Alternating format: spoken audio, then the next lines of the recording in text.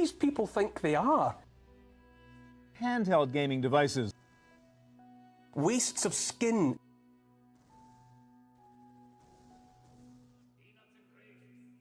You're not a killer. No, I'm not. Game Boy.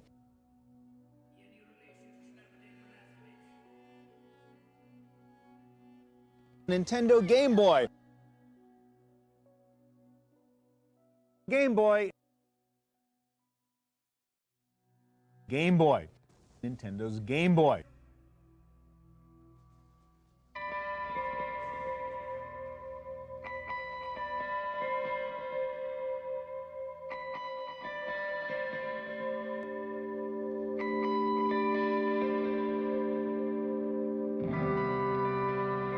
Welcome back to the dream. A nightmare, do you know what I mean? Another fable stream. Is it a cream? Back in the Raccoon City Police Department. Thanks to Paul for the tip.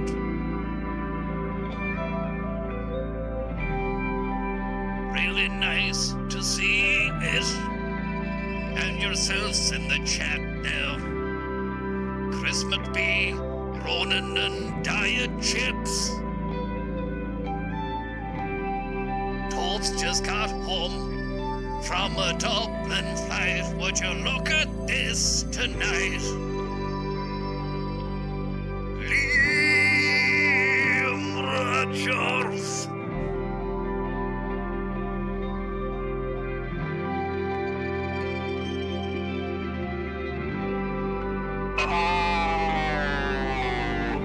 Absolute Rogers at this moment in time. Can't believe we're going back into this demonic hellhole shit show. Thank you very much there to Gary the Devil, Gary Devil, that's his name, and Thomas as well. Thomas, what an absolutely ball-busteringly amazing song yet again from you. No problem at all. I live to give. I live to give. And, yeah, I think I've really found my voice in the last 24 hours.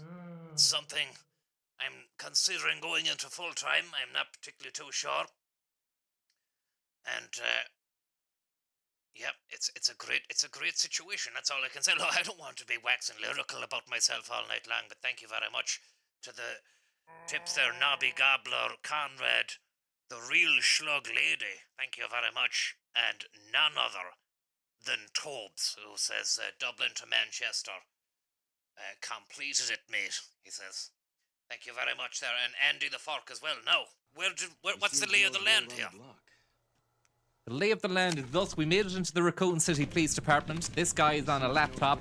Something or other was said about a particular journey into the fucking nightmare of the upstairs of this building and going to the Star's office, I think. Andy the Fork, just a couple of agnostic guys.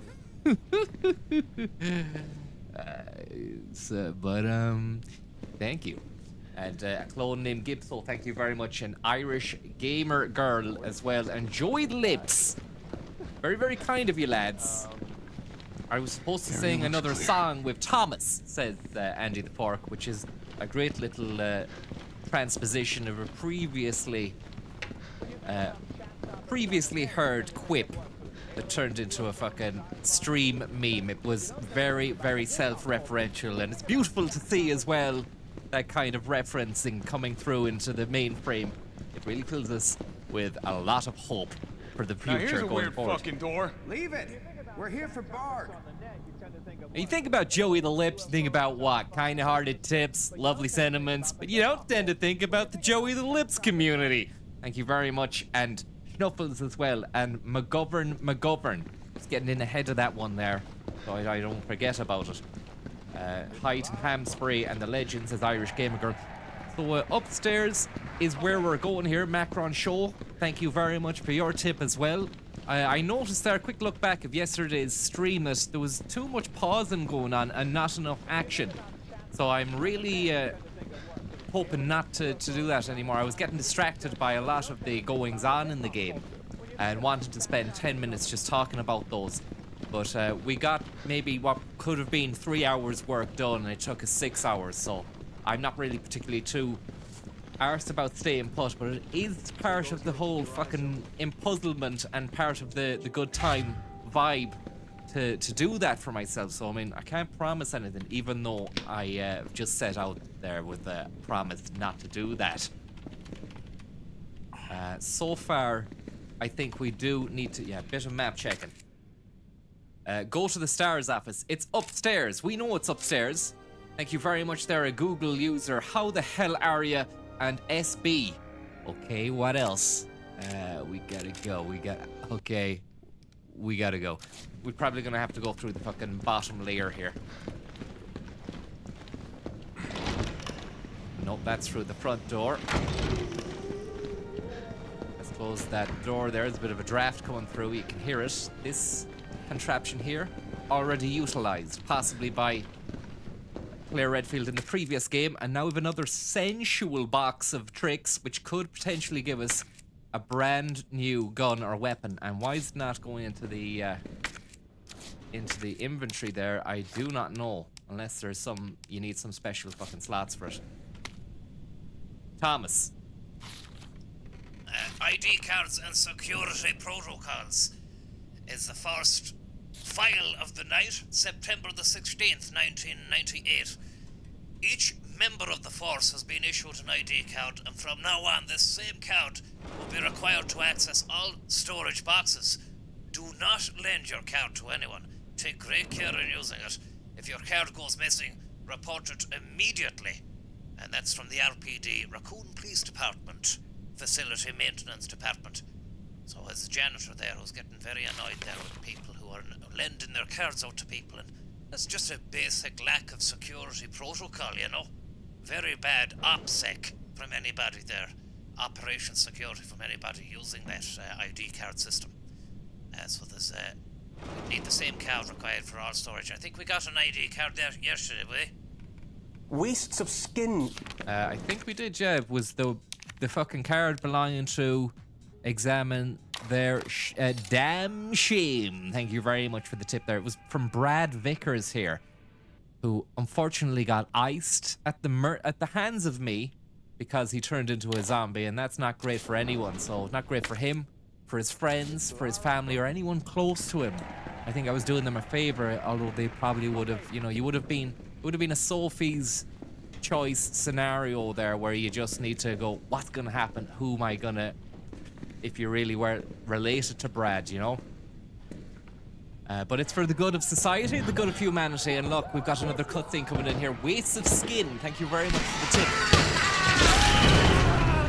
That's a loud one. What the hell Chaos was gloves that are on. I'm ready for action. I've been dying for some of this all day. How was Gar's time in Valencia? Thanks very much. Wastes of skin. And Raccoon Tourism Board. Thank you very much.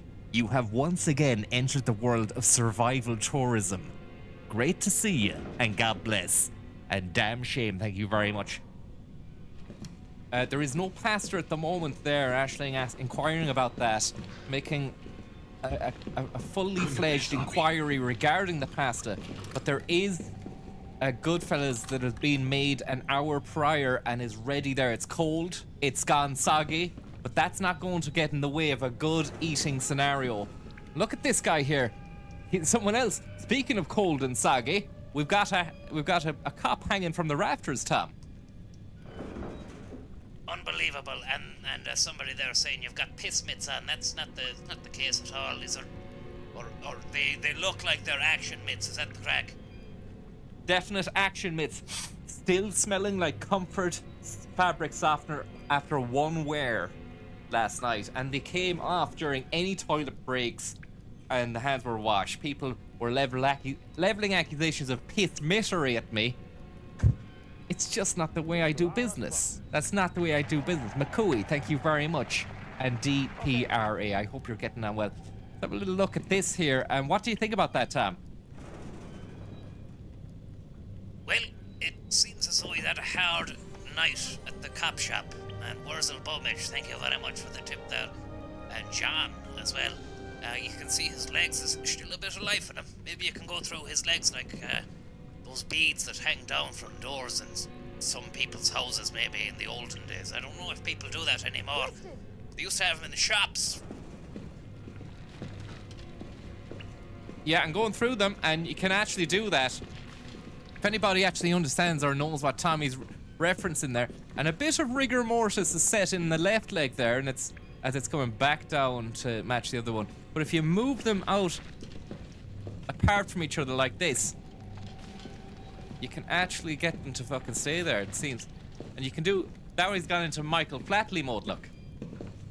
A bit of jiggery pokery. Jiggus H's pocus.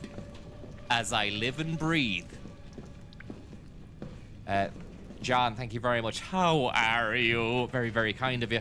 Just going to move this left leg over here. President Evil, thanks very much. Apologies here. This is not part of the speed run. We can discount this. Guinness, if you're watching, hit the pause, yeah? We're just taking a break here. This isn't part of it. Maybe you can just get it to stay on his head here. Like that. Welcome very much to the live stream, everybody. It's a speedrun spectacular yet again. Is it ever anything but? And we're just trying to see how we can transfix this lad's legs in the air. He came to a sticky ending. President Evil, thanks very much for the tip. Move back there and see what happens there, Francis. Yeah, gonna move back here now. Just leave that there.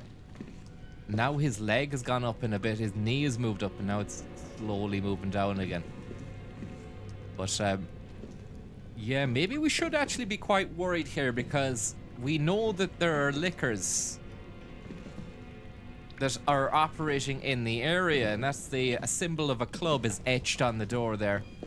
Can't go first person view, which I was decrying yesterday, but now I would like to have a go of first person because I want to read Officer of the Month poster. It's Marvin Brannigan, and I believe that's the officer who in the original game is like, there was an incident in the mansion involving zombies. Just go. He ended up becoming a zombie. It was very sad to see, and yet Jill / Leon absolutely flattered his world space after that, which was great to see after the fucking hard time he was dealt. He was dealt a hard time. It wasn't his fault. It didn't stick around. Whatever it was, it didn't stick around. If I was paying... and look at that, we've got something here. I'm going to take out the ER for a spin here, or maybe just... we'll ease into proceedings with the G18 to our bog standard Glockenspiel. And look at this. Glockenspiel, Glockenspiel. Spiel me your Glock. Spiel me your Glock tonight. Had a bit of a Samantha Mumba sound to it there. Spiel me your Glock tonight, you clip. I want to Glock your spiel. Yeah, this is not great. Time to really take out the fucking big boys here. Sweaty fists.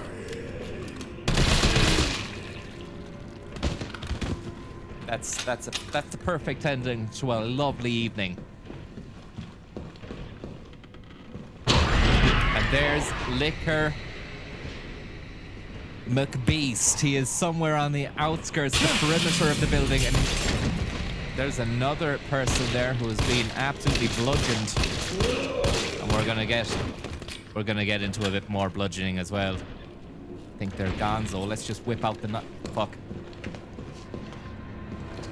Game audio is loud. Let's turn that down a few notches. We don't want to blast anyone's ears off into space. I didn't know what you think you're doing in the war zone, but that performance there belongs in the fucking skip. Regroup and go again. The whole thing's up for grabs.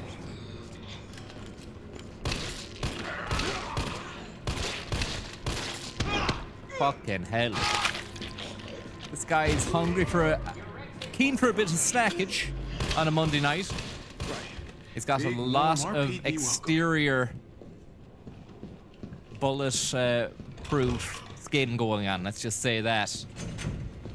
And we are living a nightmare right now as we walk and stifle our way through fucking room after room after room. This is not the STARS office, by the way, but I'm hungry for herb. I don't have anything really to my name at all, not even a snack bar. You copy? There's something real nasty in here. I don't know what it is. Thanks very much, Jerry Hannon and the Pacemakers. I'll take a look with the cameras. Nintendo Game Boy. Just want to check out. There's a bit of rattling going on in that next room there. You never know what could be in there. Some kind of beast or something. We're looking at a potential liquor scenario. And I don't mean the good kind of liquor that you'd be drinking. This is the stuff that would be stinking. Stinking lit. And someone's been. This is a shit show here. I didn't know what you think you're doing in the war zone, but that performance there. Apologies there for the Alan Hansen clips coming in. That was a mistake. I wonder if we can move around and flank them around the side hatch. There was something on this tableau here that I didn't get a hold of.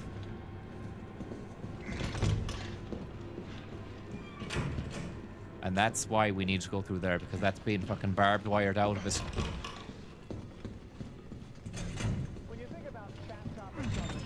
Bertie Boo Boo, thanks very much. Liquor license, you say?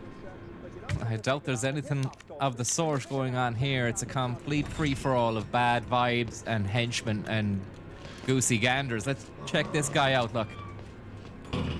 It's a much more multicultural horde than it was in the original game. But look, no matter what the culture, you can't carry on like that. You can't carry on like that. I don't care what you are, who you are, where you're from. That's not right. And I'm losing my religion. I'm losing a lot of fucking bullets as well. It's like fucking Wacko Jacko's Thriller. Getting absolutely chomped on there, and that's not a great start at all from what we left off with last night. We were on fire last night, Tom. Absolute unprecedented flames. And to end up like that, getting snacked on, it's just appalling. And you really need to pull up the socks and up the game and really go for it in this next take.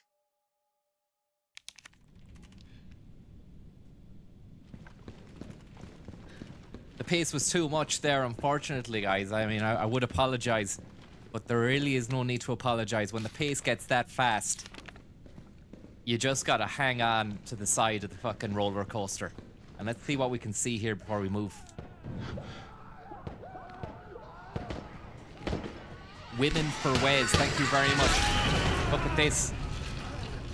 Our first glimpse of the liquor was just his tongue, his long tongue. And unfortunately for me, that's been ruined by the addition of these kind of strange guys that suck your brains out, who also have an extendable, retractable tongue. So that's been spoiled for me. If you're to really ask me my true opinion on that, which you aren't, then that's what I'd say. Roshi, thank you very much. Here we go. You're a madman streaming tonight with Crime Call on RTE in half an hour. Thanks very much. And Women for Wes can't shoot zombies anymore because of woke. And Bertie Boo Boo, thank you very much as well. Let's take this guy down and really utilize the knife very fastly. Fastway couriers. Bit of a waste of bullet. Accusations of slash. Suggestions of stab. I think that's him done. Is he? One for good measure and one for good luck.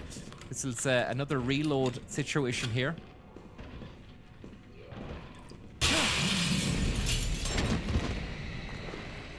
Maybe it's a case of just pass and move with the Liverpool groove.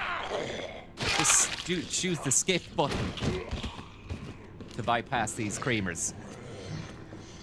Something there on that table, which I missed the last time. I'm gonna have to miss it again here. Oh, flashbang. Sweet stuff. Rifle ammos. This is where we really need to copy? consider There's our something real fucking nasty in situation here. and pull I out don't the know big what it guns. is. I'm gonna flashbang them. All right. I'll take a look with the cameras. Watch your six. I'm gonna flashbang these guys and really ask them, is this what they wanted to deal with?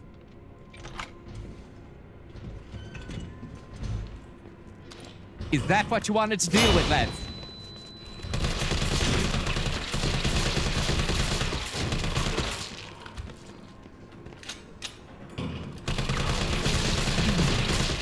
Lovely stuff. Reload. Absolute bloodbath. Carnage, that's the janitor gun. It's another cop you're over the head. It's very nice. Someone behind you trying to grab onto you. Another guy's got a hold of you. You're running away. It's a lovely bit of judgment. Steady on there, Thomas. I've got this all under control. Don't you worry your little hearts about this. Yeah, Francis is in control right now. Slashington's World of Adventures. He couldn't get up. He couldn't rise to the challenge. Is Gary on the scene tonight? Asked Jur. He might be. Usually throws in his 2 cents after a big event. Let's just say that. I'm gonna take the Beretta out and take my time with this one, Tom. Why not? You've done the legwork.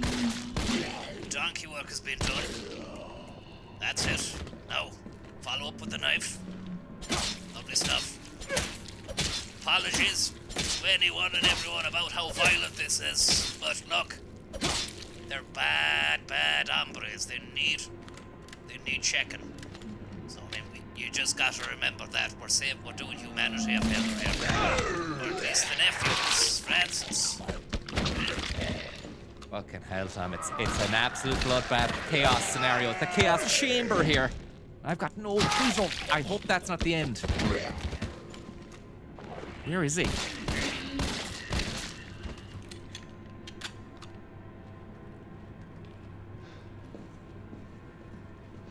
Lovely stuff. Tell you, you'll need fucking crime call after that. I'd be calling crime call after that. Shooting cops. But it seems as though the criminal prosecutors are all zombified.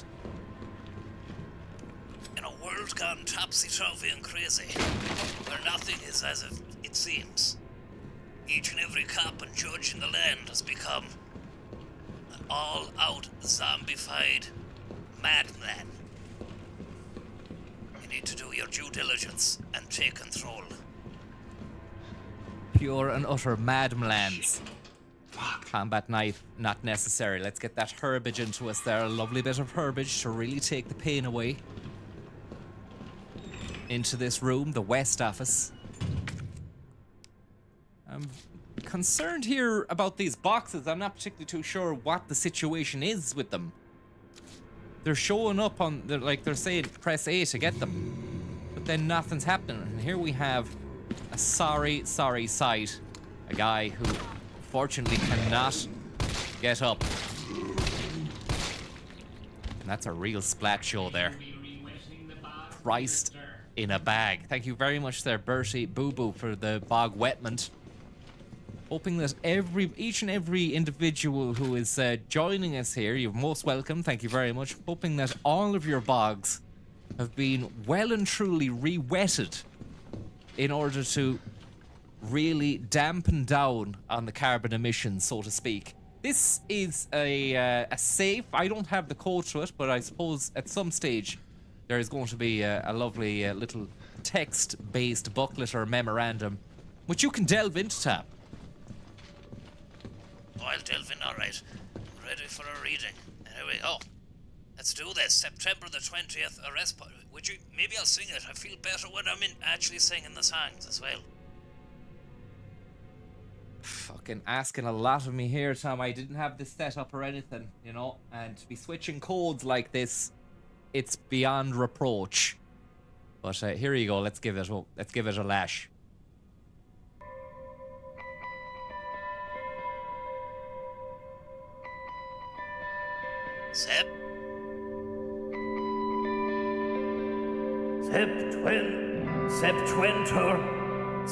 September the 20th. The arrest report. Sorry, can you start that again? Please.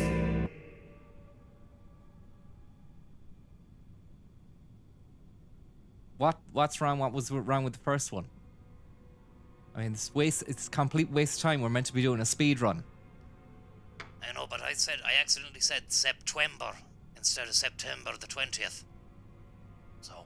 Oh, we're the classic agnostic guys. Thanks for the tip there, Matty C. Thanks, Matty C, there for the tip. We're the classic agnostic guys. But, okay, we'll go again there, Tom, and this is it. No more restarts. Just get the fucking thing done, yeah? Ready to blast.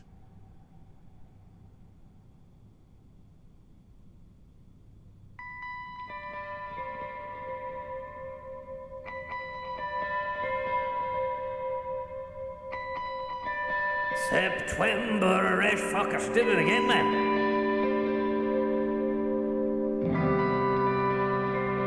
Just one more, please. I mean, it's not... Don't fuck it up like all... We'll be here all night. It's already been 27 minutes. It just needs to be... Get in there. September the 20th. September the 20th. Take 3, take us away.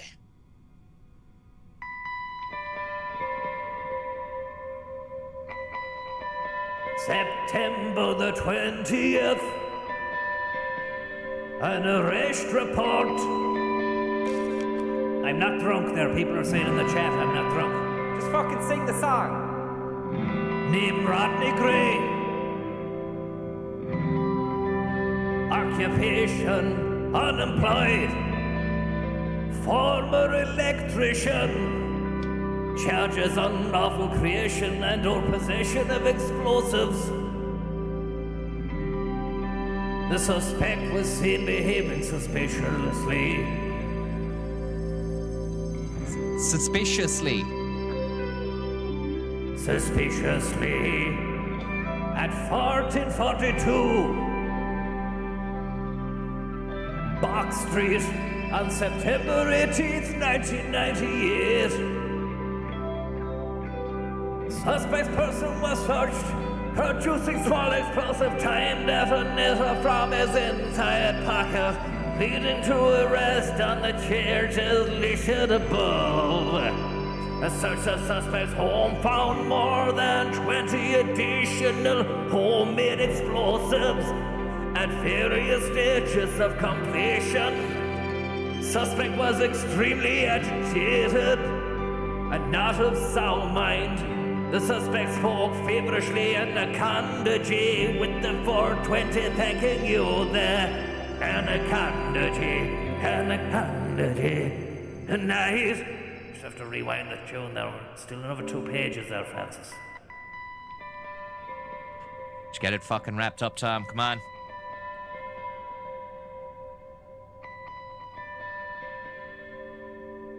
At one point, questioning had to be halted due to a sudden bout of shrieking from suspect.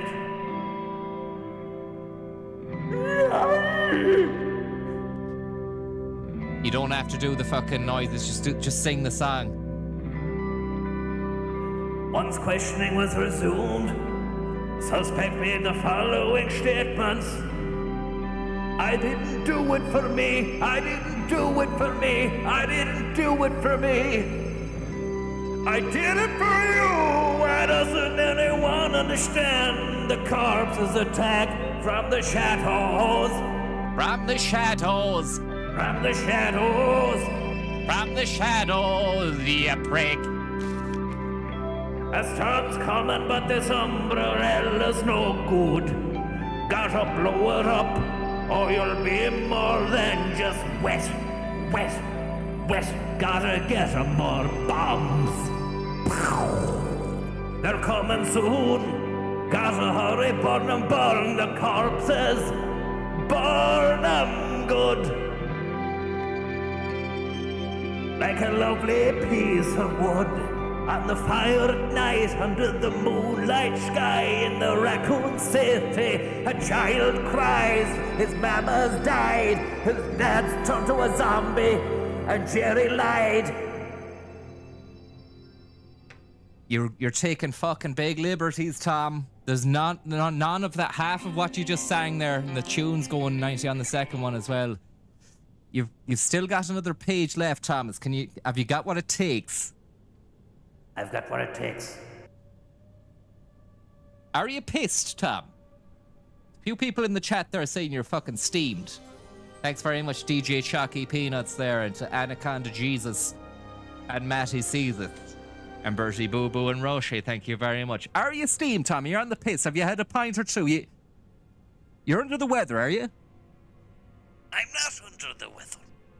I'm not under the weather. Fucking stink a drink, Tom. Just play the tune. We've got another little bit going there. I was really getting into the Raccoon City state of mind. Play the tune.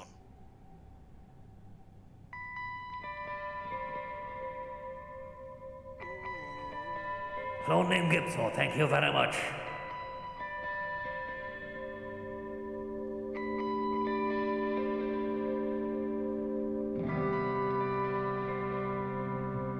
Burn the corpses, burn them good. During questioning, the suspect began to shake violently before resuming a fit.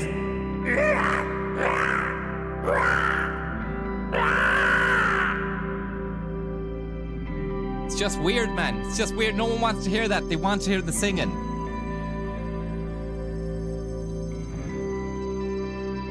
Questioning was ended and a sedative administered. Repository up the hole. Note, due to suspect's unstable psychiatric condition, suspect's testimony changed from moment to moment. Suspect's delirium made any sort of dialogue impossible. We are currently awaiting the results of a doctor's investigation into suspect's condition. The explosives collected from the suspect's house and residence appear to be extremely powerful. As a safety precaution, a battery was removed from one detonation device upon its admission into evidence. The battery was secured in the safety deposit room.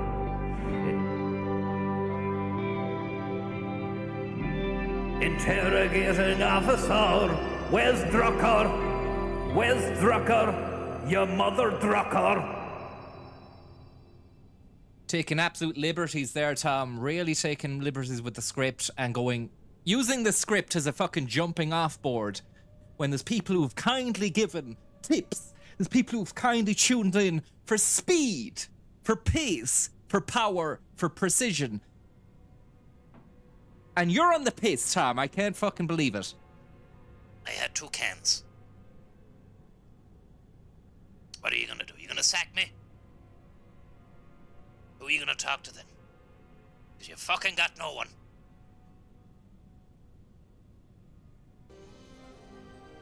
We'll talk about this after the stream. You fucking got no one. Barry Garlow, thank you very much. We'll talk about this after the stream. Thanks very much there, Andrew the Fork and Barry Garlot. Jules Holland there, look at that there, Francis. Wait, look at that.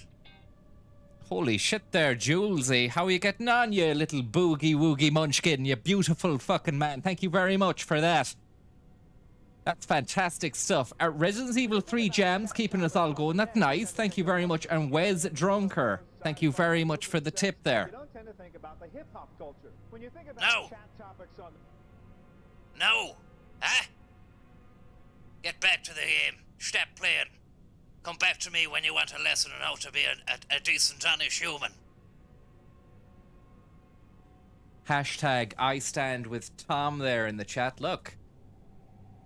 It goes to show if somebody is on the piss. Maybe it's best just let them at it. I can't open these boxes. It seems as though it's gone arse over tit, this whole situation of trying to open boxes. And they're just teasing us with this at the moment. I'm really unaware as to what the hell that is going on. I'm not sure where I'm going here. You're filthy, thank you very much. What I do know and what I can say is that the STARS office is exactly where we need to be. I don't think this is it though. It's the one upstairs, so just check the map there. Are you alright there, Francis? I'm fine, Ben. I'm fucking fine. Let's just have a look there and see. Safe, storage box, and then safety deposit, dark room. It's upstairs, I'd say, is where we have to go here. Check the locker there, something in that. Lovely bit of assault rifle. A bit of salt and vinegar. Huh? Which is going to be brilliant. A bit of an assault and vinegar on the senses there. A bit of an assault and vinegar on the Chippenstein. Isn't simple. I'm trying to wonder. Oh yes, thank you very much for the tips there, lads. Vladimir and Nishar and Tra. And you're filthy as well, I think. Francis might have said thanks, but I want to personally deliver a thank you for you. And again to Wes and Jules, very, very kind of you, lads. We've got a safe room. It's the safe room where Claire got her "Let Me Live" jacket, and we've got a 915-7, which is a beautiful internal memorandum there. We don't need to read through that. We've done that. We'll wait until we can get to another situation. Speed, power, pace, acceleration, momentum, velocity. These are all words which we want you to associate with the stream. Maybe we can develop a bit of film. Things, I'd be set. We don't have anything to develop, but I tell you, if we did, we'd be straight into this room here. It'd be great to have an extra costume here as well for himself. Maybe some kind of biker jacket or something. Nothing. A red herb, that will do. We'll take a trip back to memory lane, back down to the safe house, bust open the safe. And Owen Murphy, thank you very much for your kind-hearted, generous tip. Long-time listener. I have to say, hearing Tommy succumb to the devil drink himself, it's a bitter tale. We all love him. And hopefully, now this is a wake-up call, he needs cheer, God bless. Do you hear this, Tom? People are concerned about your drink. You came through on my line there, Francis. Thanks very much there for the tip there. Stro, Treat, Shaggin' the Naggin' and Owen Murphy. Look, if a man wants to drink and he can handle it, let him at it. That's an ancient fucking Egyptian proverb from the Sphinx, who was a mad cat for the sauce.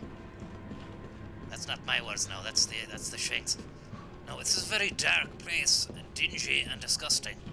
Is there any way of speeding up so we can get into a nice, happy, fun world? It seems as to be a light motif or a general running motif of the. So it's 9. Was it 973 there? Are we any amazing heads in the chat who took notice of the situation in the memorandum there? Apologies there, I've just hit the microphone. Hopefully that didn't fucking rile anybody.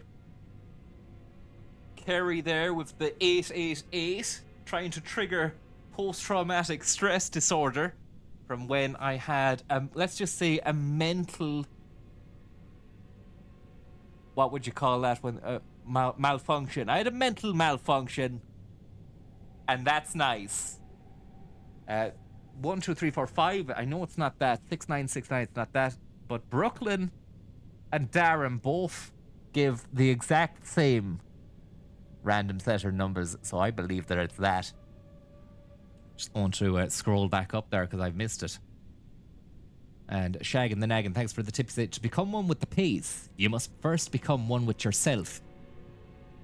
So we've got this here. I'm very actually concerned and upset at some of the genuine supporters of the stream who are kind 99% of the time, and then they are throwing randomized numbers at me as well. Very surprising, lads. I thought it would be from people who are new. Thanks for the stream, the tip there, Brent Eagle and Robo Snake Quartet. What a name! Very surprised is all I'm saying. I'd expect that from people who are new to the stream and want to throw a bit of a spanner into the works. But I'm taking names and notes here and putting them on a list. The list is called Interesting. 9157, all left. All left. Paul Mishkel, thank you very much there for the tip. Okay, so 9157, we go 9. That's the wrong one. We need to go all the way around again. 9157. 9. So it's all left, is it? So you don't go right again.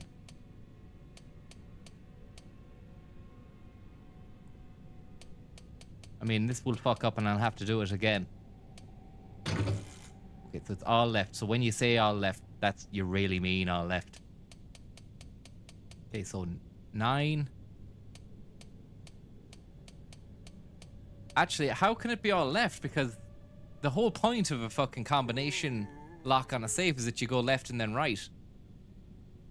So that was a twister of a fucking tip that somebody gave me, because they told me the right number, but then they decided to fucking bamboozle me by saying all left, Francis.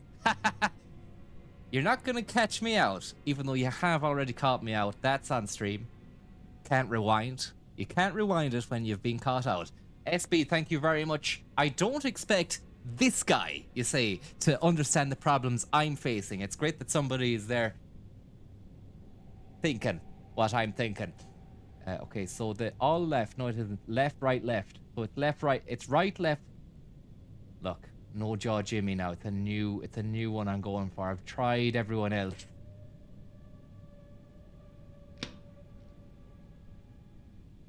So Jimmy is saying left, right, left.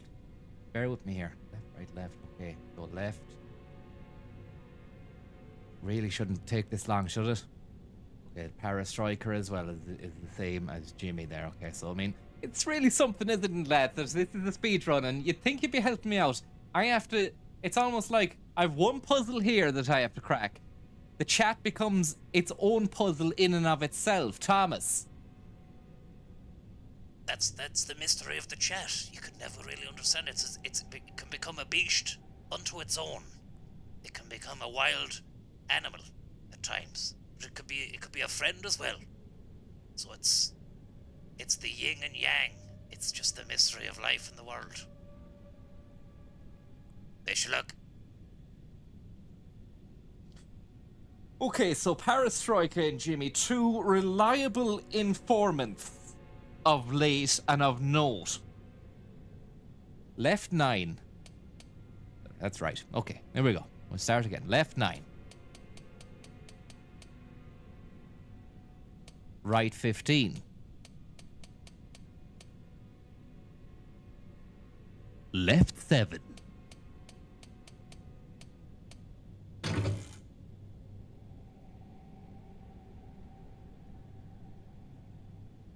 They've had you.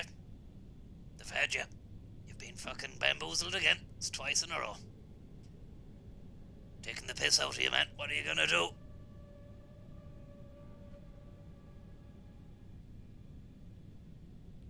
Darren Mack telling me that was literally the opposite. Okay. This is another... I don't want this to be another 888 situation, okay?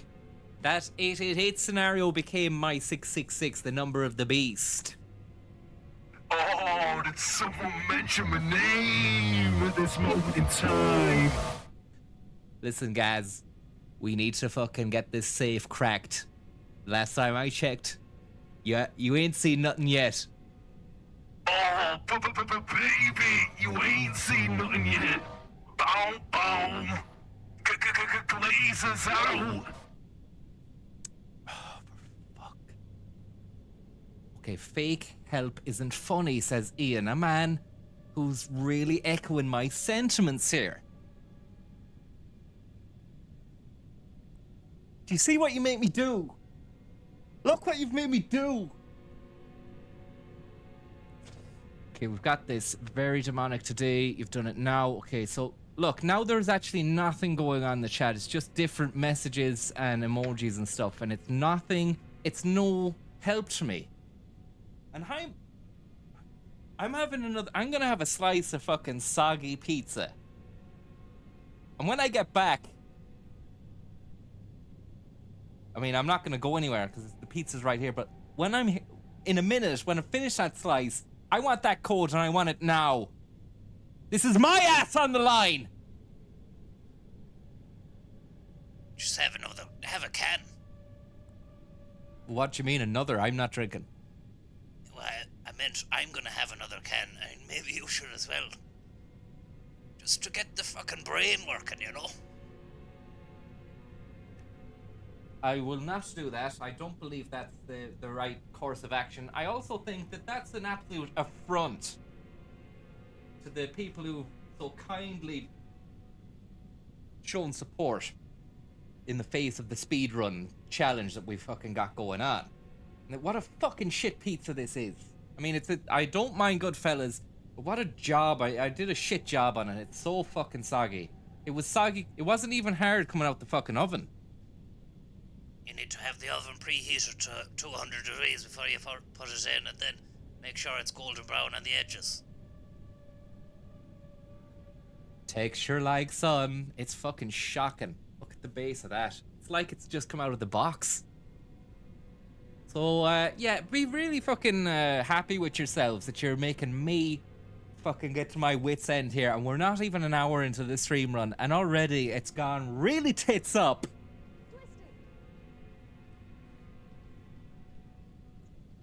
Resident Deadsy, thank you very much for your tip. You simply say, that pizza fucking sucks. Conrad, thank you very much. You're going to rewatch this later and realize you're losing your mind again. Thanks for letting me know that, Conrad, via a tip.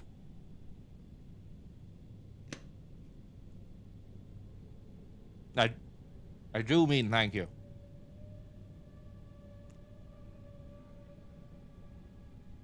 Another thing is, I've just got a bit of pizza sauce on the Chaos gloves.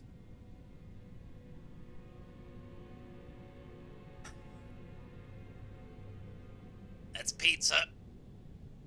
Tonight's pizza and last night's piss.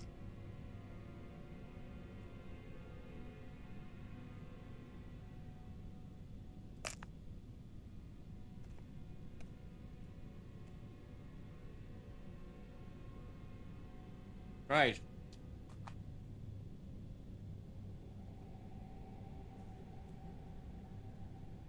Here we go. 9:15:7. That's what we're doing. That's who we are. That's what we're about. Roshi, thank you very much for the tip again. Do yourself or Tom have any love for any RTS? I presume you mean real-time strategy. I used to play Command and Conquer Red Alert a lot. And I actually have that installed and ready to fucking go at some stage. I was even thinking of maybe doing a NATO or a Ukraine versus Russia, or a NATO versus Russia scenario, versus the Soviets. But I don't know whether or not that is that bad taste or. Thank you very much for the tip there, Farferda. How are you? Thank you very much for the tip. You say sorriest looking slice if I've ever seen. Gotta get some real za into you. Stateside. We're the classic agnostic guys. And Wanty, thank you very much. How are you? Did you get rid of the Almira, or do you ever be up the town in it? The Almira, unfortunately, is gonzo because there was too much going on with it, needing to be fixed every fucking few months. Bits and pieces, you know yourself. But what is it now you're rocking there? I share the car with Thomas. What is it you're in? Or you've had a car for a few years, Tom, have you? Yes, the Auris is the job, like, you know. Good little runner. It's a small enough car, like, you know. 2011, it's still a good little runner. Diesel. Can't beat the diesel. Thanks for the tip anyway. And Captain Sack, Chaos Glove equals relentless pace. Thanks for fucking reminding me. Right. 9, 15, 7. Just gonna go back up there and get this again. 9, left 9, right 15, left 7. Code breaker, thank you very much. So, we're going left 9. We're going right 15. Feels good, this one. This feels really good. This is gonna be so sweet.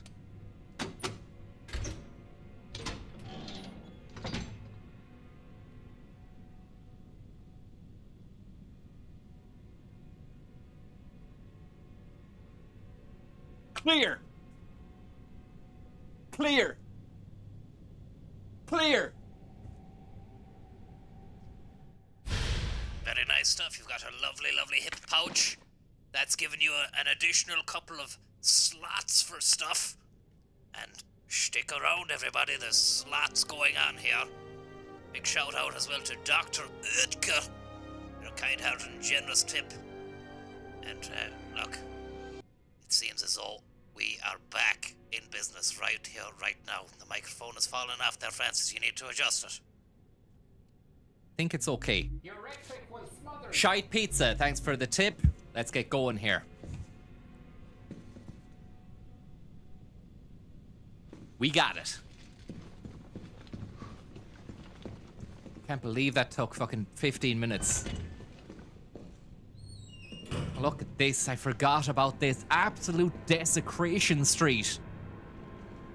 A new fucking soap opera starting every Monday, Wednesday, and Friday night. Wow, wow, wow, wow, wow, wow. Oh, such demonic soap opera, I can't wait. I'm actually executive producer on it. How do you manage to fucking do that? You've got contracts with Sky, you've got demonic fucking punditry with us. How would you manage to do it? Oh, well, at this moment in time, all I can say, and all I'm willing to say is, get yourself a good accountant and start up a new separate company, channel all the funds through that.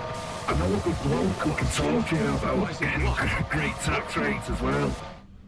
You're not on about actual fucking tax evasion through the medium of creating a separate company for your media ventures, are you? Nothing evasion about it, there's no evasion about it, and you know me, pure socialism, mate. Angela Rayner, vote Labour, Glazers out. That's an interesting bit of business there, a bit of offshore accountancy information there. Do you know anything about that yourself, Tom? Well, I was talking to your man Hans Backer the other day, and we got a note here. Hector, if you're reading this, I'm already dead. If you're hearing any noises coming from the locker, don't open it, please. While you were out on patrol, I focused on finding a way to get to the other side. I realized that explosives might be our best bet. I managed to rig up a pretty good bomb as well, but we don't have any batteries for the detonator. I'm pretty sure that I sent one to the safety deposit room during intake last week. We need that battery if we're gonna knock this wall down, so I headed upstairs to find you since I know that you have the safety deposit room key. Arpad91, thank you very much. Twisted. Reese and Molly are watching from Liverpool. Smoke the zombie gobshites, Franny lad. Thank you very much for the tip there, Francis. Yeah, thanks very much there, Arpad, and big shout out to Reese and Molly and Steve Curtin. How are you? The Iron Curtain himself. You better watch your ass. Enjoy a drink on me. Thank you very much, resident Stephen from Yowl. Y'all. Actually, I pronounced y'all wrong there. I called it Yowl. Tis actually y'all. Thank you very much, Stevie Curtin. Let me just finish it off with this. As soon as I left the shower room, I was attacked. One of them bit me. I washed the wound as best I could, but I feel worse and worse now. I hope I don't need to spell out why you must not open the locker. Please don't worry about me. Just get yourself out of here as fast as you can. Your buddy, Waze. P.S. Don't worry about that $600 I lent you. Think of it as a gift towards your upcoming move. Good luck, buddy. Interesting development there from Wes, who said he's taken his own life. Don't open the locker. You can kind of guess why I'm telling you not to open the locker. I'm dead. Don't worry about the 600. Let's have a look here. Better not. And we're not allowed there. We are open to any sort of tips here as to this thing here. What is it? A little fucking code on a padlock, which I actually can remember playing as Claire in the Claire scenario back in the day, or maybe it was Leon actually. I never got around to doing the Claire scenario on the remake. Both scenarios were done on the original. One in 2018, late 2018, and another subsequent one, probably last September, or whenever it was, and I made yet another return to streaming. An electronic gadget. Beautiful stuff. Okay. That's in the slot Guess box. we'll be doing this the explodey way. Explodey way. Great bit of dialogue there. Lee McTen, thank you very much. My boyfriend Joel made me do this. Thank you very much for that, Lee McTen. Hopefully that was okay and that everything's okay, that message there, and that you're not under any duress at all. This is a C4 situation. I don't understand why we're taking away our medium-sized electronic gadget of it. Are we not going to blow up the Semtex, or do we have to fucking detonate it from another room? I haven't been paying attention. All I can say, and all I will say is, it needs a battery, does it, Parastrike? Okay, let's move here. The things, people who genuinely know what the crack is at the game, they're interested in seeing how it develops. I'm arsing around. This guy thought he could fucking...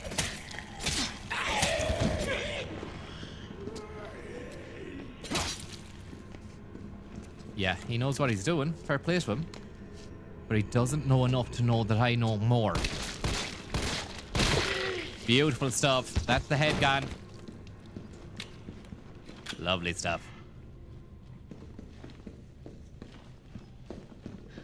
This is the third in the series of evil residencies. And the other Jeff. How are you? Francis, is the man in the shed still in the shed? I haven't heard any word otherwise. You know? I mean, rumor has it that he's still shedding even to this day. And that's not just that he's living in the shed, he does shed his skin. Much like the common snake. Which is crazy to think about, really, isn't it, for an animal to do that? It is actually, you know, I watch the documentaries, I do be watching the David Attenboroughs and all that. You see the snake shedding its skin, and you have to think, how's that going to survive? But remarkably, it does. It just generates new skin. And, I mean, if you think that's amazing, you should see how it eats. It eats a whole animal, whole, and swallows it. It takes a long time to digest. I've seen an anaconda eat somebody's grandmother out in a video in Thailand. That's just disgusting stuff, and it's sad as well, you know? But it does happen, and it's crazy. The other Jeff, thanks very much for the tip, and Lee Mac. I think we're going down the wrong pathway here, but we've got another dial lock. Let's dial it in here and see what we've got in our files.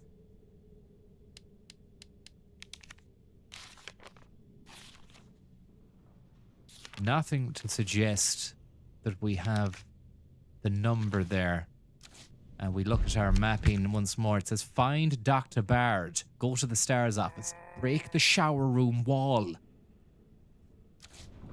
What do we have? Eddie the Pooch, thanks very much for the tip there. So we have to find a battery for the detonator. The second floor scenario here. I'm not sure whether or not we went into there, came out, didn't go down here, did we not? No, another door, vending machine. Dial lock, explosive. STARS office. So obviously, in order to get to STARS office, we need to blow a hole in that fucking smoke show. Let's move back here and probably try and find a battery downstairs or something. Just, I don't want to know exactly what I'm doing, but is going downstairs to look for the battery the correct procedure, lads, is it? Thanks very much there, Byron's heat rash is back. What's that about? I mean, I'm not really familiar with Byron, the poet, or any of that stuff, but did he have a rash or something like that? I'm going the right way, and Darren Mack says yes. Shoot the C4, says Connor. It wouldn't work. I know it's not going to work, Connor. Just to be sure. Yeah, that's Connor for you. Classic Connor, Tom. Sly old dog, Connor. Sly old dog. Peddling lies. The lie peddler. The lie peddler. Yeah, you don't need to say it twice. I think we're going the right direction. That's for sure. Now, look, where haven't we been? Safety deposit room, locked door. Fuck off. Okay, it's a liquor. And he's just called him Dick Face as well. Just don't like the dialogue in these anymore. I mean, I've enough fucking to deal with my own swearing. I don't want to have to hear it from the game. Look at it. Look at its arse and body. It's... In fairness to the cunt, it's well built. It's been working out. It's been on the way. 99.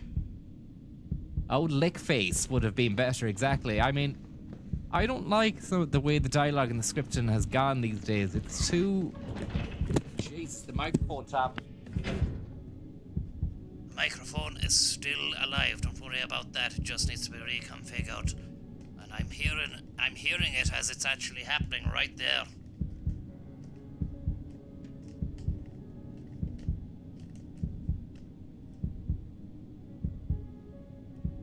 Bam. Sorry about that, guys. Ran into a few mainframe issues. And now everything has been fixed. And I tell you what, we need to really fix ourselves up. But the fucking thing was going to fall again there.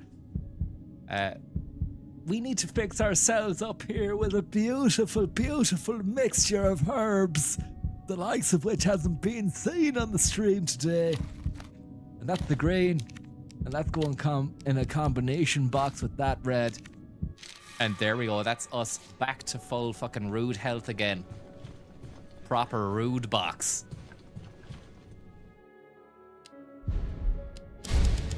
And that's it. A 22 save special. Yeah, it's too Marvel. The dialogue is like a not that I've seen any Marvel stuff. I'm not arse, but I've seen enough to know I don't want to watch Marvel because it's full of that kind of dialogue sort of stuff. And it's all fucking fantasy claptrap, you know? Brad's ID card in your inventory will unlock those white boxes. Why didn't they tell me that, Parastriker? Why didn't they say you can utilize... Or why doesn't it even give you the option when you're trying to open the box? Let me just see here where I'm going. Run into a fucking wall anyway. I can't even go through that.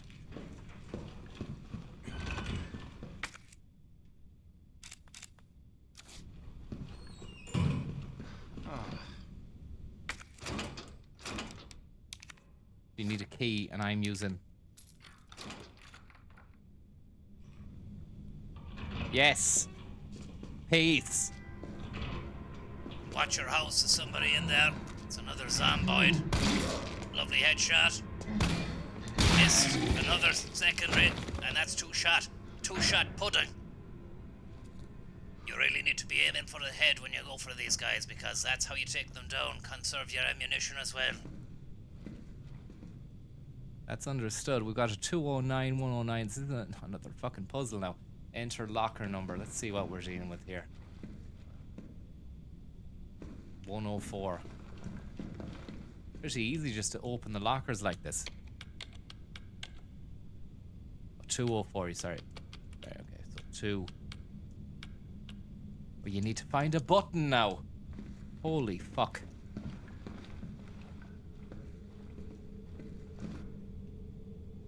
Lads, go easy on the 888 japes, yeah? Remember the human. Remember the human.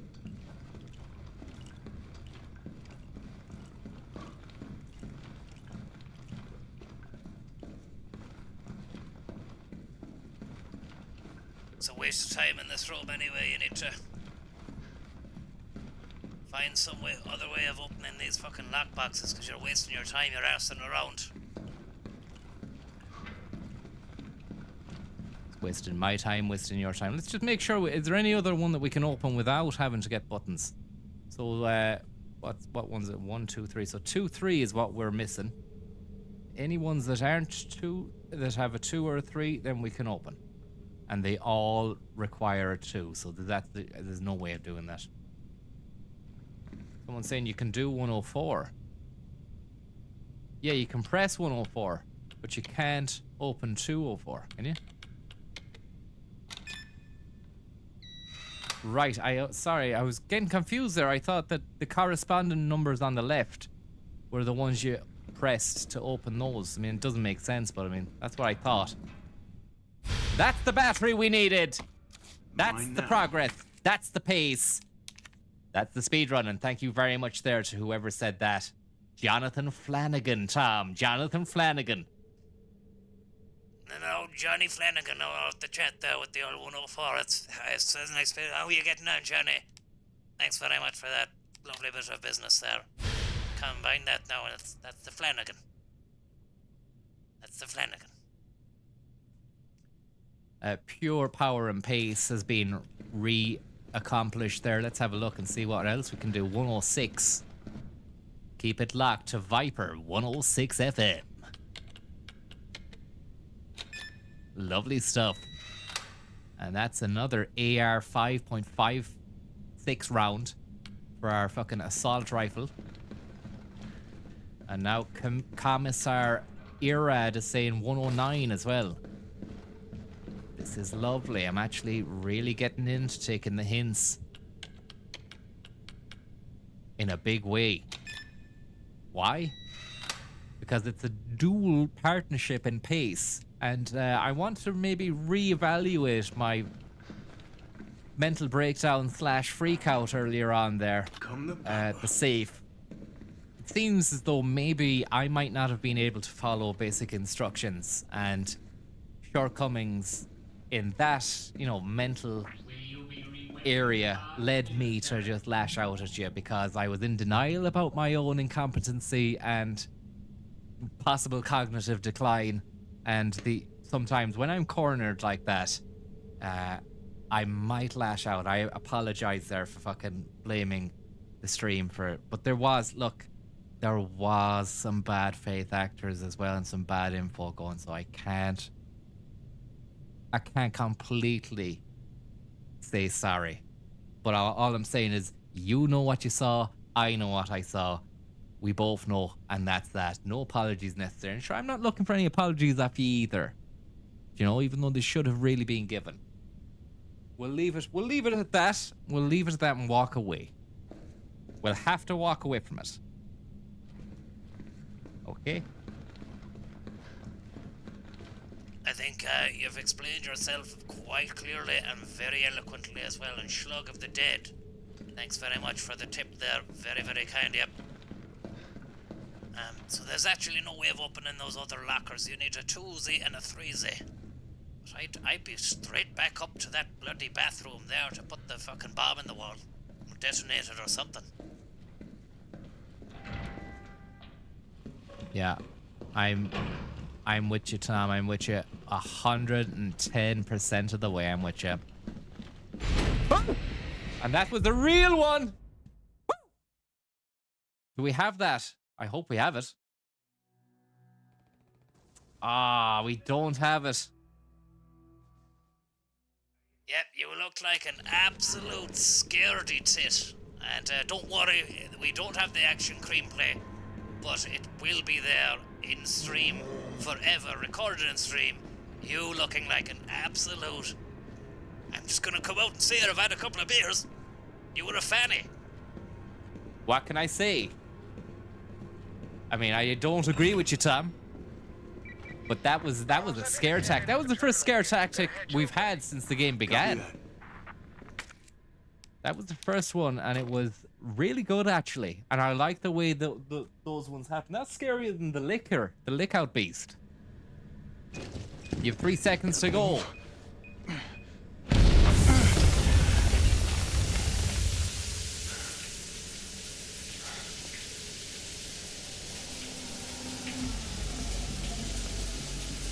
Hey. How are you, officer? How are things? Sorry. Oh no, sorry about that. Yeah, loving it. This is exactly what happened in Resi 2, if I remember correctly. Rawr, rawr. Whoa. Chaos chamber. Fucking hell. Unbelievable.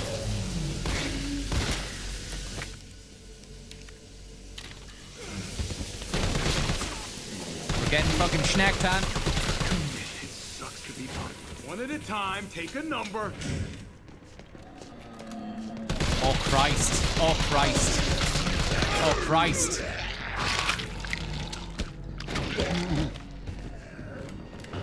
Fuck. Thanks very much for the tip there, Eddie. And we've got... Is the volume too loud there, actually? If anybody's... can let me know there. Because I'm going through the motions here with these guys. And there's a lot of them. I'm not even aware of the sound that's going on. The volume sound. It's grand. Okay, good. Just was worried there I'd accidentally turned that up. I think we're going to get fucking done in here. We're up against it. Karate Chap, thank you very much there, Karate Chap. And to Eddie Durkin, and to Slug of the Dead, and Byron's Heat Rash again. I didn't actually catch whether or not Byron... Is that a reference to the poet Byron? Did he have a rash at all, or something like that? Can anybody let me know there? I mean, I just like to know what the references are sometimes when people send in these encryption tips. Lot of chat about P. Diddy. Fucking legend. Shades are after you. Rawr, says Jake Coslow. Nothing about Byron. Maybe the culture heads, the culture vultures have disappeared tonight. Dara Dermody, thank you very much. Could you give us a blast of the old 1, 2, 3, 4, 5 situation? Do I even have it? No Byron info. And thank you very much. Are you getting the message there, Francis? Antolians. Lord Byron made Diddy look mild. What? Mansions here. Okay. Look, I don't understand what's going on. But Nelly Furtado, thanks very much for your tip there. Karate Chop, Dara Dermody, and none other than Tommy La with a beautiful 1166. Very, very kind of you, and I just need to harken back there to Dara Dermody's initial request for a 1, 2, 3, 4, 5 situation. I am going to maybe combine that with a little bit of a dance as well. Let's see if we've got that going on. I need to switch my headphone jack there. It's a 1, 2, 3, 4, 5 situation. A 1, 2, 3, 4, 5 situation. A 1, 2, 3, 4, 5 situation. A 1, 2, 3, 4, 5. It's a 1, 2, 3, 4, 5 situation. A 1, 2, 3, 4, 5 situation. A 1, 2, 3, 4, 5 situation. A 1, 2, 3, 4, 5. I said a 1, 2, 3, 4, 5.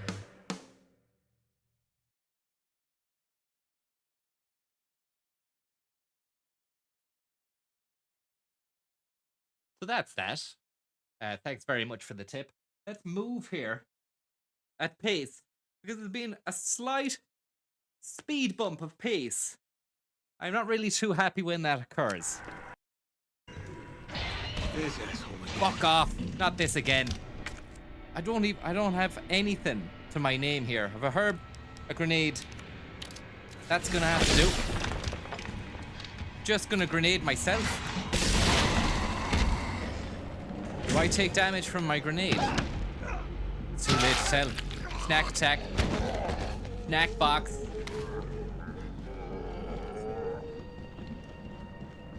Give myself a little bit of space up here. Turn around. Turn around. Get your gun going. Get your gun going. Turn around.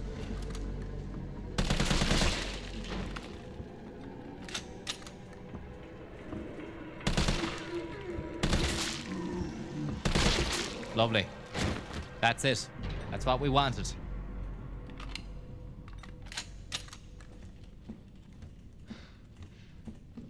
Fucking beautiful. That's a real one. Hey, you were asking for a 1, 2, 3, 4, 5 there, Dara. Telling you.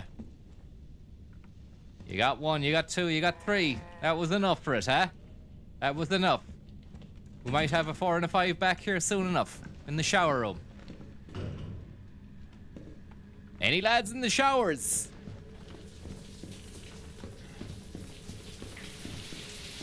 That would have been nicer to get them into a fucking a steam trap like that. Grenade O'Connor, thank you very much for your tip. And none other than Bag of Varadkar, thank you very much for the tip there. Very, very kind of you. Nelly Fatardo, Karate Chap. Very, very kind of you, lads. That's some assault rifle ammunition. Anything inside these units here? Beautiful. A first aid spray. You can't knock the first aid spray when you have it in your possession. You know that it's going to be filling you with a little bit of steam in the sails. It's a bit of an oxymoron, really, if you think about it, because sails were powered by wind, not steam. Steam saw the end of sails. So it did. And now we've got a cutscene.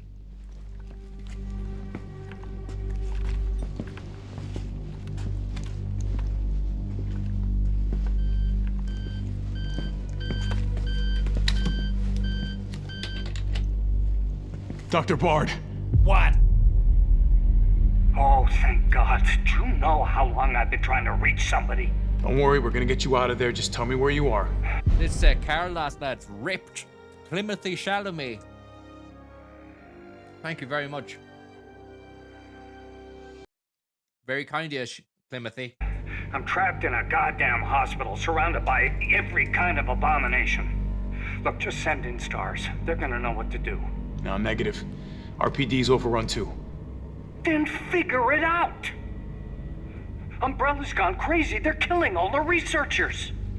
I am the only one who knows how to make the vaccine to stop the zombies. So you can... I am the only one. Yeah. Either sit there with your dick in your hand or send some... Do you know what I mean? They just didn't put that sort of dialogue back in the olden games. I don't want to be all fucking old man yells at cloud. But like, what are they at? What are they at? I have enough of trouble trying to deal with my own swear word output. Samantha Goomba, thank you very much. I don't want to have to listen to these guys saying that shit. Somebody who's capable of getting me the hell out of here. I like him already. Yeah, you would. You heard what he said. We can't turn him over to the company. That's not our call to make. That's Mihail's call. Now I'm gonna check the computer, see if I can trace the doc's location.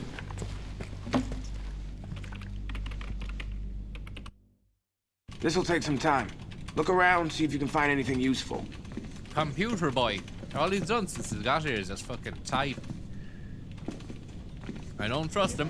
I think he's gonna fucking do something dodgy to us. Flash grenade. Thanks, Kitty. Thanks for the tip. Nearly called you flash grenade there, Kitty. Here we go. Here's the information we were asking for here. Lord Byron was famously described as a mad, bad, and dangerous to know. Or as mad, bad, and dangerous to know. He was a wrong'un, says Kitty. Yeah, I haven't read into the situation. But, maybe there was something, was there like an exile or some shit like that?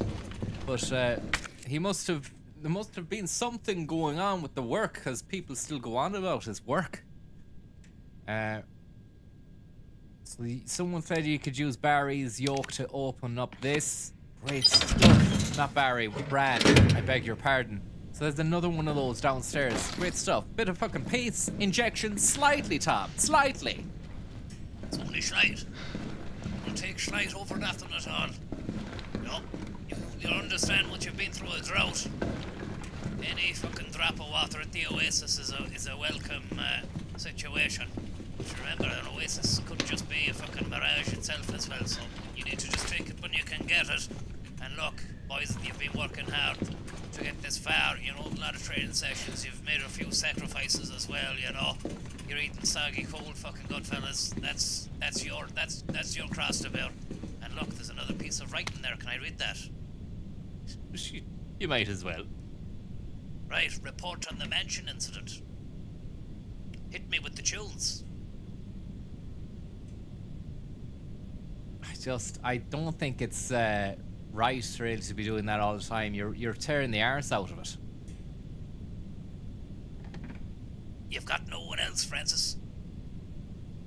Tune me. Going on now. Just have to switch the headphones so I can hear it. And there we go. We go for this one here, yeah. Take it away, Tom. Report on the mansion incident. Whoa! Whoa! Start the ball. Thanks very much there to Wiry Wizard for the tip there. It's a nice tip there, Francis. You might say hello. Thank you very much there for an excellent piece of clobberage. And, yeah, look. Thank you. Just sincerely from the bottom of my arse. No, my heart. Just wanted to raise a laugh there as well, hopefully from you with that toilet humor. Only moments after fucking decrying the amount of toilet garbage script in this game. I wanted to hit you with something special. But thank you very much for the tip. Thomas, maybe you can integrate Wiry Wizard there into what you're doing there, please. Just make sure you do that, yeah? Let's go. Hit me with your rhythm shtick. Hit me. Hit me. Das ist gut. Ich liebe dich. Hit me. Hit me. Did you just say in German, I love dick? Oh, it could be sounding like that if you're thinking about it, because it's the mix of the English, but ich liebe dich is what they say in Germany for I love you. Sounded like you said you love dick. Tune me. Oh, we're the classic agnostic guys. Andy DeCirrus, thank you very much. Report on the mansion incident. Courtesy of Wiry Wizard. This bizarre incident occurred in a mansion owned by Umbrella Corp, located in the Arklay Mountains. On July 23, Star's Bravo team was dispatched to investigate a series of mysterious and grisly murders and went radio silent. Oh, for fuck's sake, Tom. Absolutely fucking disgusting. Sorry about that. I had a bit of wind there. Really am. Andy the Fork, I apologize. Thanks for the tip, and I apologize sincerely from the bottom of my heart. You don't deserve that. Nobody deserves that. Nobody coming to the stream deserves to be hearing that. It's disgusting. But better out than in. It's not better out than in. Pull away from the mic to fucking burp out. Chocolate rain, Tom. Chocolate pain. That's what I was feeling. I need to fucking burp. It has to be done. I'm not going to be able to sing this fucking thing. They're saying Tom is pissed. People are being kind enough to send the tips and watch the stream, and then it's just a real shame and a shit show. It's just a shit operation, you know? How we're meant to be leading the way, trying to break through the stream barrier into a bigger and better place, a higher plane, higher state of mind. Tune me up. Let's go. This is it. No monkey business now. Let's do this.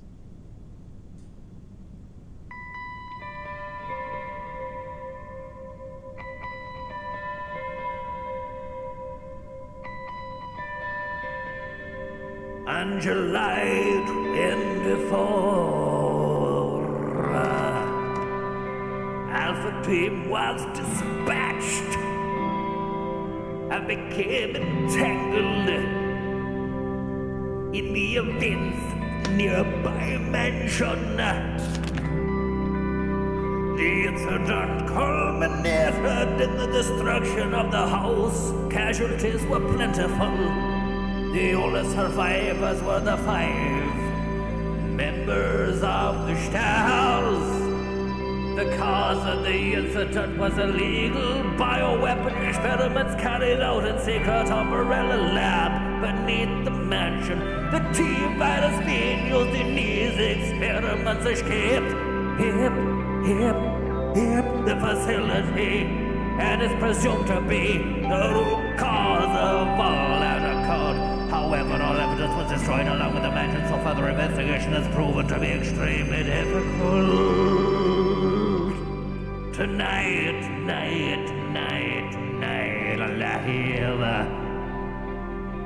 I wanna see you tonight. I wanna see you shine like a star in the sky on the pines. Later on outside, night pines, the night pint man running round like a madman. Don't call the cops, he's sound, he's harmless. Now. Wow, fuck off. Unbelievable, Tom.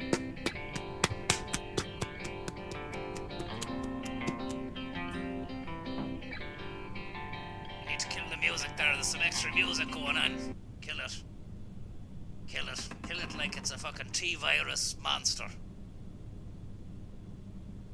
Oh, COVID-19. Unbelievable stuff. And where are you? Where the night pint, man? Where the fuck did you pull that out of? I don't know sometimes. Look. I work in the dark. I do what I can. I give what I have. The rest is the madness of art.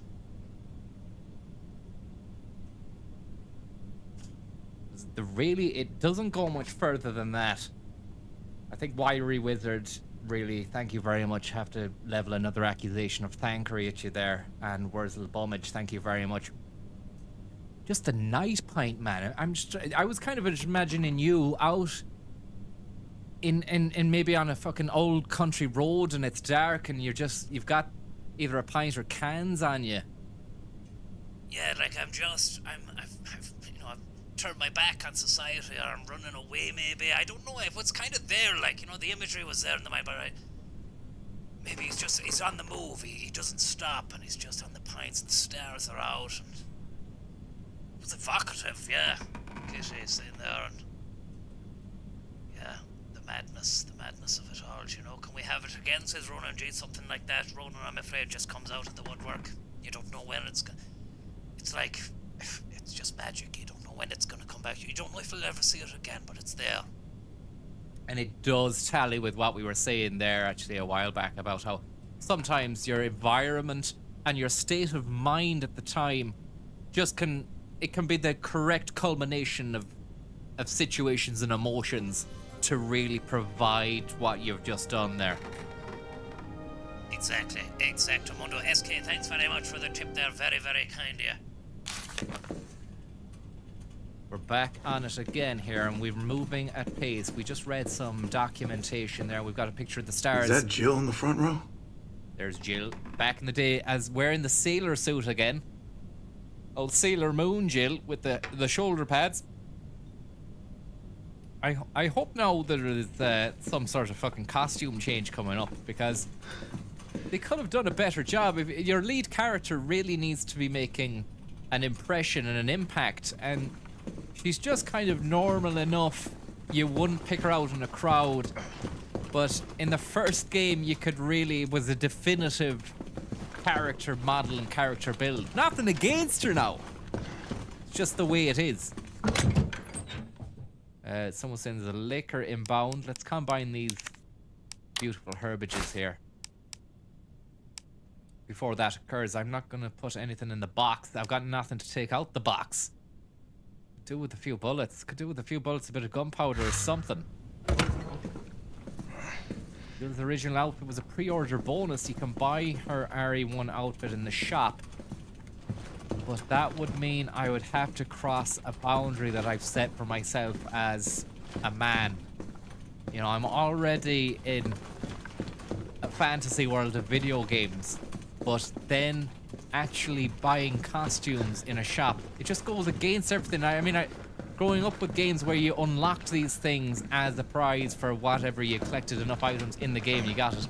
But actually, a shop selling, I don't get it, man. But I tell you, if it's $1.99, I'll buy it. But I'm not paying 20 quid for it. How much is it there actually left? Is there a typewriter in here? I would like to be able to get that typewriter. So that's me. I'm not actually ruling out not buying the costume there. Let's just see how much it is in a minute.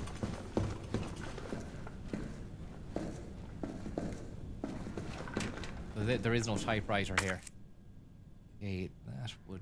Yeah, okay, so that out there is a lick out beast. Out there, a dial lock. We didn't even get a code for the dial lock, did we?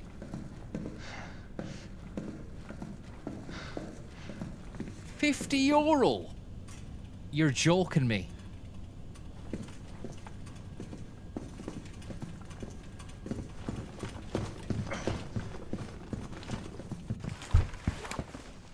Yeah, what's up? All right. Derailed. Was anyone hurt? Jill? Another line again. YouTube name is crossed there. It's okay to be buying women's clothes, you know, because it's digital. Ah, shit. Wait, what? Jill! Jill, what happened? Jill, come in! T, I gotta go. Do what you gotta. I'll take care of Bard. Classic costume pack on Steam is $2.99. This is the Xbox Game Pass.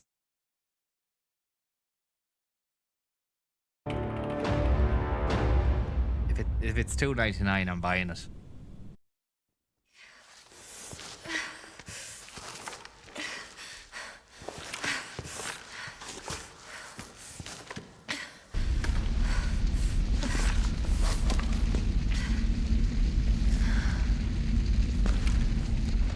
I'm actually not almost done with the game, Brooklyn, because I believe I'm only just about to get to halfway.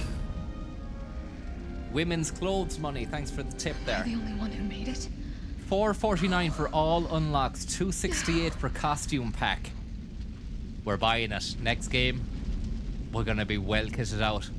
We're going buying women's clothes tonight, Tom, after the stream. Can't believe it. I really didn't know that this was the way we were going to be going forward as an uncle and nephew team, but look at it. If it works, it works. Let's start doing that digitally. It's all digital. Digital hats.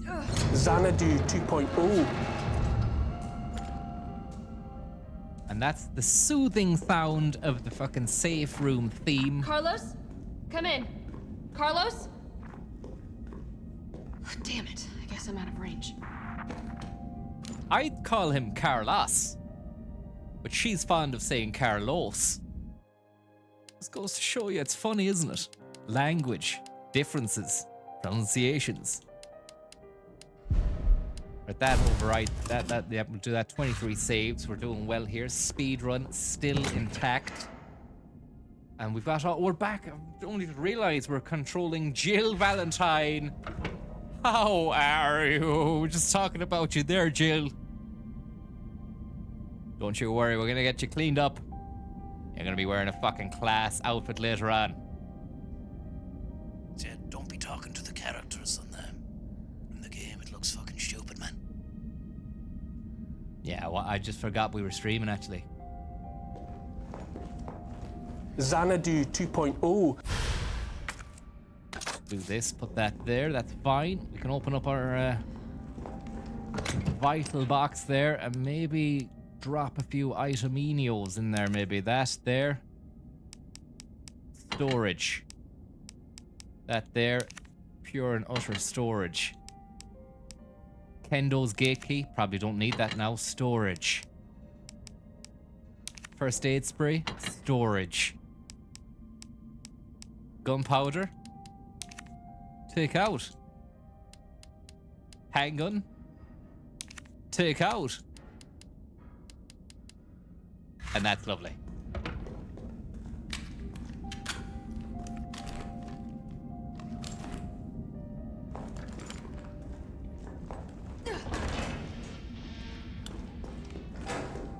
I didn't see the transition between where Jill was and where this bloke was there. Thomas, more text.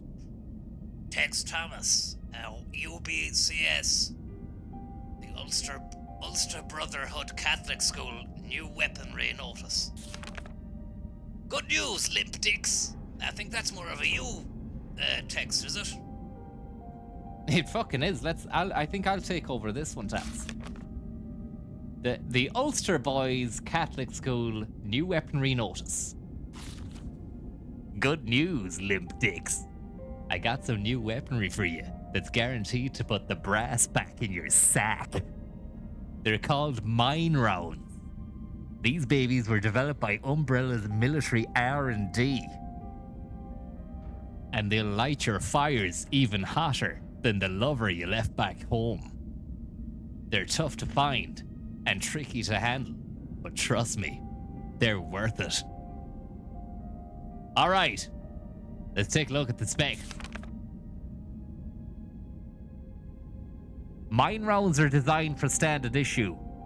Grenade launchers, don't get cute and try and load them into anything else. Fire them at walls of the ground, and they'll stay right where you can put them. The sensor in the mine will detect approaching enemies and detonate when they get within range. So basically, just toss them in an enemy's path, and you've got yourself a landmine. People of Mead, thank you very much for the tip. But you don't tend to think about the hip-hop culture. You don't tend to think about the hip-hop culture. There's no such thing as unfair when you're taking on those giant freaks. So get out there and fight dirty. And remember, wash your ass.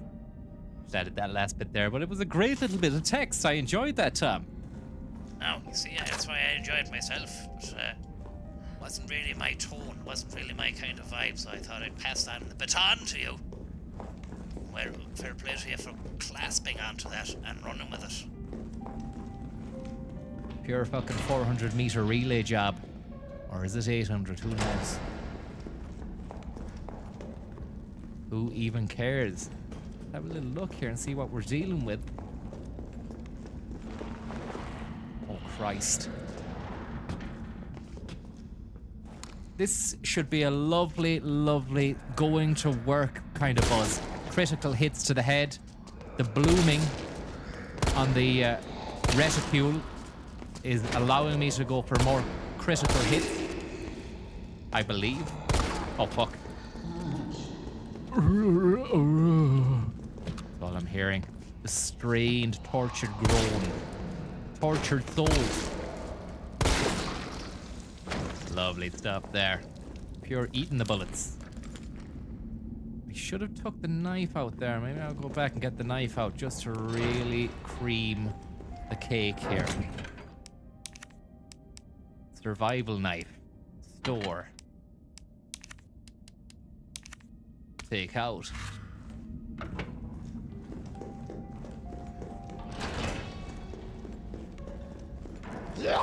Oh, Christ.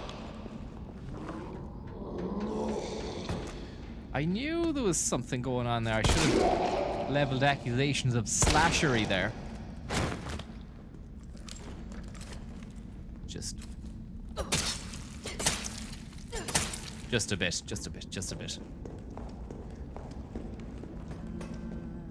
Ooh. Owen, thank you very much for the, oh fuck, for the tip. Have a tip, limp dick, says People of Mead. Get this going here. Another sweet, sweet, sweet piece of beef. One there, and that's a nice piece of meat. It's been roasting in its own juices all night long. All night long. I'll stab. All night long. All night. And this guy just having a kip, it would seem. Look at the way he's in the fetal position there.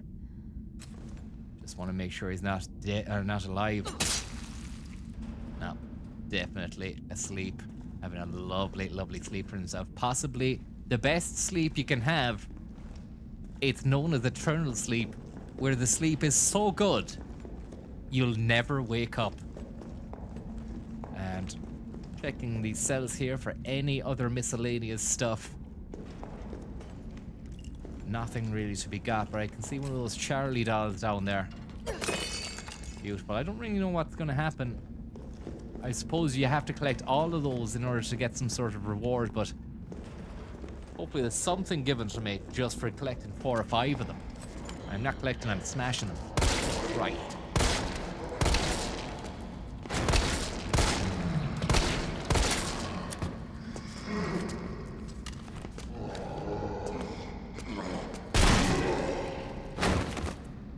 Bit underwhelmed by the shotgun there. I thought there was going to be some kind of head explosion scenario. It didn't work out.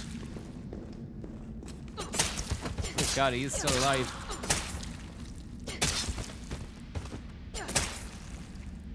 Lovely stuff. Not great on the ammo tab. Yeah, that was a bit of a conservation mishap, I imagine, the early stage of the game yesterday anyway. You went fucking balls to the wall at one stage. Got rid of a lot of ammunition. Not too sure whether or not you've been too cute still alive. when it comes to collecting the Can't stay gunpowder here. as well. It's a necessary evil. Now, escape the creature. Barry Burton's Magnum Dong. Thanks very much for the tip there. Very, very kind of you. And we've got another few bullets here, which is going to be beautiful. Put that there. Maybe around here, just to check if there's any herbage in and around the vicinity here. Rumor has it that Mr. Slug will be appointed Minister of Transport. That's just coming through the main frame of the chat there, Tom. Clock Tower brochure. I'm not sure about that. I think it's just ugly rumors at the moment. Clock Tower brochure. Enjoy your life. Travel. St. Michael's Clock Tower is a Baroque-style building which stands at the heart of Raccoon City. It has become a beloved icon, and residents consider it to be emblematic of the city as a whole. St. Michael's Church erected this tower in 1908 with the assistance of several philanthropists. It was dedicated to the children born in the developing city. The first floor was used as an elementary school for many years. The city saw further growth during its electrification over the course of the early 20th century, and the student body of St. Michael's Elementary swelled to over 600 students. Unfortunately, St. Michael's Elementary was shuttered in 1978 as the building began to show signs of age and wear. The clock was deactivated. Strict limitations were placed on the entry of surrounding premises. Years passed, with this once beloved monument and public plaza on lockdown. Hi-Fi Lowlife, thanks for the tips. But in the 1990s, the Umbrella Corporation worked in league with the Mayor Michael Warren to renovate and reopen the area. This time with proper preservation efforts in place. The clock tower was officially reopened in 1993. Today the sound of its heavy tolling bells can once again be heard through Raccoon City. Now. Thanks very much for the readout there, Tom. And Hi-Fi Lowlife, thank you very much. You say, can Uncle tell us what the future of transport looks like in, say, 100 years? Well, it's a great question. I'm glad you've asked it. I've pondered this many nights. I actually lie awake. The only thing that can get me to sleep is pondering the absolute possibilities. Endless, they may seem, with the advance of technology, the unrelenting pace of change. But I can safely say it's going to be an electrified, powered pod racer, not unlike that out of Star Wars The Phantom Menace. Now, the problem there is what you do with drunk drivers. Get some fucking drunk cunt behind the wheel of one of those pods. The next thing you know, it's not going to make for a happy end. And they've no roads. So, again, another problem there. But, you see what Mushka's doing there with the Teslas? He has them all rigged out with these fucking sensors that can tell you what's going to happen next. So I reckon it's going to be fine. Wow. Well, there you go. I mean, it sounds like it will be fine, and there aren't really any sort of worries or considerations to be had regarding the pod racing or the pods that are going to be going on in the sky. And Patine asked, what do you make of the new euthanasia pods in Switzerland? Thomas? Wouldn't be into them myself now, to be honest, but yeah. Probably futuristic. And that's a bomb, and your man's on fire. Meh. Into the river. Glass. Bitch can't even swim. All right, and she just leaves it like that after Carlos, time and time respond. again running into him. Yeah, what's up? She decides to just go, We didn't make it. bitch can't The even train swim. derailed. And another thing, calling him a bitch as well, you know. Thank you very much there, Henry Flame Francis Fan. Thank you very much for fanning the flames, Henry. And I am Francis, so I've managed to incorporate every bit of the name of the tip into a fucking brand new sentence as well. Thomas. Lovely stuff. Thanks for the tip there, Henry Flame. Derailed. Was anyone hurt? No, everybody's dead. Mihail, everybody. Mihal, everybody's dead, Dave. Nikolai left us to die. Wait, what? Nikolai left us to die.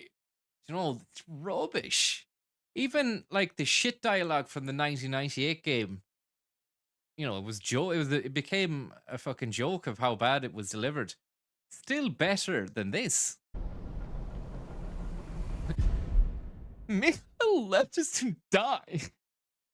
Wish I could rewind that. I know she didn't really put that much into it, but I mean, it's ruining it because Jill is a hard ass. And to have that kind of emotion, and there wasn't enough development in the initial fucking character for me to really believe that that emotion shown there was warranted. The Mayor Warren's after you. What the fuck?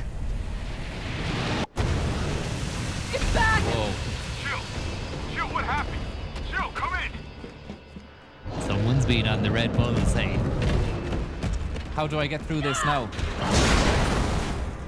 And there was no way there that he would have not got her.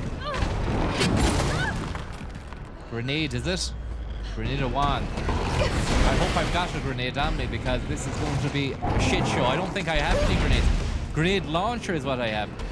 But I'm probably going to have to end up going back to a typewriter after a few failed attempts at taking on this guy. Look at the leg, the power of the fucking legs and the thighs.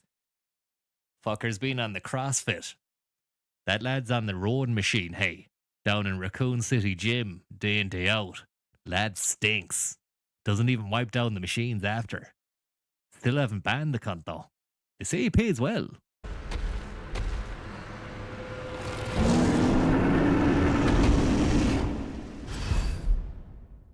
If you go back to the typewriter, pick up some mine rounds for the launch, yeah.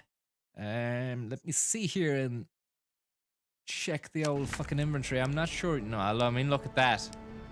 It's like going into a fight with nothing, really. I mean, 3 of those be there all day. I've only got 7 things, 7 fucking bullets.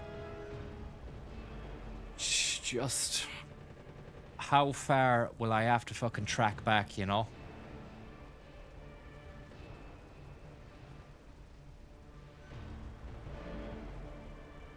Mine rounds over by the car. Yeah, I mean, if you look at it like this, imagine we were up to this point in the game and we had, literally, that's all we had. There's no way the creators of the game would fuck you over. They'd always provide for you in the boss fight to an extent. And I've got enough health and herbage. I think it's doable. I think it's doable. That reason and rationale, remember though, got me into big time trouble 5 years ago, 4 years ago, playing Code Veronica, right? The final boss. Had to quit the game in defeat and acrimony. Let's just go all in, courtesy of Kerry. They string you along with ammo, classic Resi. Let's do this. Buy the car. Somebody said buy the car. Oh, come on! Lovely. Fires of hell. Oh, Christ. Christ. What? What? You're joking.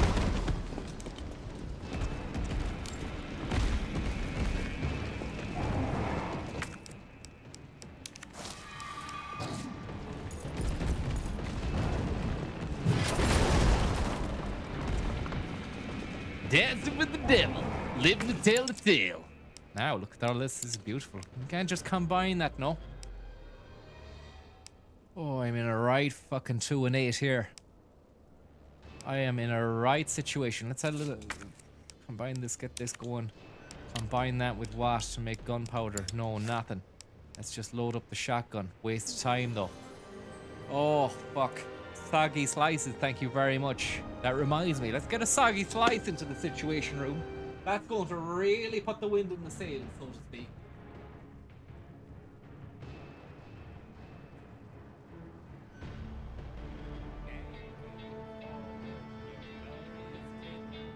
Georgia Rose. Thank you very much, sir. Sweet Georgia Rose.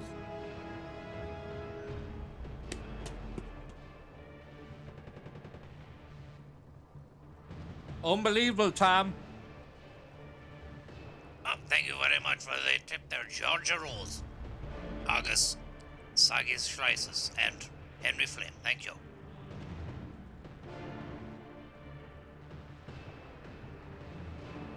Soggy Slice, $3.99. Just pouring out water, and I'm gonna do what we did yesterday, which is to really give you the water drop ASMR. So a little moment of meditative fucking mindfulness here for anybody who wants to just get out of the rut of the pain which we find ourselves in Resident Evil. And I'm not gonna grow up, I'm gonna glow up, as is the parlance of our times, by having a nice big pint of water.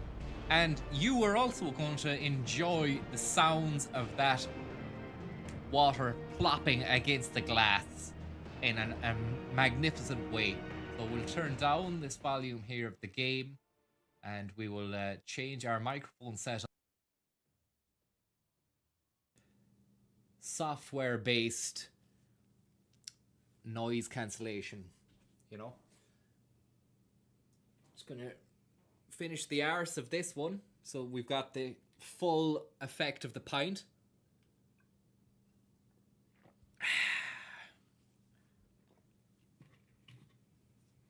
Here we go.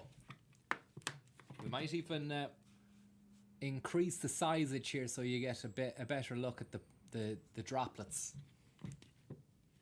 Oh yeah, okay. I wonder, shall I add... No, I won't. I was going to add the echo effect as well. But I mean, that would... Nah, fuck it. We'll just go for this. This is like, I feel like that that Turkish lad with the salt, but I'm not Turkish and I'm using water. Salt Bay.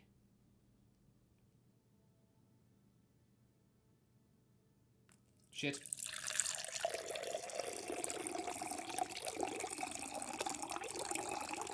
Sorry, I wasn't happy with that one. I wanted it to be a slower pour. It needs to be a better pour.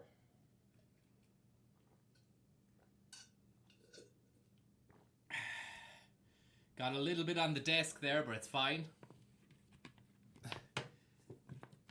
Ishka lad.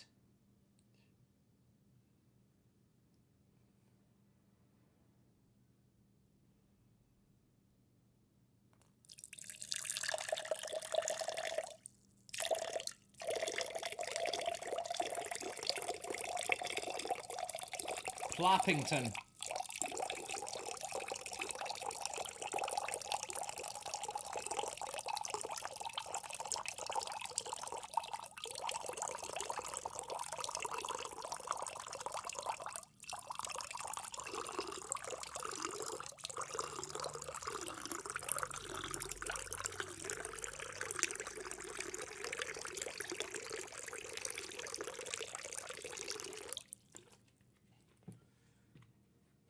How was that? Hopefully you enjoyed that.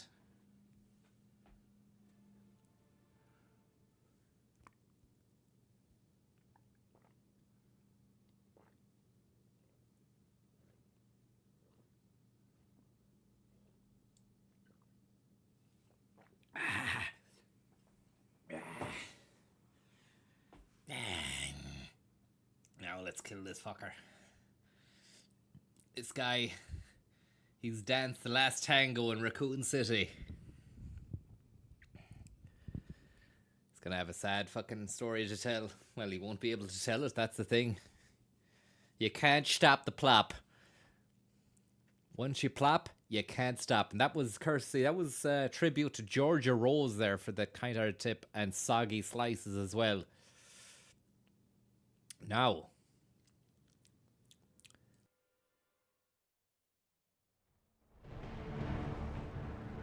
let's do this. We could be here for a couple of goals because I need to figure the guy out. You understand how it goes, yeah? I'd love to take him in one, but I'm just not prepared just yet.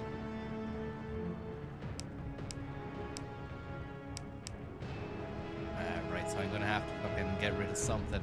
Reload the shotgun. Still gonna be shelved in space there.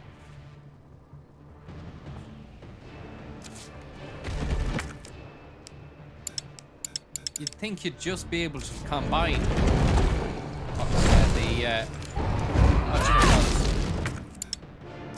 you'd think you'd be able to combine straight away out the box.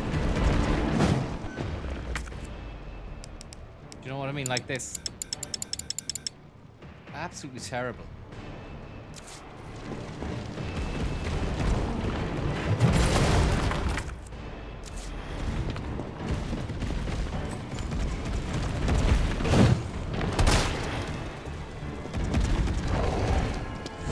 Could you take him with a shotty? Well, the stock is really giving me a higher fire rate on that shotgun.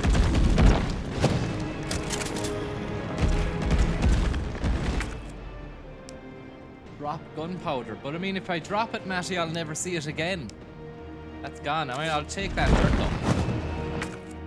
I'll just use it. Can you not just use it? Look, what's going on with this game?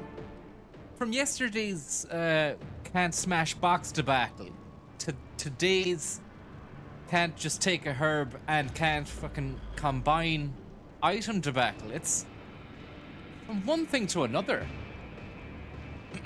Anyway. Wait till he legs it around in circles, says Aaron Flood. It's great to have the Floodmeister General back in town. Fire a sticky mine on the trailer and knocked over truck to boom boom. Great stuff, but I mean, I'm in a bit of a fucking shit situation here. I'm up shit street.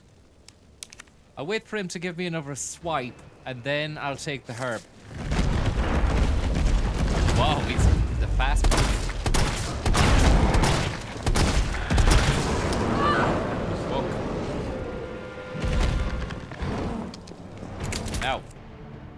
Now. Put that there. 2 slots. Ready to rock. Let's go and pick up our grenade round. Or do we have that? Do we have that? We don't have grenade rounds. Where did I see them? I saw grenade rounds about 2 minutes ago.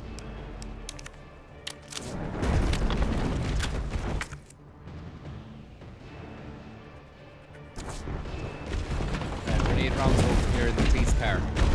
Pink. Yes, mine rounds. Okay, so let's read this Aaron Flood piece of intel from the man himself, the man who knows what it means to kill. And I have to say, apologies there to either, I think it was Liam Rogers and that was asking yesterday about the Prague thing. Just haven't got around to thinking about it yet. That's going to take a few days to settle down. I did think about it last night there, and I was thinking it would be a bit strange getting on a plane to Prague with a load of lads I've never met. And, you know, what if, you know, some people weren't, what if I wasn't their cup of tea, and what if some people weren't my cup of tea, that kind of way. I'm sure Rogers his fucking sound, you know? He's Barry's Gold Blend. But what if I was, you know, Lion's fucking loose leaf, or God forbid, that cheap off-brand imitations that you get in the supermarket. Let me see there now. But one thing that did really cross my mind was maybe if it's just Tommy Schlug is all you're getting, like, and don't expect anything else other than the uncle. Would that be okay with you, Tom? Pints and crack out in Prague, is it? Yeah, like, if you were to just be you the entire time, I mean, obviously you can't be anything else, but you never deviate from it, you know? And you kind of say, you know, they'll have to film you a bit on their phones, you know, just going around Prague for a bit, just so that you have something out of it, like. I would have been just happy with the pints, to be honest. Yeah, I know, but I mean, there has to be. You can't be going out there just for pints. It just feels like you're on the take. Sounds great to me. Pay your Roachy respects to the Minister of Roach himself. Have a look here, and we attach these mines. So, Tommy Flood, I was about to say, Aaron Flood said you need to damage him a bit, and he starts running around like a mad egg. But you also said when he wittily legs it around in circles, fire a sticky mine on the trailer of the knocked over truck, and it'll fucking boom him.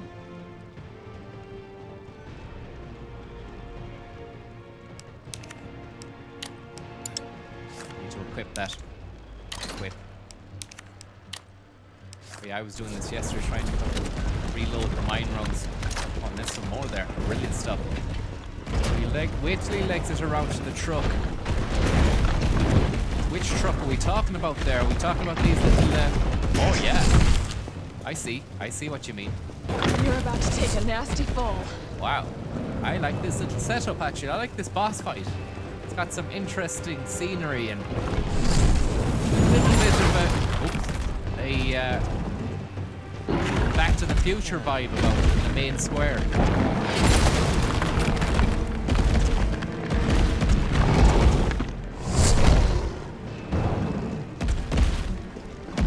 Flames, okay.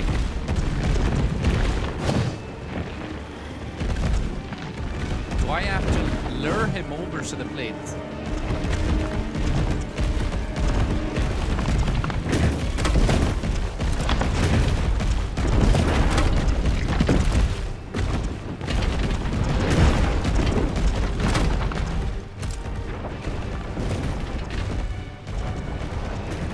So how long... I don't understand the mines. Are they triggered by him or are they timed? Put the mines on the side of the trucks. Try to place the mines while you run. I'm gonna kill you!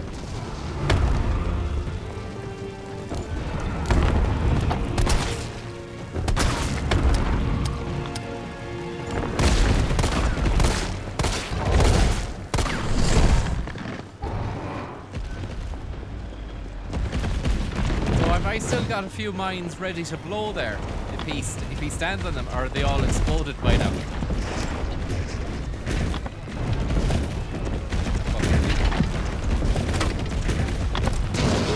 Oh yeah, nice. Like it. I would never have thought of this.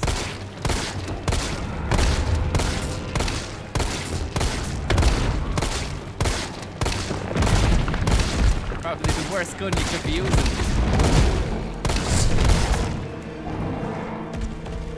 This is all very distressing.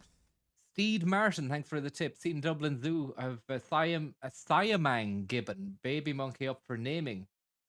What's a Siamang? Never even heard of that.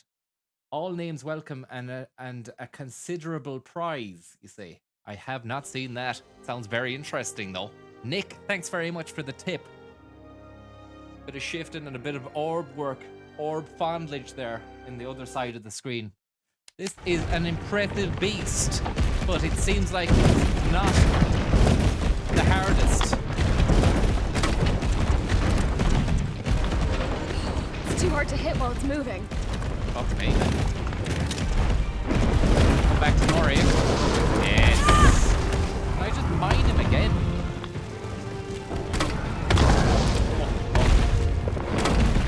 That's fucked.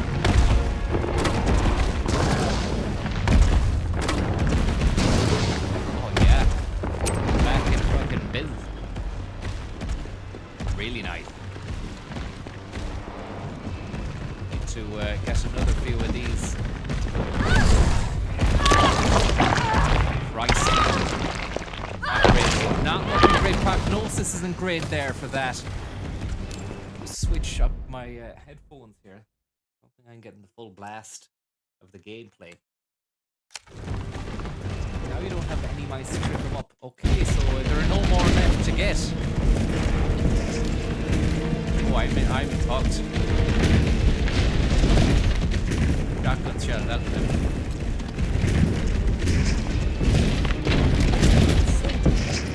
Damon Umphy, thank you very much. Father Damon Umpus. Damon Albarn's after you. Let's put this into our sweet, sweet veins. And just hope against hope. Pray for us here because we really need to take down this beast with just our shotgun.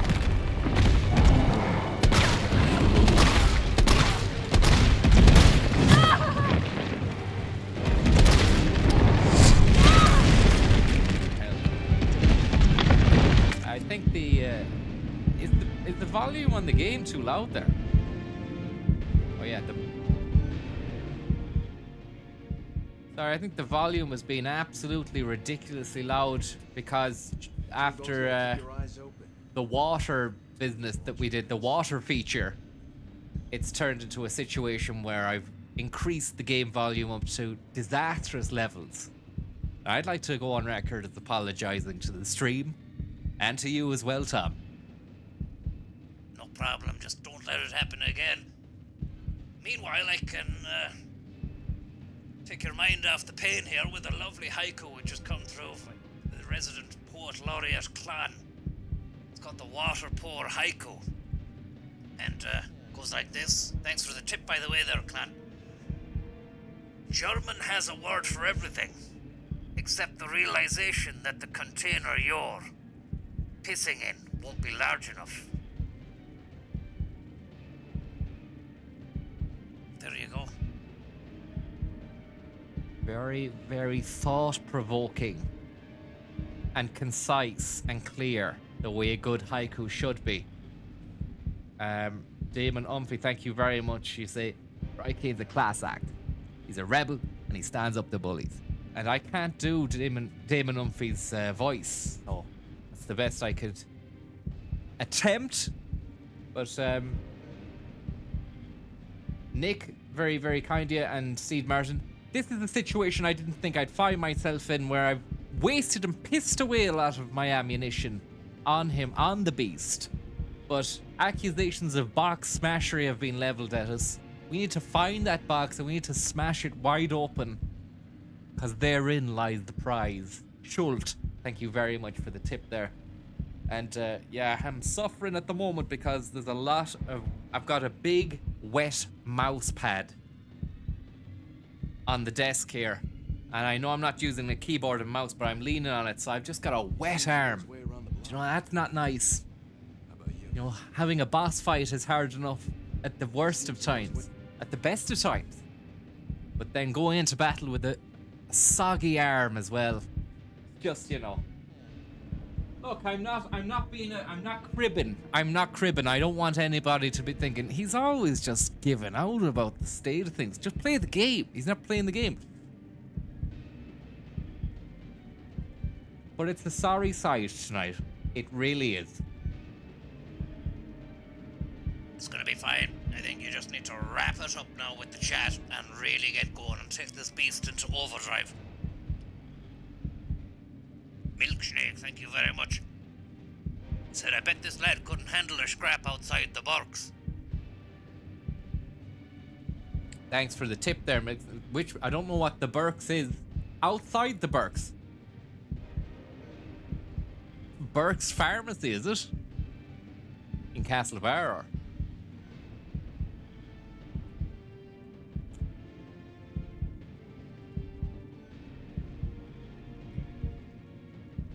let's go then.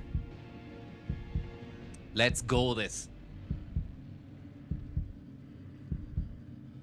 Soggy Slice, 6 for 99 cents at Higgins stores.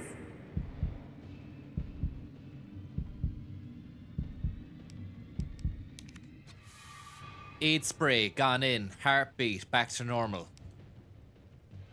That's all it took to fucking get rid of that pulsating heartbeat. I want to see you there. Unequip. Equip it again. That Higgins isn't simple. Cheesy crackers. Thanks for the tip. Cheesy crackers, 2 for 99 cents. Which is actually a great price. I mean, if I want to be realistic about it, say Cheesy crackers, 2 for €2. Depends on the brand as well. It could be a shit brand, in which case maybe 99 cents would suffice. But I mean, not tuck. Not tuck at all. The cheapest you're going to get for the tuck sour cream? Probably €1 in Lidl.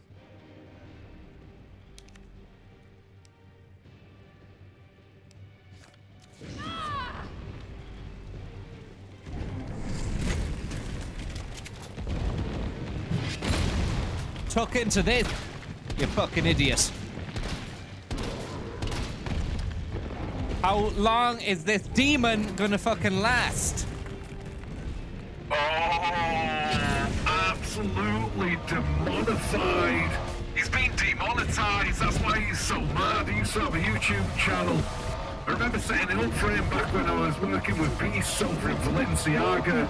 He used to come into training every day, he'd turn up late, he'd start doing a seance in the middle of the pitch lighting candles. He'd open his laptop and he'd say, I don't want to play football for Hell FC anymore, Gary. I don't want to play that. I just want to start YouTube and start streaming games.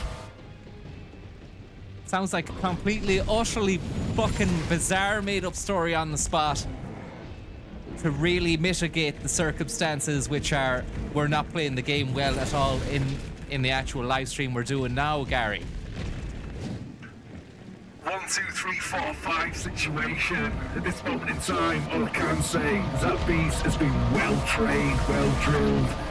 He knows what he's doing. He's worked with some of the best coaches in Europe. He's worked in La Liga. He actually eats Liga biscuits for babies every day. The strange and compelling world of Gary Devil. Let's just slash this fucking box open. Look at this, we've got the rounds we wanted. We don't have any health.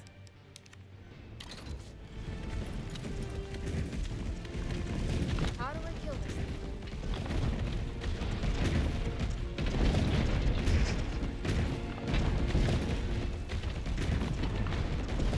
This guy needs to settle down.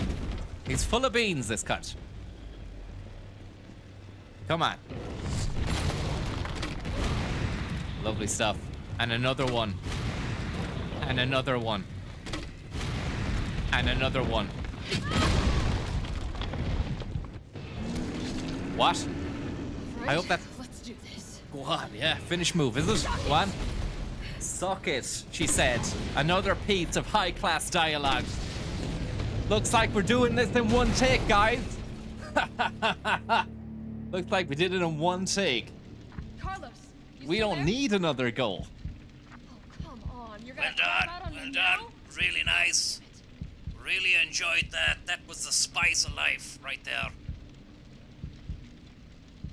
Absolutely fantastic stuff altogether. And you should be thankful. And you should be very, very happy with yourself as well.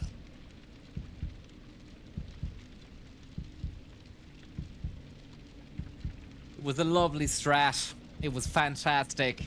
It was the beast of Bodmin. Some would say he came from hell himself. He was dispatched from fucking Beelzebub. And now is another quick cutscene here.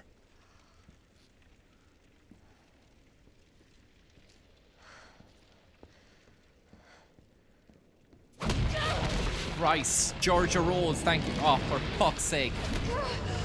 Not again. Oh, he's coming back to get you again. At this moment in time, I can safely say that his claws aren't long enough to get you anymore. One little slash of the arm, he's a pulsating sack of shit. I think you've done him, though. I'm glad you've done him, to be honest. And there's John Hamm, an excellent acting man.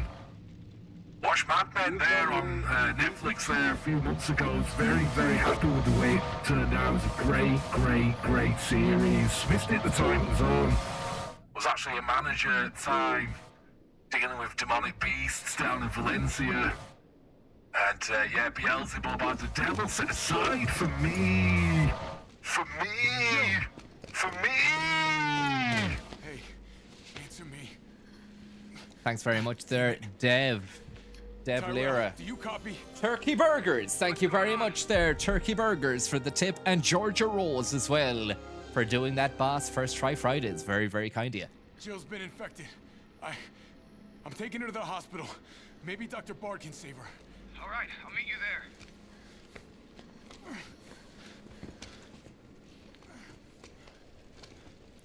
Turkey burgers, $4.99. I got you.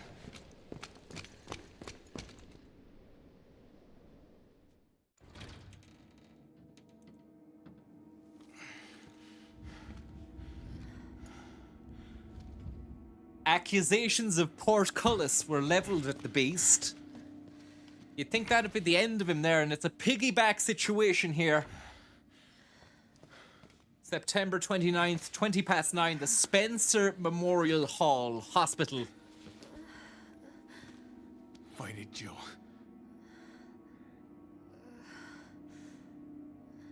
I'm gonna get you the vaccine. Oh God, COVID-19! You're gonna be okay. I promise. Was she vaxxed, was she?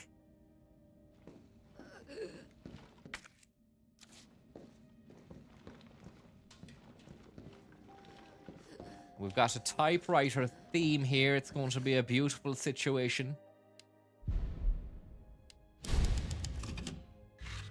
That's nice. We'll stick that into your fucking crypt chest, known as your item box. Kindly donated to us by the hospital. Don't worry, Jill. We're gonna get you all the help you need. I know it's tough, but look, it's for the best that we get you the help. Stay there.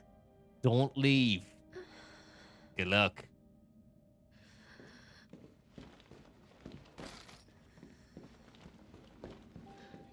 Two items there can be discarded, says Stephen. Let's have a look. That key. And that card. I get you. I can understand what you mean now, because it had a little fucking bin icon next to it. Or, as they say in the States, trash. And Resident Higgins, thank you very much for the tip there. I hope you're getting on well. And that you're not in any way, shape, or form in this kind of state here. It's Lady Jill Valentinos. You just use AIDS spray on her.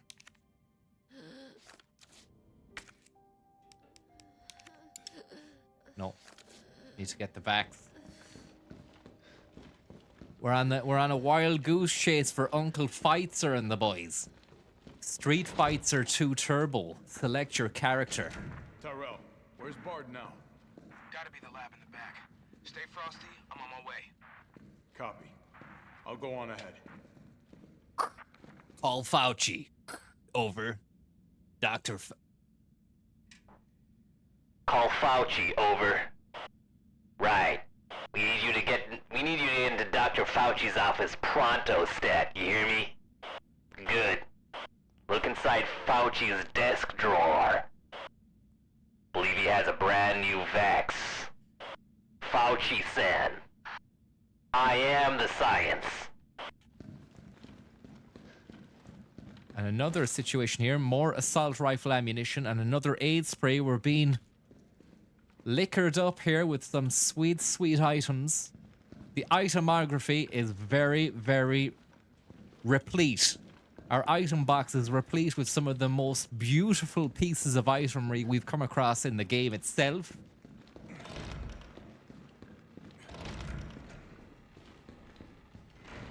I don't got time for this. Oh God. I don't got time for your dialogue, man.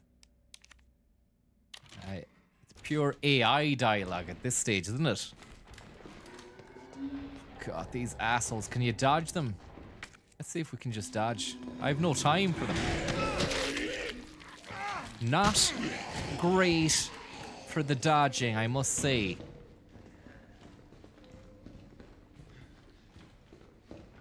What's that box out there? Remembering now the boxes as well in the Raccoon City police station that I failed to get. That doesn't look like a great situation at all. Looks like it's going to be... It's like a leather sack with a zip attached to it as well. I'd wonder what body bags are actually made out of in reality. Because they would have to be pretty robust and durable. You know, you don't want any spillages or anything like that.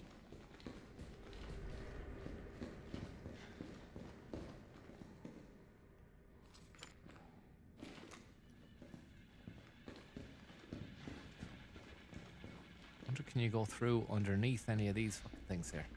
No? Welcome to the office of Dr. Nathaniel Bard. Dr. Please Fauci. state your business clearly into the intercom. Pfizer. Triple jab. Thomas. Nurse's Journal. Are you down? Down like a clown. Let's go for it. Nurse's Journal. September 25th. Every day they bring in more of these mystery illness patients. The sedatives don't stop their delirium, so we have to put them in straitjackets and move them to the isolation wing. Problem is, the isolation wing is already bursting at the seams. The director has orders to admit anyone with symptoms free of charge. What does he expect us to do? Wish them better? We don't have a cure. That's not all that's bothering me. When these patients die, they're not collected by the usual mortuary teams. We've been told it's special handling to prevent the illness from spreading, but I'm not sure I buy it. Miranda saw some guys wheeling a body through the forbidden door during the night. Why? Where? What the fuck is going on? Haunting and beautifully delivered. Tape player.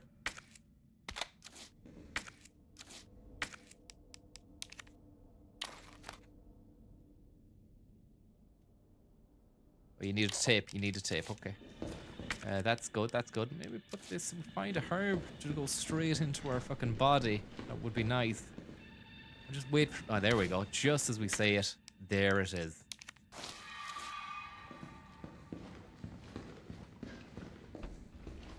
One of the greatest immortals of all time there, Thomas. Dr. Bard, are you in there? I'm here to rescue you. Open the door. No voice match found. Voice match? What kind of sci-fi bullshit is this?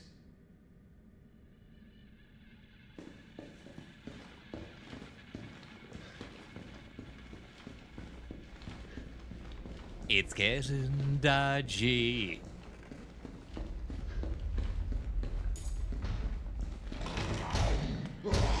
Fuck's sake.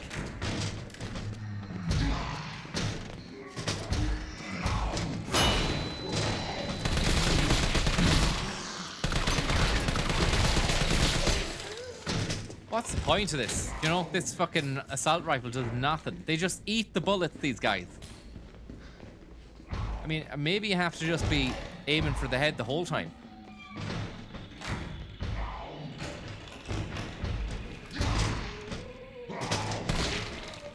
Lovely.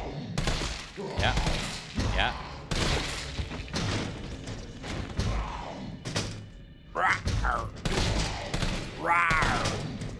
Sorry, just turn that down a tad there. Sorry if the game volume is too loud. Oh, it's someone behind me now. She's on the floor. Didn't see her there.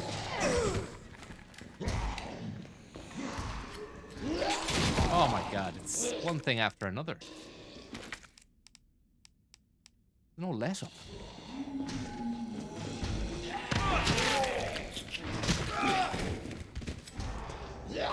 Fuck off!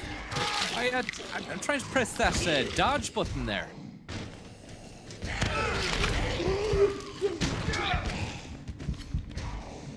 Hell. Getting wound up here.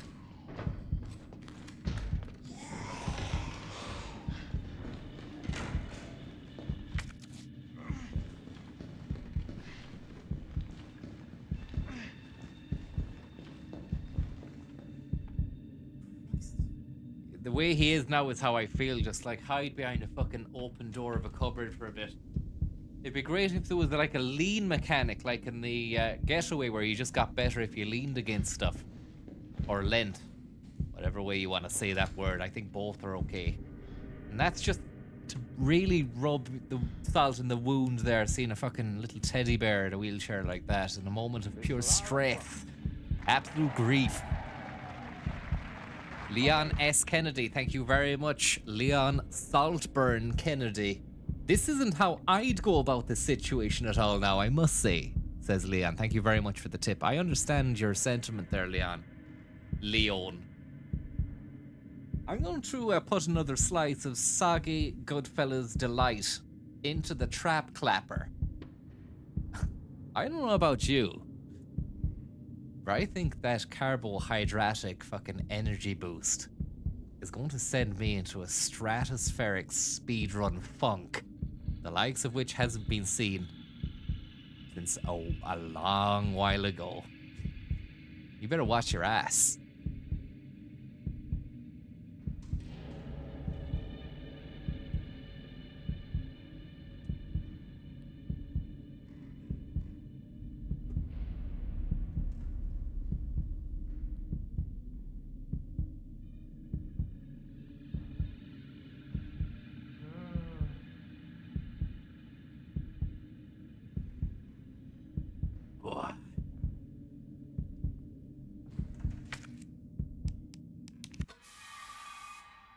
Lovely.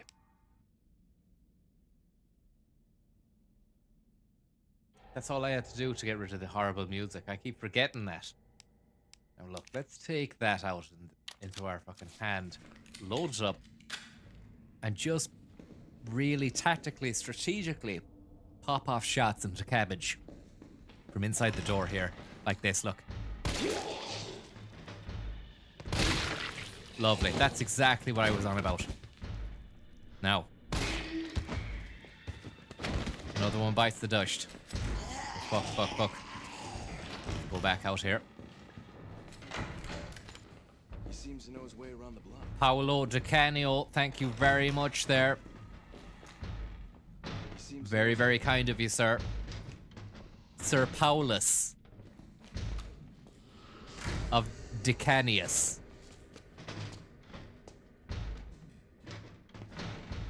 Here, watch this here. Oh god, she's mean. She is fucking evil, this one. She's got some snarl on her. Real snarl puss. And there's two of them now.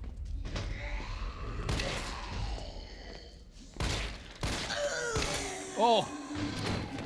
Criminal.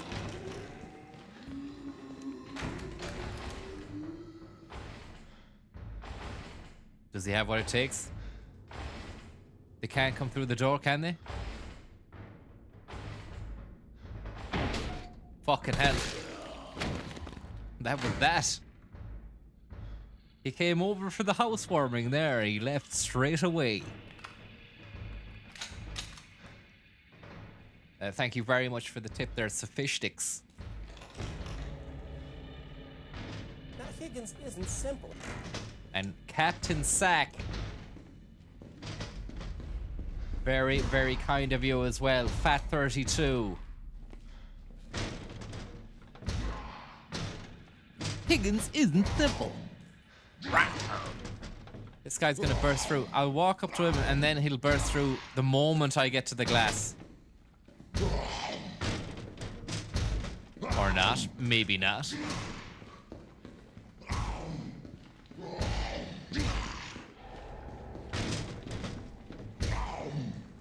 Do yourself or Thomas ever make pizza from scratch? Possible sizzle, chill, and scenario, asked Captain Sack. I would put that forward to the uncle, Thomas. Thanks for joining us on the stream tonight. Thank you very much for the tip there. I haven't, but I mean, I remember hearing on the radio a couple of weeks ago the lad from Dobros in Galway was on Brendan O'Connor, I think, telling folks how to make a very, very tasty but basic pizza recipe. Sounded good, like good stuff, like using a frying pan and an oven. At home you can make a great crispy pizza. So it could be something to think about. You'll probably find it if you go googling it, the recipe, RTE. One there, our Neil Oliver isn't coming through the mainframe. Handheld gaming devices. Well, the Stubert is. In Montecito. Oh, there's Neil. Maybe he's not coming through on yours there, Tom. No, he is. Well, no, he isn't. It depends. Fair enough. I was a bit worried there that I've probably spammed that button 100 times since the beginning of the stream. Very original stuff from myself. And it will have fallen on deaf ears. But anyway, I wonder, should we take this guy down to Chinatown from here? Nah, it's not going to work. You'd need to open that up. Pat Kenny, thanks very much for the tip. Would you do an Elden Ring stream? I've the game got, like, maybe, but I mean, Fallout is the open world RPG that I started the last day. I don't want to get into Elden Ring and put that other one on the fucking back burner, you know? Kevin Backburner first. I think I've completely and utterly failed in my original mission tonight, which was to just plow through the game like a fucking little snow plow. It's not happening. I'm becoming stuck. Sesame. No voice match found. I'm going back down the hallways here, looking for answers, looking for clues.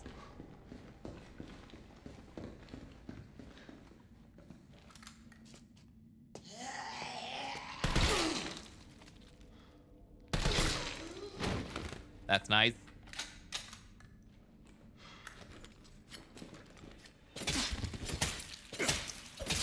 Apologies for anyone who's getting... Do you know what? The knife, it's the hardest weapon to use because it just feels too real when you're using it, you know, the slashing. And that's a lovely hat. And you know, it's something like that now that would really lift the spirits if they allowed you to put that hat on your head. You know? Oh, Christ. Just get that loaded up and go back in there again.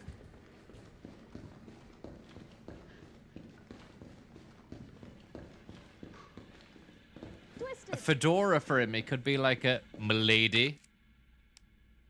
Twisted. Thank you very much there. O'Brien's, Wines, Raff, Mines, Klim Crew, represent. Keep on keeping on. Thanks very much there. The Berlinian dreamer himself. Klim Crew's after you. Let's just do this for Klim Crew. Fuck you.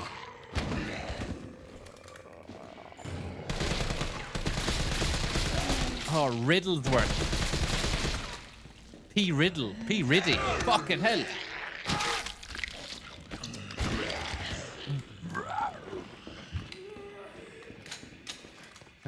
Mazambi.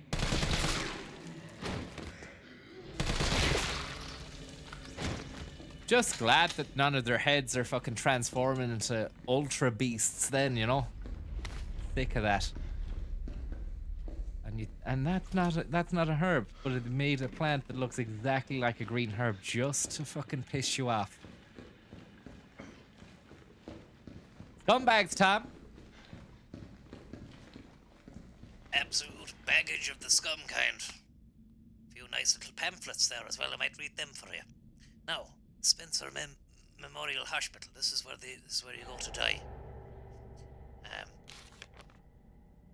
the heart of Raccoon City's healthcare forefront, the forefront of science, the Memorial Hospital. Spencer Memorial Hospital was meticulously designed now by the Spencer Foundation. Thanks very much, Raccoon Shitty, for the tip. To serve as the backbone of medical care throughout the region. In addition to our state-of-the-art outpatient wing and spacious inpatient wing, we boast one of the country's largest research wings, where we conduct clinical trials for new drugs that will change the face of medicine across the United States, across the world. That's that. Hardy Bob. Thank you very much. You said the false herb is after you. We are with that now, Hardy Bob, with that shit. Thanks for the tip. Who do these people think they are? Thanks very much for the tip there. I'm teasing us with these locks here. We just need to find a tape for our cassette player. Quality service and satisfaction. Fulfilling life comes from good health.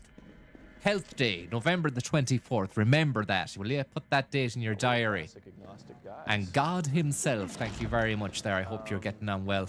He's the classic agnostic guy. But, yeah. Poor Jill there. We don't have the antidote for you, I'm afraid. Got a cassette player, though. No tape. Hang in there, Jill. We love you. Just have a little look back here at the box. Stick a couple of goodies in there.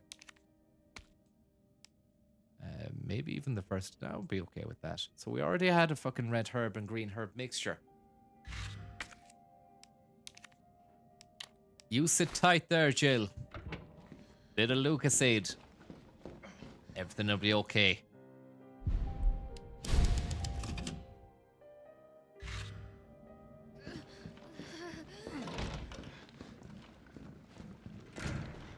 What you think of the herbs there, Gary?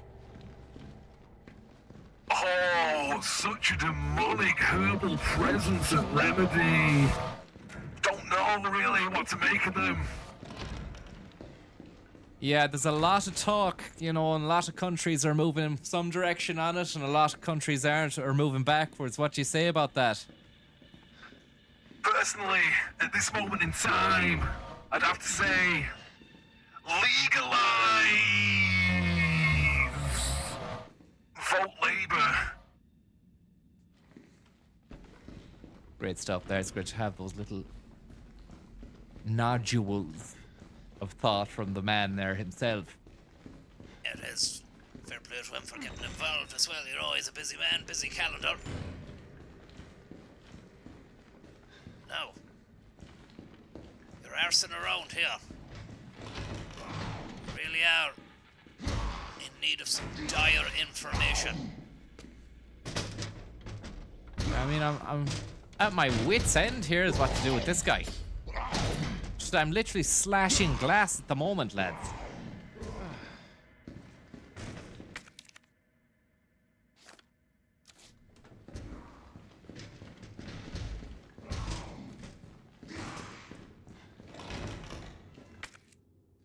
Search for a vaccine. Search for an audio cassette. I'm looking for a cassette. Haven't found one. Simple lock back there. But you'd need a key or a lockpick for it.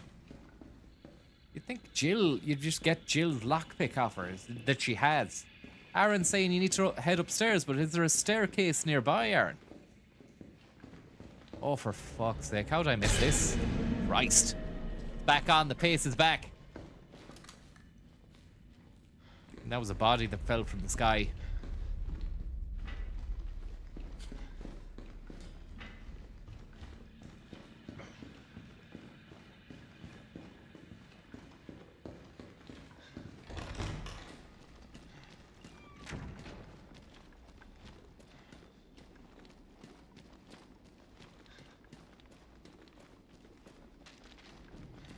Come on, man, open the fucking door.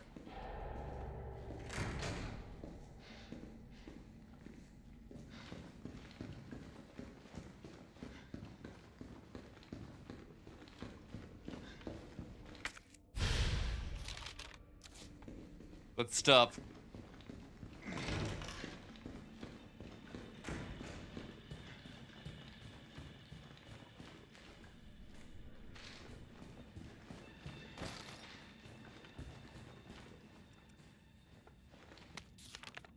Memo, Tom. Memos for administration. ID cards are not to be taken off hospital grounds under any circumstances, as per our security measures. All employees must store their ID cards in their own personal lockers before returning home for the day. Thank you. Admin, September 20th. Still more there, man. You need to keep reading. Apologies. The key to the locker room has gone missing. The last person to have it may have dropped it off somewhere in the courtyard until it's recovered. We'll have to keep a spare key here in the office. Please stop by the admin at the end of your shift to borrow it. Over and out. Digital hands. Lovely Game stuff Boy. there.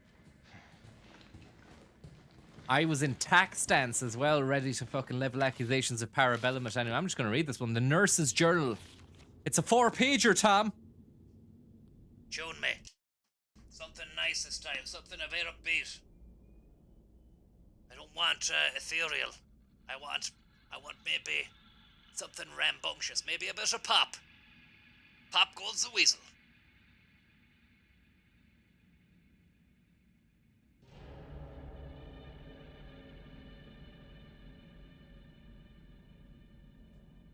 Bear with me here, Tom.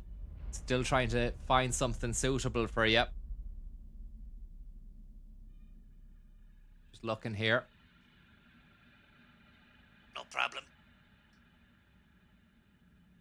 I mean, it should be. Once you find something, it should be all worth it in the end. Like, you know, settle up. That's a bit too much. That bit of heavy bass there. Maybe that'll work. All right. Tonight, Keith Stalmer. Thanks for the tip. We tried. I swear to God we tried. But there's nothing else to be done. The chaos is completely beyond control. Victims are pouring in, now dying and spreading the infection faster than we can reach them. So we've given up trying. I ain't lying. I'm not crying. Those of us who weren't infected have barricaded us ourselves inside here. Sorry, repeat that again there.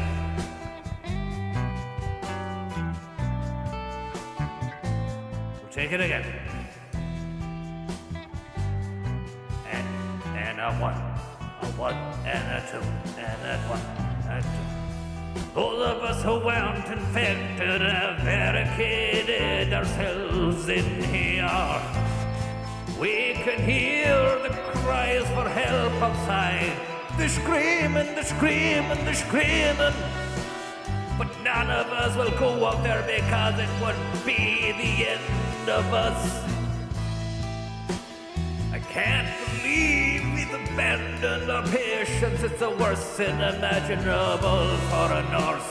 I can't stop shaking. I want to live. I want to live. Scabada beat da buru ba buru ba ba chamat da do. Scabada beat chapa chapa poo chi chi chi chi chi poo. We heard a helicopter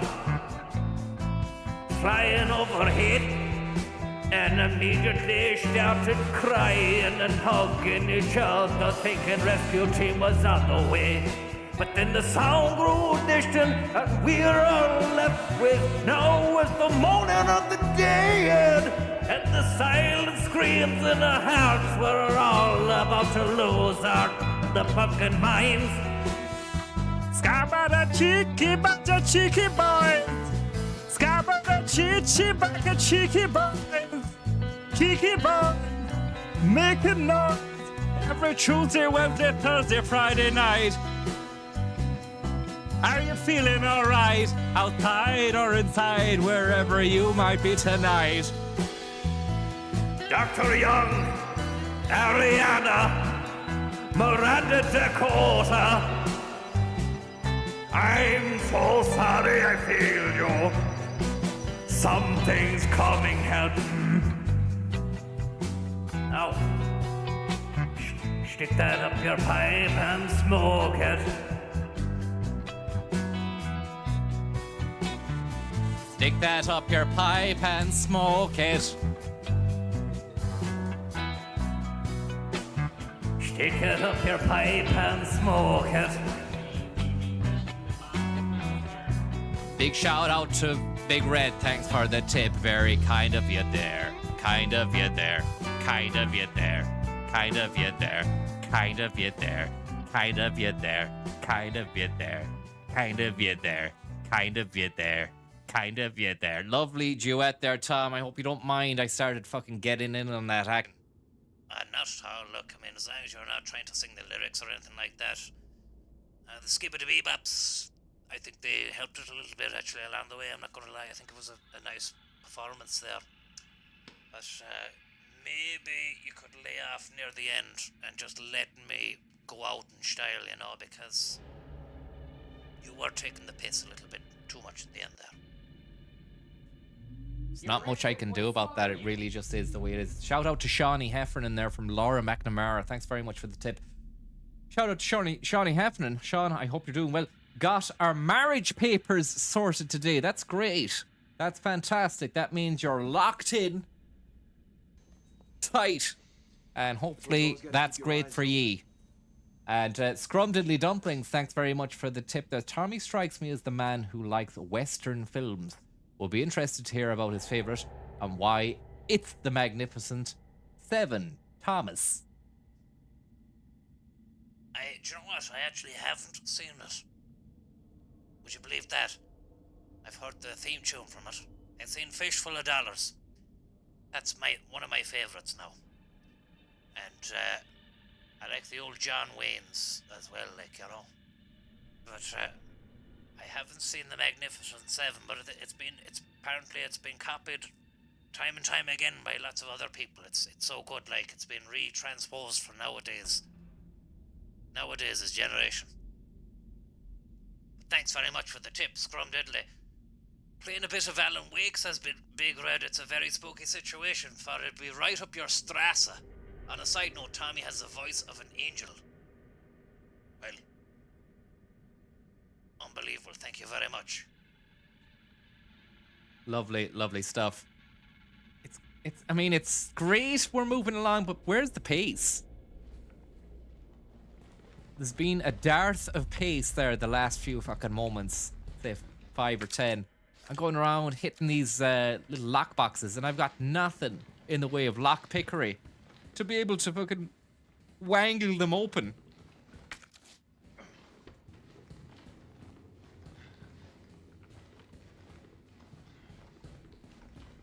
Hale and Pace are after you.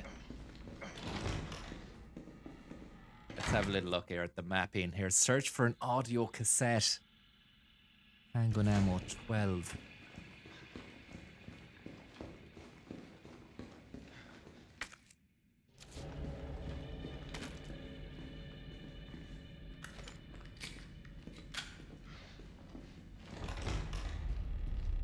So that's there, out there. We don't want that. Back there, simple lock, simple mines. Nurses station back there. Let's turn around and go down to the nurses station, which I think is where we just might have been, actually. I mean, where did we... That diary entry was inside here. Was this? No, it's a different one now.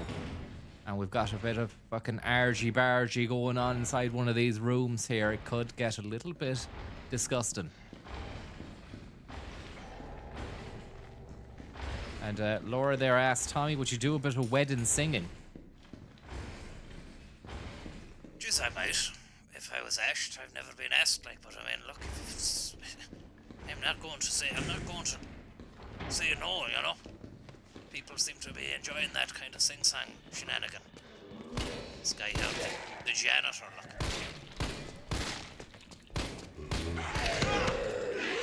Christ.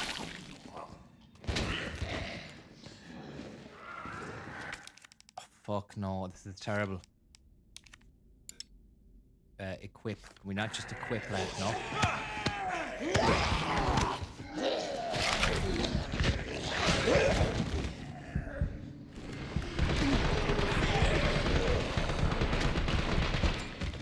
Wow, that was nice. That was lovely, and we can really take control of this asshole back there. But yeah, Laura is asking you there again, Thomas, to do it, and it would make the wedding. So I mean, you'd be an awful bollocks to say no to that, wouldn't you? I would be a bollocks, yeah. But I mean, look, that's nice for ye, but I mean, your guests might not appreciate that at all. Jamie Leach, thank you very much for the tip there. Very, very kind, yeah. Yeah, look, I mean, I think he should. That's my 2 cents on it. He's a bit bashful now. I think he's a big man behind the screen. But put him on a stage. Jesus Christ. Fucking hell. Put him on the stage, he might become a shrinking violet. Is that what they're known as? Or a shrieking violet? I think that lad's dead. Or that lady. Not sure. But God bless them. And fair play to them. Keep your eyes open. They did what they could. Tape these broken wings. Thank you very much. I never knew that tape. That was the lyric. Tape these broken wings. Or is that you making a pun on the fact that we're looking for a tape right here? I thought it was take these broken wings. But it would make sense that it's tape these broken wings and learn to fly again. Learn to live so free. It is tape, is it? Is it? Fuck. Like sellotape. Gaffer tape, is it? Electrical tape. Anything that they had lying around. And whose was the wings? Was he singing to an actual bird a bird? Or is he singing to those Greek mythological lads that had wings and they flew too close to the fucking sun? Stanley Epicurus and Ipcris. Or, what's his name? Fucking Pegasus, no? Icarus. Now, Thomas, tape recording. Note about a tape recording. I think I know what happened to the missing tape of Dr. B. Peterson. His research assistant took it. One of my patients saw Abbott remove something from a locker in the nurse's station and walk towards the treatment room. I'll try to sneak in and look during the night shift. You old dirty dog. You just try to stay cool and keep doing your job. I don't care how important Dr. B. Peterson is to the medical community.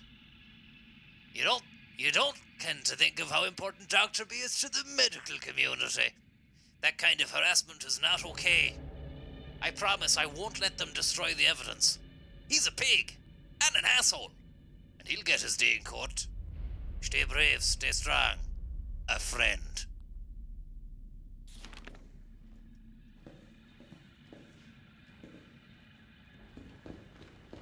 Right. So we've been given a few little cluings there, and we've still no tape on us, which is concerning. And you'd think there might be a lock or a combination being dished out at some stage, not via the chat. Obviously, I want to find it through reasonable means, legitimate means.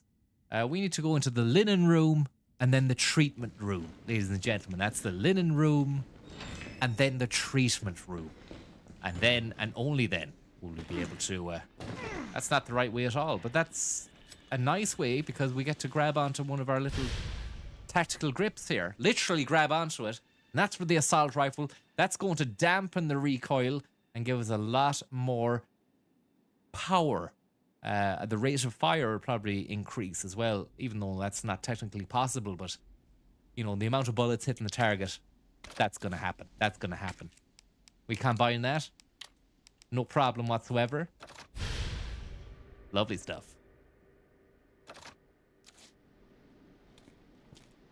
getting around there. You'd think you'd just jump over that.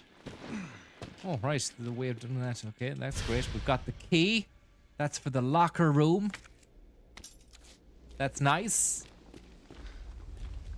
An additional piece for ourselves. Maybe a herb over here. That's going to really come in handy and keep the wolves at bay. And also increase our peace of mind. More assault rifle ammunition. We're getting tooled up here for a big job.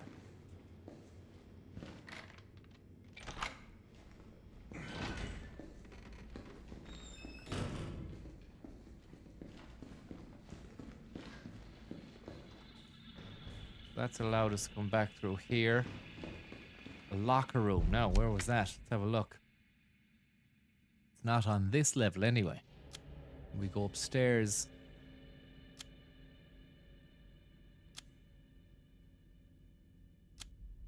So there's only 2 floors. We're on the bottom one here. What's that there? Simple lock.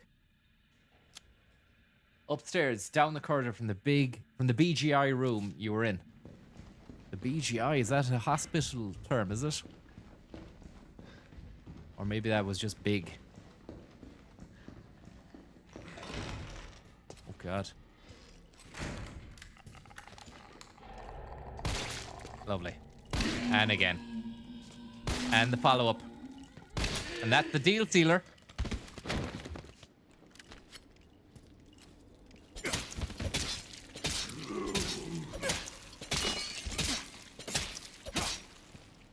Great stuff.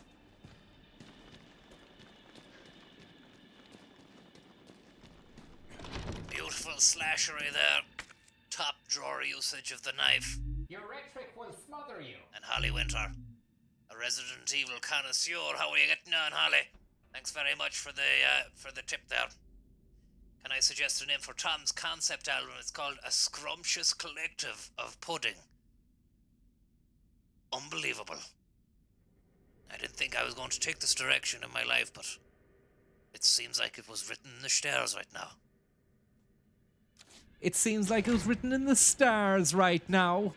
Thank you very much, Holly Winter there. And look, we want to deliver some red hot Resident Evil pace here for the real Resi heads that are out there.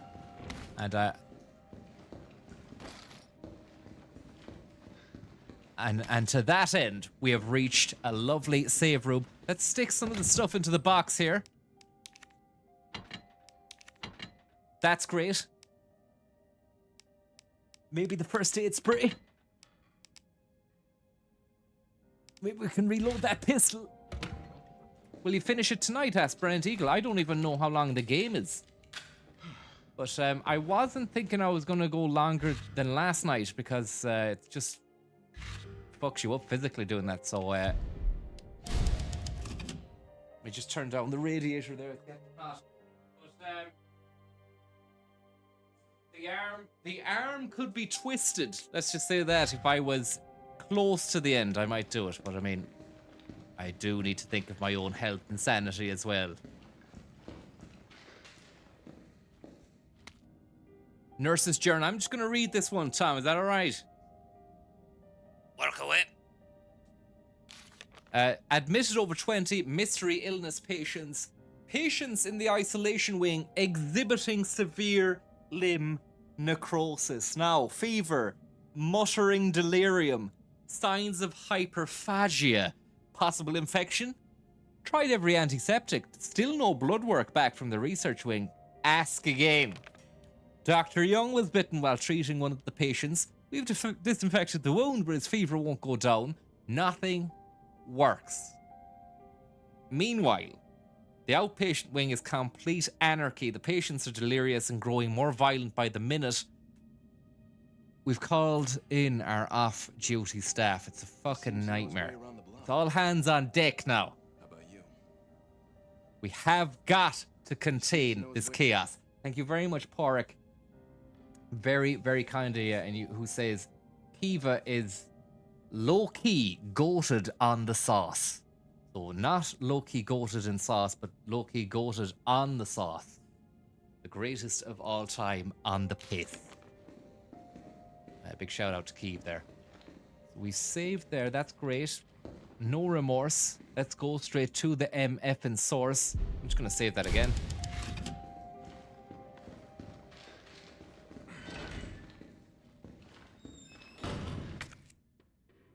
Down here onto the roof. No, let's go down here. It's an unknown territory. That's because it's blocked off. That's because it's blocked off. Staff room over here. Simple lock. Did we get a key? We did. Hopefully there's something there for it. If it's a simple lock, does that mean it has to be fucking picked?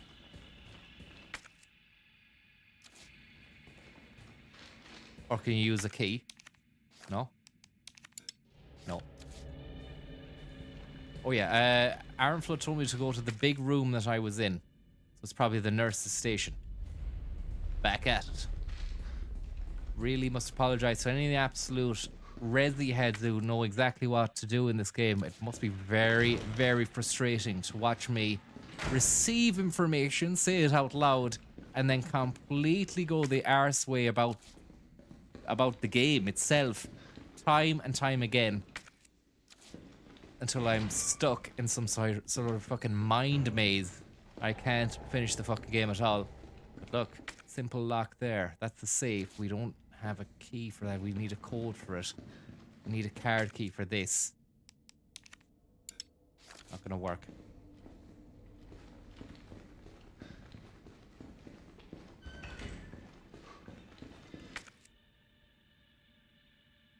Holy fuck. Key card at the back of the staff room. My good God, I was in the right room.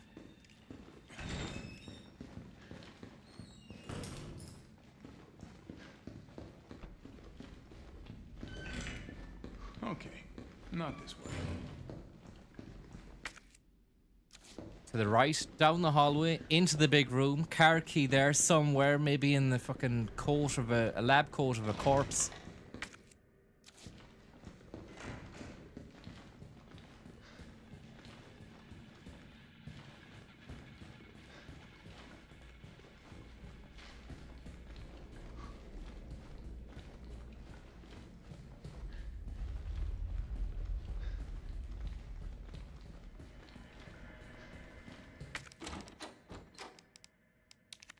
Yes.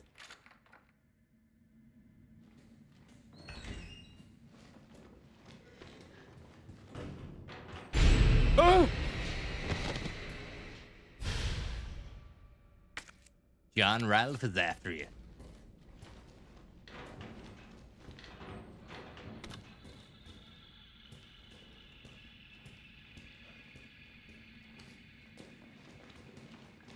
Wolf Tone is laughing at you. That's the key card. That's exactly what we want. We got what we came for. We're out of here.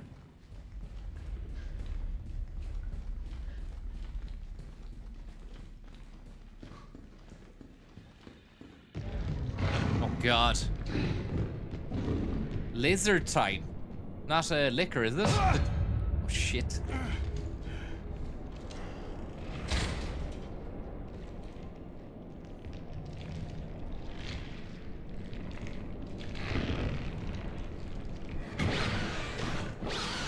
Right.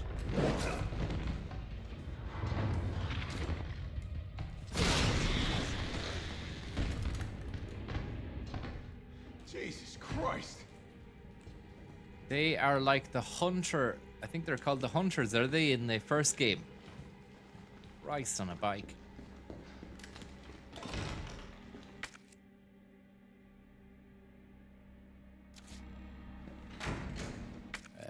Search for an audio cassette. This fucking task is to the staff room, back to the nurse's station then.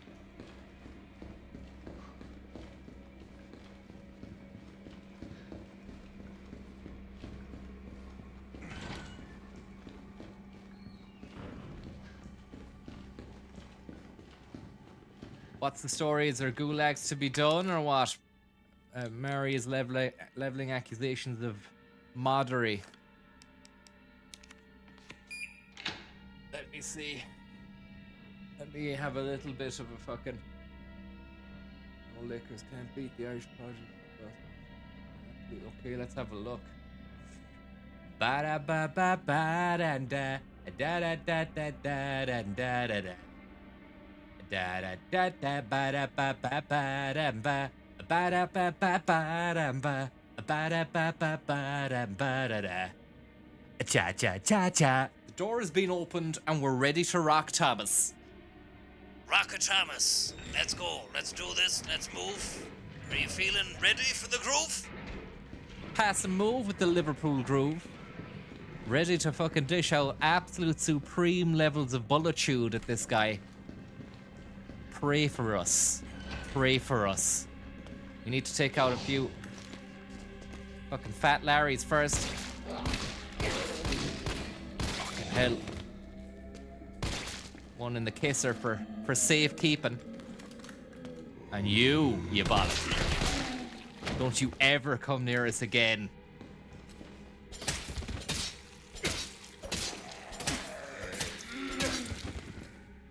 One for good luck for you as well, you sausage. And there you go, you bollocks.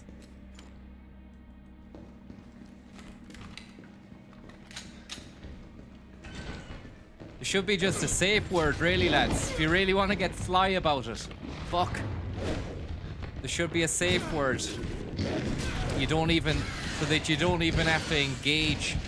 My personal, advice would be to block, but I mean, I understand.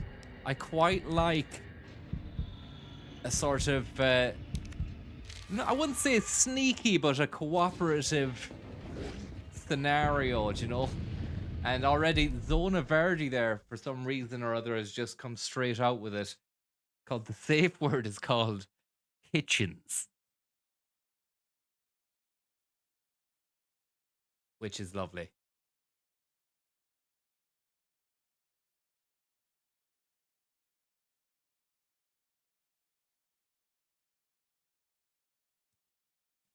Right, so these hunters now, I can't believe it's 7 hours and 40 playtime. I thought it was like fucking 3 hours or something. It's definitely not playtime right now anyway, playing with these gimps. It's gonna be a hard situation room scenario once I get in here.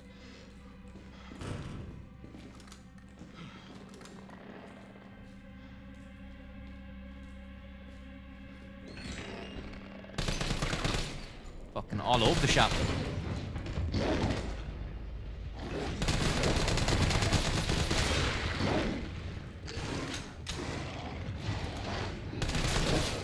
Fucking hell. You rat. Oh, Christ. Absolutely lacerated. Ate it. You don't tend to think about the laceration to the face community.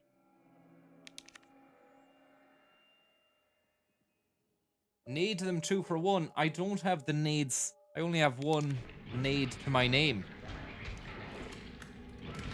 Nade shot was asking for you. I can do the flashbang and then try and take control there, but the flashbangs are a bit of a fucking... What would I say? You feel shortchanged using them because it doesn't really do much at all.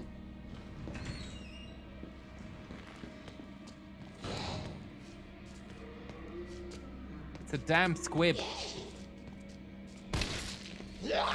Oh, fuck, that's pathetic. On a number of excruciatingly painful levels. Patheticism off the charts with that one.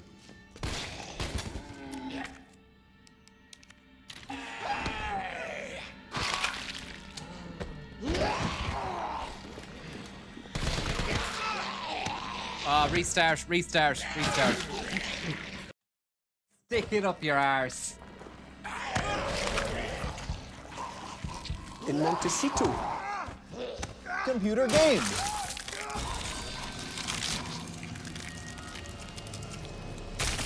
Bertie Boo Boo, thank you very much. He says 7+ hours in, pays for dinner, side of speed, with a dessert of blistering swiftness.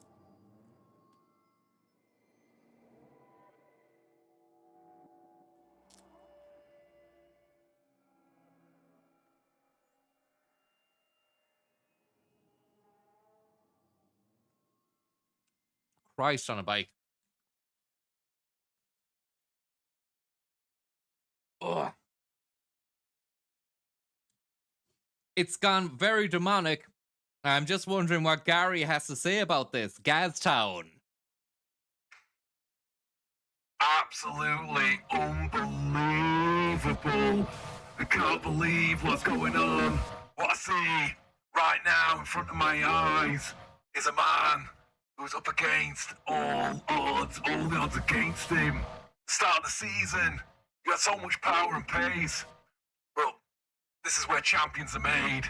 Right here, right now. You're playing away in a hospital to a couple of hunters. They've been dying to get their teeth, sink their teeth into someone new, some fresh meat. It's not normal. It's just not normal. Oh!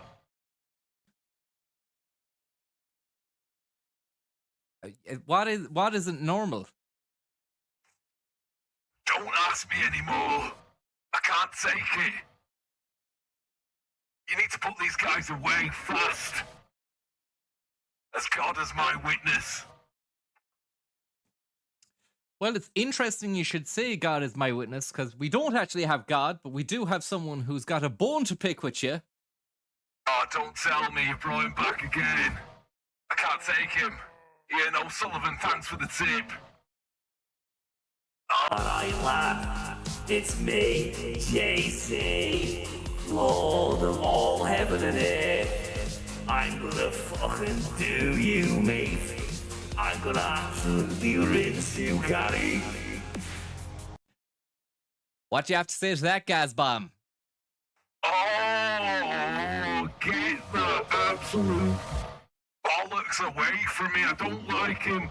I hate him. I hate everything he stands for. He's a wanker. What do you say to that, JC? Hey, mate. I expect nothing less from that chump. An absolute loser. A man who could never stand his ground. A man who talks the talk, but very sadly, he can't even walk the walk. He's an absolute tit. I've always said it. I always knew it. The guy is a tit. Unbelievable stuff there.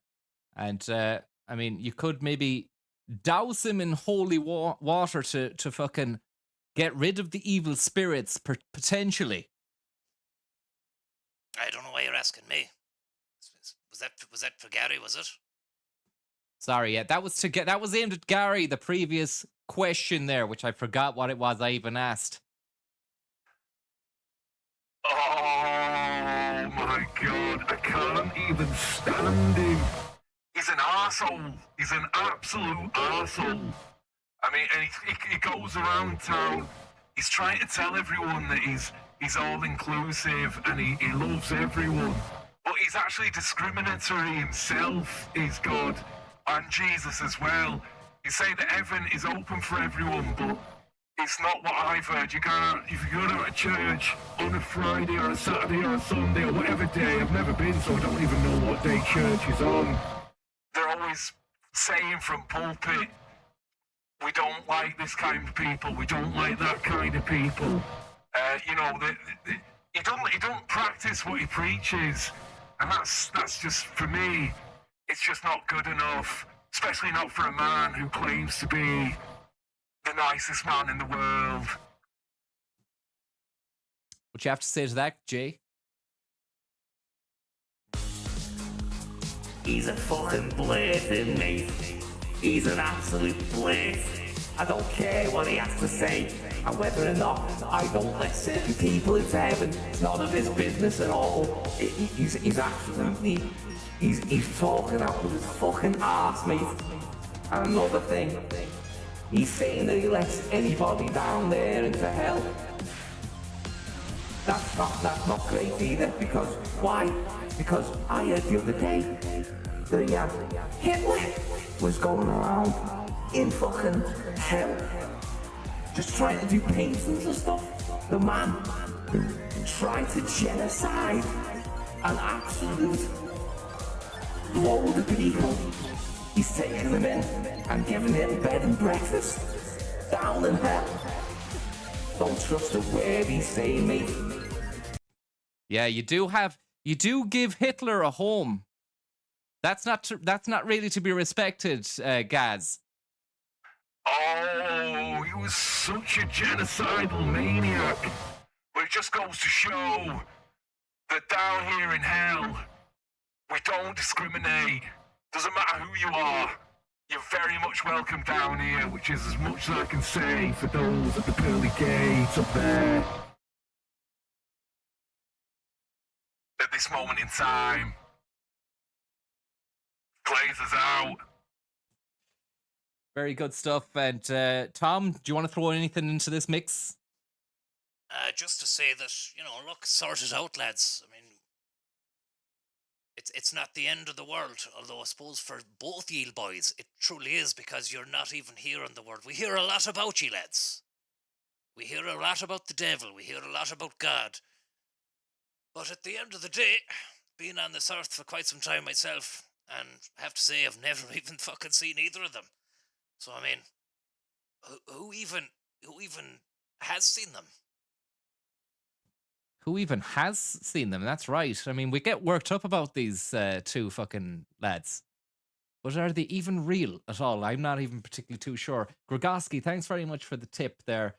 And Ian O'Sullivan, thank you very much. When you think of grenades, you think of frags, incendiaries, but you don't tend to think about the flashbang community. Well, if you're saying to me that I should utilize my flashbangs for this fight, Ian, then indeed, what happened there was an absolute clusterfuck, and I let those doctors chomp on my neck. They need to be taken out pronto stat, and then I can go into overdrive against these hunters.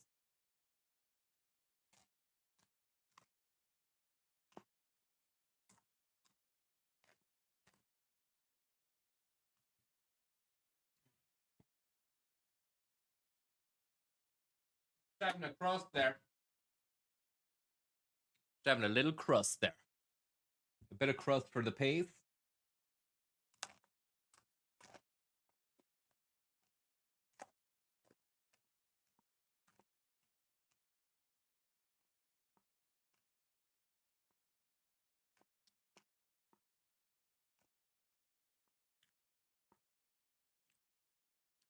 Very nice. I mean, the pizza was soggy, but the crust is nothing short of crisp-acious. Crisp and pace. Oh, now it's giving me this fucking crack again. It's not gonna happen.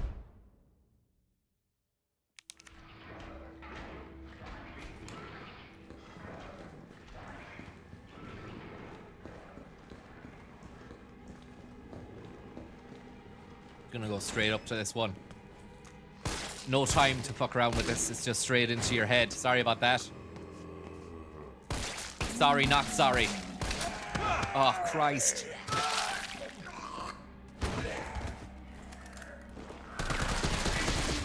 That's lovely. Now we'll put our smoke or our flashbang grenade into our shortcut. That should do there. We've got rude health.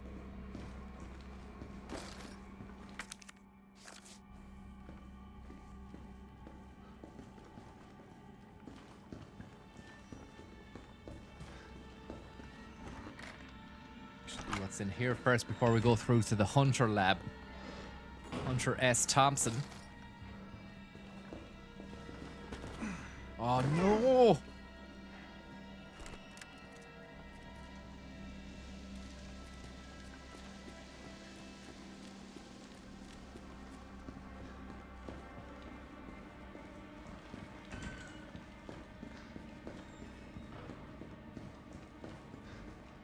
Time for another crust.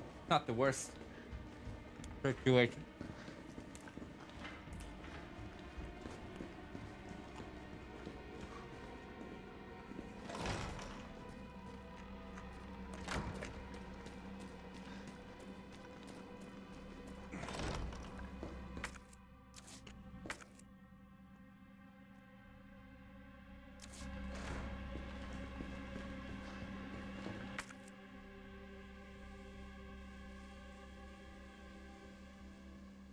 I'm getting really confused now and lost, lads. Fuck me. I just jumped out of a window, but it was the wrong thing. Oh, so it's down there. That was the wrong place. And then down here. No, yeah, through here. And then through there, maybe? No?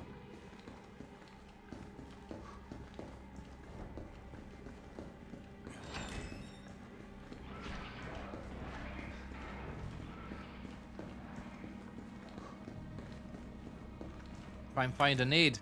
All I've got is this. Oh, not you again, you... Ah. She's like a bad nightmare. When was the last time you saved too long? Too long ago.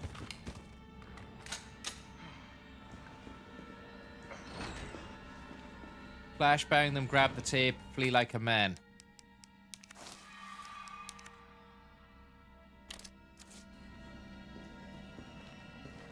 Tape. Okay, so the tape is in this particular room. Flashbang them.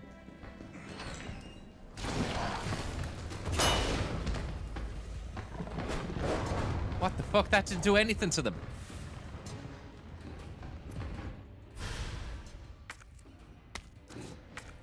Okay.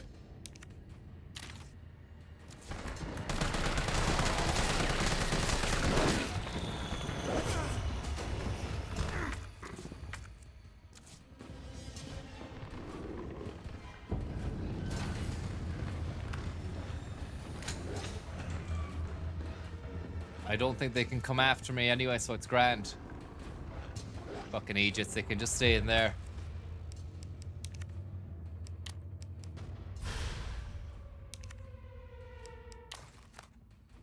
Play it.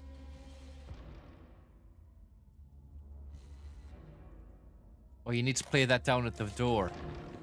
Okay, great. Is there anything I should have got there though inside that gaff? Or is that fine now?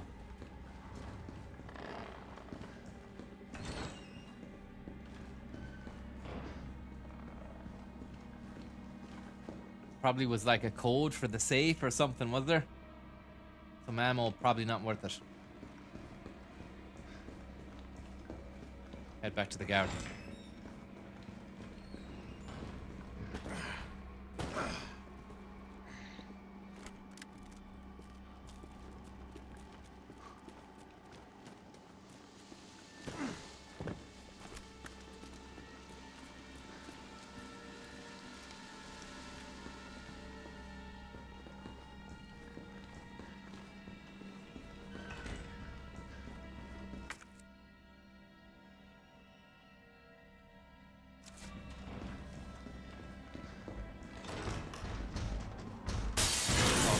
Fuck off. I don't know where Jill is.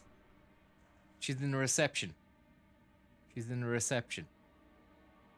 Would she be in the reception or is she in the lobby? She's in the lobby, is she? Go down there, through there, and then through there, through there. Through that door ahead of me.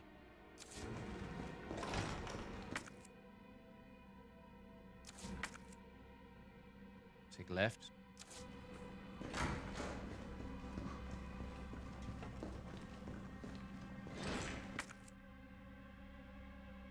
Lab reception there to the left.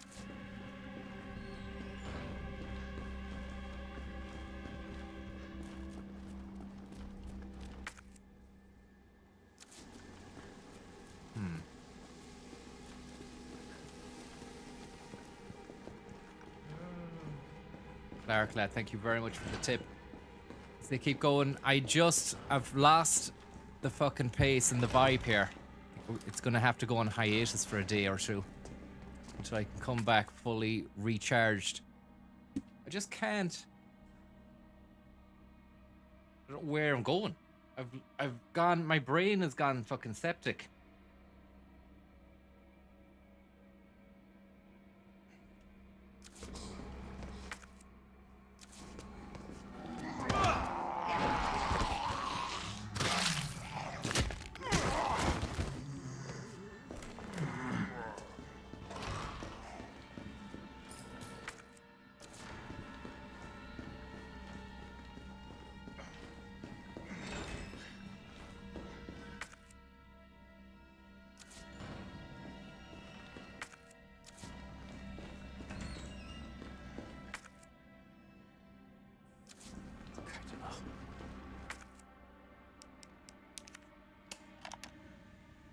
All I wanted to know was what the documents were doing in your office in the first place. Who do you think you're talking to? I'm goddamn Nathaniel Bard. I'm the best biologist you'll ever meet, you bedpan-changing waste of a nursing degree. Of course I have connections higher up. Of course the military consults with me. Gary on projects Gulag, thank you beyond very your much. comprehension. So stop wasting my time with your nosy questions. I'm sorry, Doctor. You didn't read the documents, did you? No,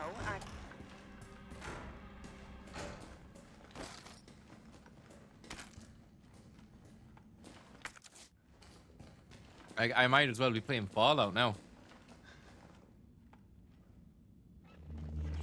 Bard. Tyrell. Bard's dead. He's been shot. Shit. And the vaccine? I'm looking. Well, look harder. There's gotta be a computer, right? Banquet invitation, Tom. Welcome to the banquet. Welcome to the galaxy.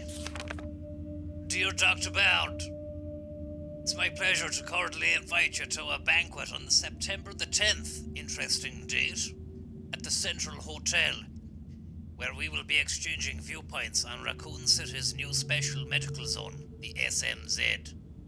Attending will be Mayor Michael Warren, Chief of Police Brian Irons, and other distinguished members of the community. Thursday, September 10th, 98, 6 p.m. The Orient Restaurant, the Central Hotel, 2nd floor. We would be honored if you joined us. Sincerely, Greg Techter, United States Senator. Handwritten note.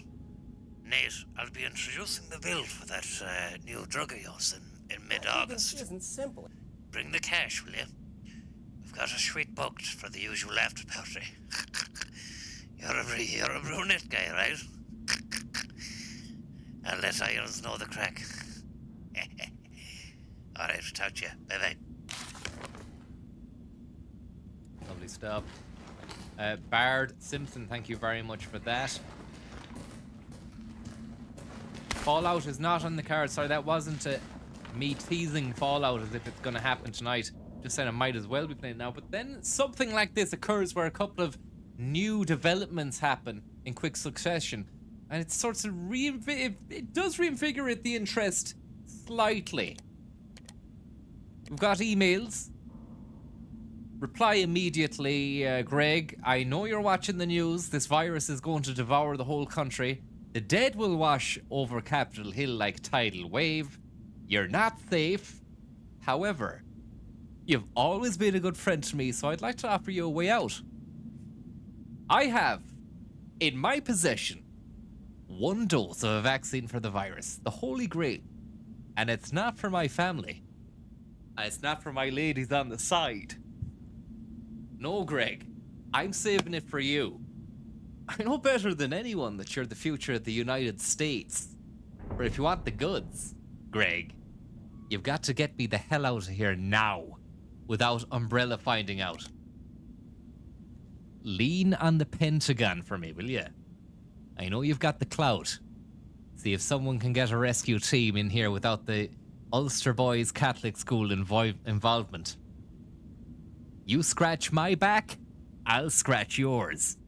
Which should sound pretty chaste after the parties we've been to. Hurry, my time is running out, Nate. Lovely message from Nate Dog This is there. VRC Chief Nathaniel Bard, September 29, 11 p.m. Bard's after you. I am acutely aware that my time's running out, You're fucked. and I hope and pray by making this recording and bringing the truth to light that I can restore some small shred of honor to my name. Shredder. All of Raccoon City's suffering began with the release of a biological weapon known as the T-virus. My employer, the Umbrella Corporation, engineered this virus, and they ordered my team to develop a vaccine, which we did. have been peddling lies. Samples of this vaccine here in my office. The rest of it is stored underground. Durst Hamberline, thank you very much. Ambitious of the board. They want to destroy it. They don't want the world to know what they've done. So they're trying to Durst Hamberline, what a name. Thank you very much. No, I'm not a fool. I know they don't want me to... Umbrella Corporation, fucking...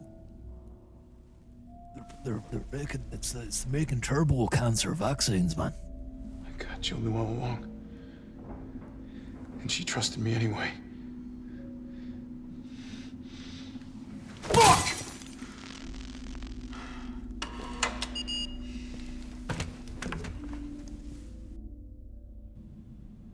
Johnson & Johnson and fucking Pfizer and Umbrella.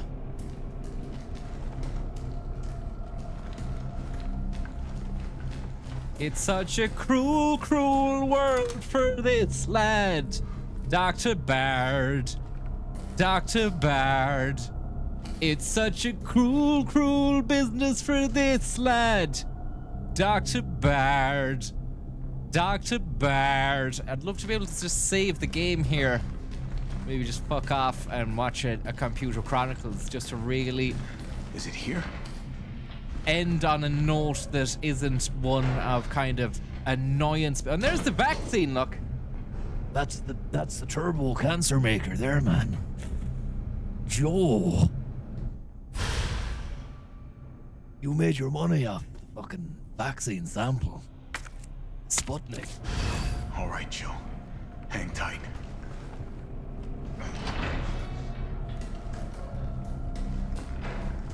T, I got Dr. it. Bard. Good. I'm headed your way. Be careful. Careful. Have you seen this town? It'll be a fucking miracle if I get there in one piece. Moondust is still a problem.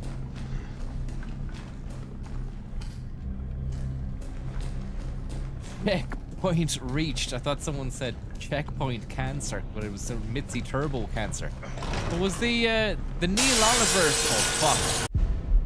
Loud. There was the Neil Oliver turbo cancer polemic. Did that turn out to be bollocks or what? Or was he really onto something?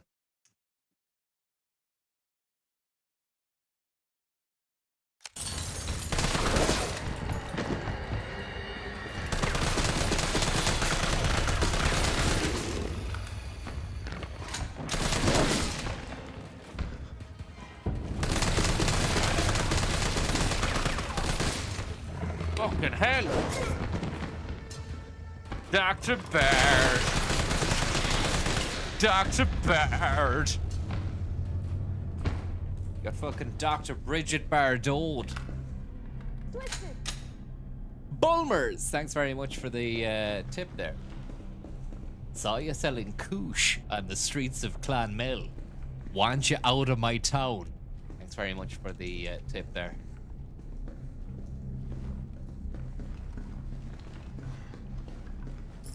We need a fucking typewriter here.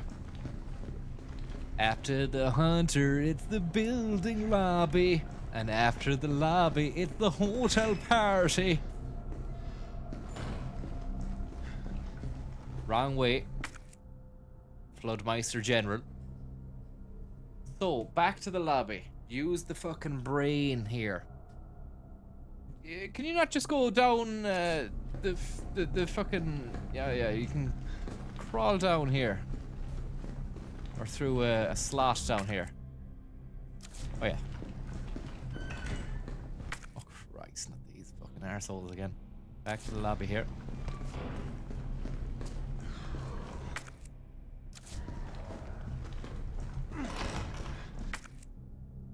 Down there, into here.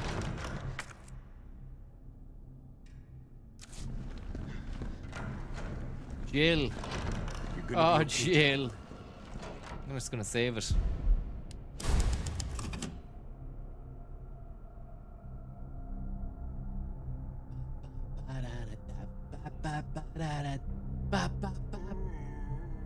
Oh, thank you very much there, Marky Mark, for the tip. Let me just see here now and go to our fucking thing up, which has the glossary of Netcafe.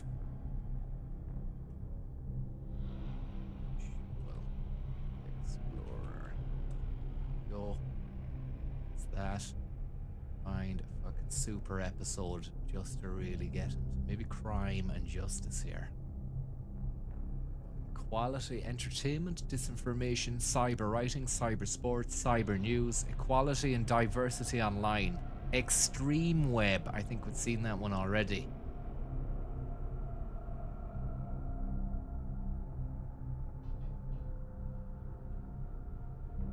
Dr. Bard. Dr. Bard. Great algorithm there. Extreme web. Sounds fucking juicy enough. But I think it's been seen already. Oh, I don't remember seeing these guys. No, we haven't seen it. It's juicy!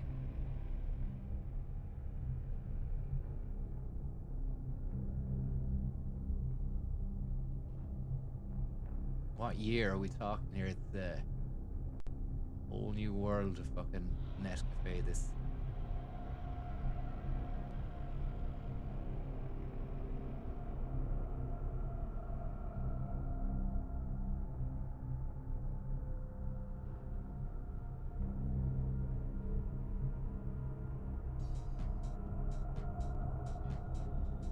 But Nick, thank you very much.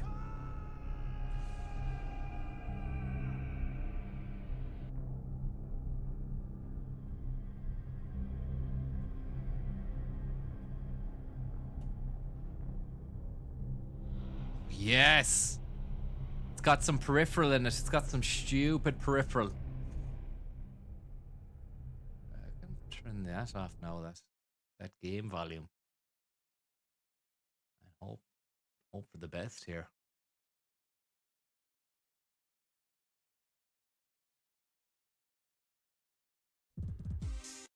Oh yeah, this is it. This is life. Are you good? Are you good? Are you good?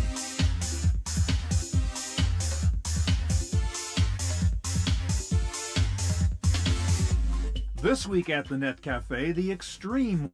How is the volume there? Because it sounds to me like Shafay is in a tunnel. Is that okay for you?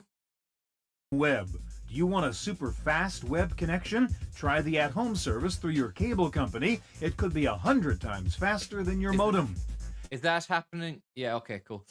So I just want to see what that is for me here. Then I mean, that's happening on my desktop audio there.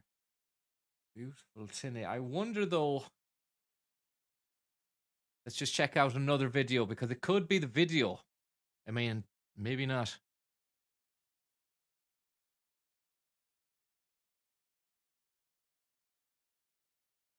Watch Bloom wipe the floor with utterly hopeless Sky Reporter. Let's just get a bit of audio clarity there. I don't know. Something that we know sounds alright. I don't know, like another episode of Computer Chronicles.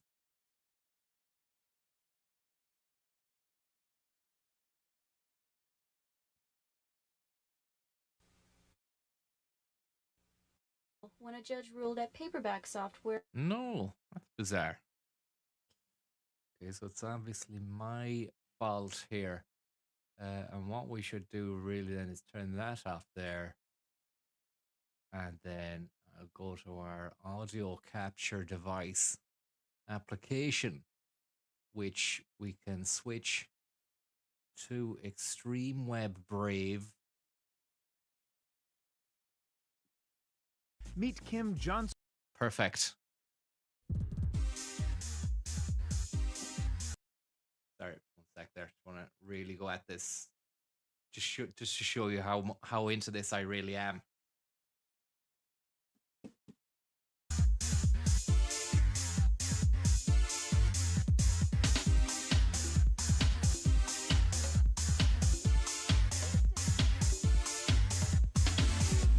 This week at the Net Cafe, the extreme web.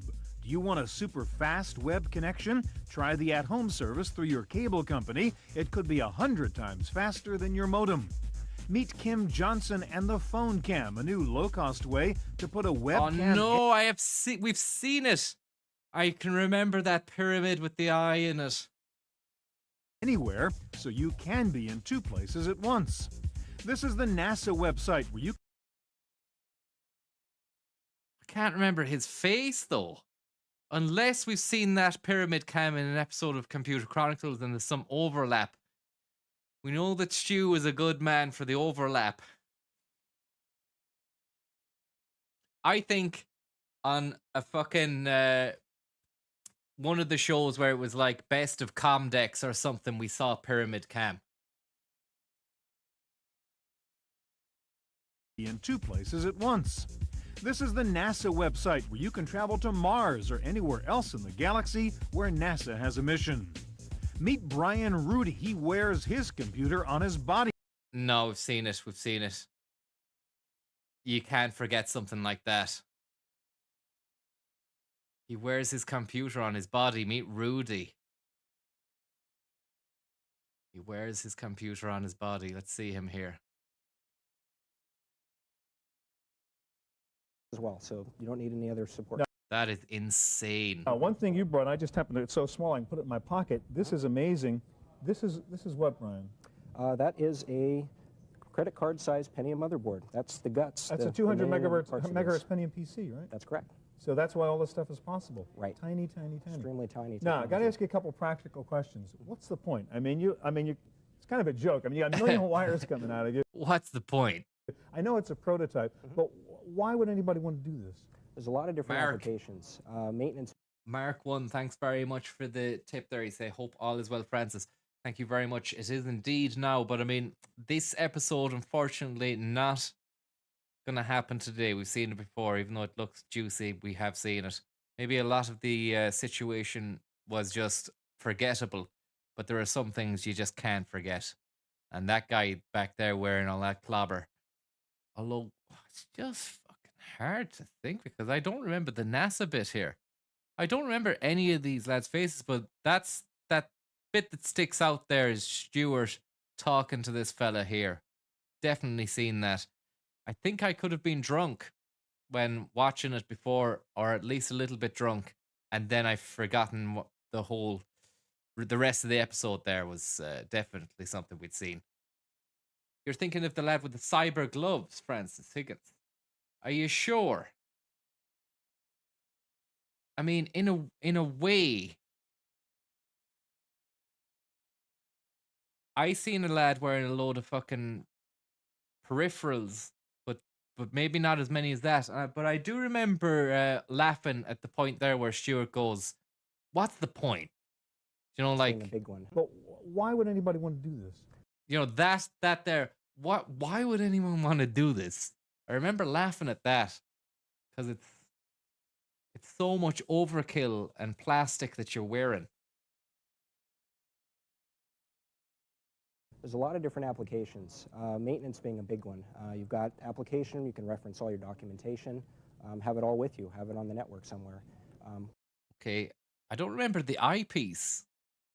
Or you guys you're at the Tech Museum, you're an engineer there, so you see actually walking around being analyze problems, access your mainframe database for information no matter where you are. That's right. I'll detect problems, we can monitor our online monitoring system all through this device. We'll be able to walk up to the exhibit, already know what the problem is and fix it. You see a couple years down the line, I'm going to be wearing a neat little version of this thing, walking down the street, hands in my pocket, looking up ahead, and I'm surfing the web? That's right. This is all part of the ubiquitous computing movement. Be able to use your computer almost anywhere. That's for real? That's right. All right, you have a website with a lot of this information. Tell us what's on the website. Wow, look at that. Hardcore. Pure clip art. Absolutely beautiful. A lot of information on research institutions, hardware vendors, links to other sites, a lot of wearable community sites. Basically get you started, be able to build your own. And if guys go to the Tech Museum in San Jose, they're going to see you and these other engineers walking around just like that. That's right. The maintenance engineers will be able to go through the exhibits and have one of these on at the time. Brian, thank you very much. Welcome. Hi, and welcome to the Net Cafe. We're here again at the Club Eye on. Think about chat topics. Johnny Balt. Thank you very much, Johnny Balt. But you don't tend to think about the hip-hop culture. Any chance of an Eamon Dunphy Chronicles? Love the streams. Yeah, maybe another, maybe a bit of Eamon just before I fuck off. Let's just see what the story is with this episode first. Some people are saying they haven't seen it, but you might not have been watching the stream. I'm up in the air. I mean, with a name like Extreme Web, I think I would have been really drawn to the episode in the early days of discovery of Netcafe. Folsom Street in San Francisco, and we're talking about the extreme web, really far out things that you can do on the internet. Out. And we're going to start with speed. How would you like to surf the web 100 times faster than you can do right now with your telephone modem? Hello, cable modems. Rebecca has the story of At Home. Richard Gingras, you are the VP of Programming for At Home. We've definitely seen it. I remember it. I remember it. Maybe you haven't there. Zona Verde. I've seen it.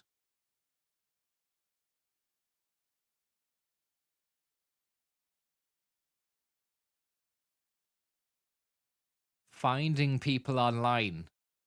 You know how it's so easy to find people online now? Maybe it was hilarious back in 1996 or 97.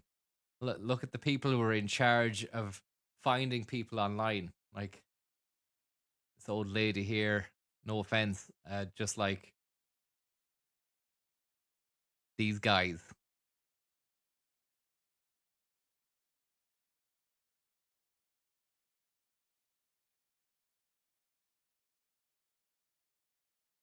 Wow.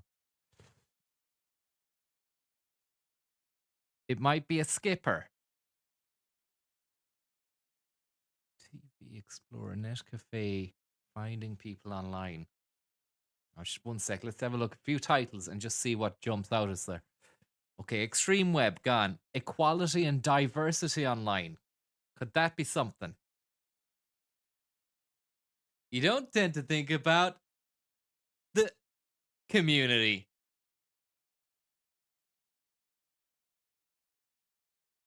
Hackers we've seen, I think.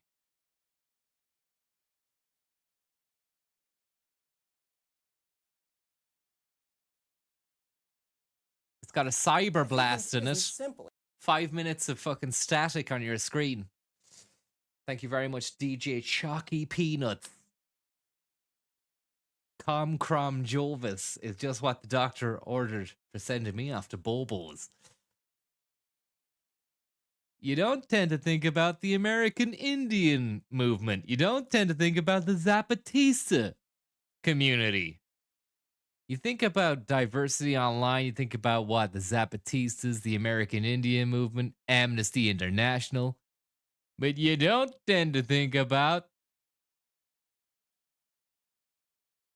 the Intel Inside Pentium processor community culture. This would be a good one, I think. But I just would like to get one that's just called simply fun websites.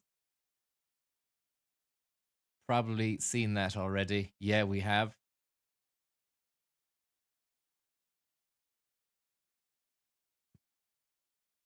That's the fellow who's just got a fucking cat webcam 24/7. Grim Reaper, we've seen that. That was the one, we watched that about 2 or 3 weeks ago. Incredibly useful sites, investing online, jobs and careers, lifelong learning. Fletch Lives, thank you very much. What was group therapy? Somebody said look at group therapy there.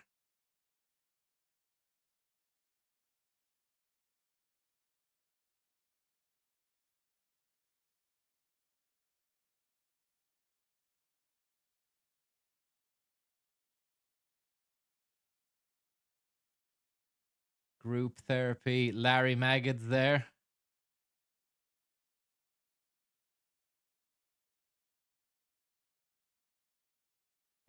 What's the one? Therapy. It sounds good. Music, because they're making music on the net. Music websites.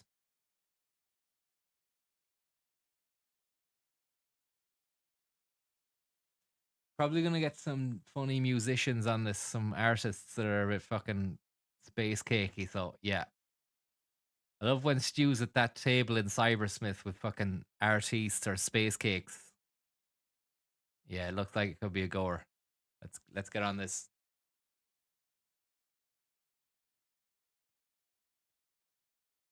We watched the music one. Fuck.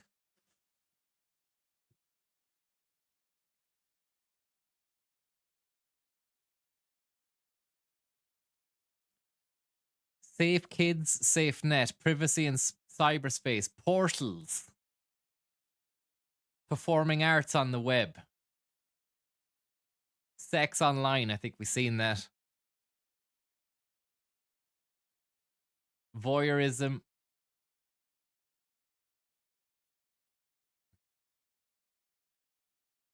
UFOs, I think we seen, no?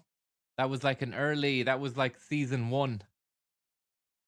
And Stu was wearing his Take Me to Your Dealer t-shirt.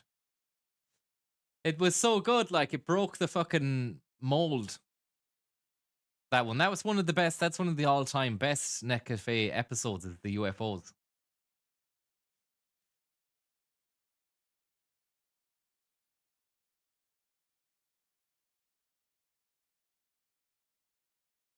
Women on the web.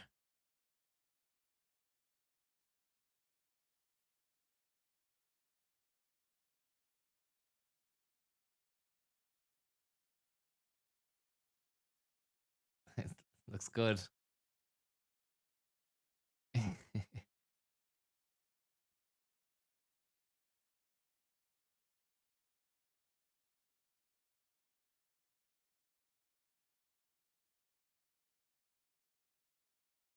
Subsets, these smaller groups of women who really need this kind of voice. Right.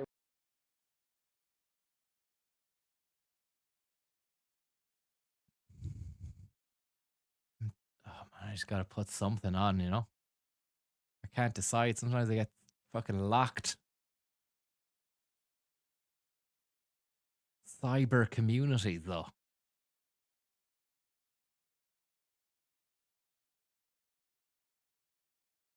Yeah, I like it. I like it. Cyber community. Sorry, I'm just gonna go with that.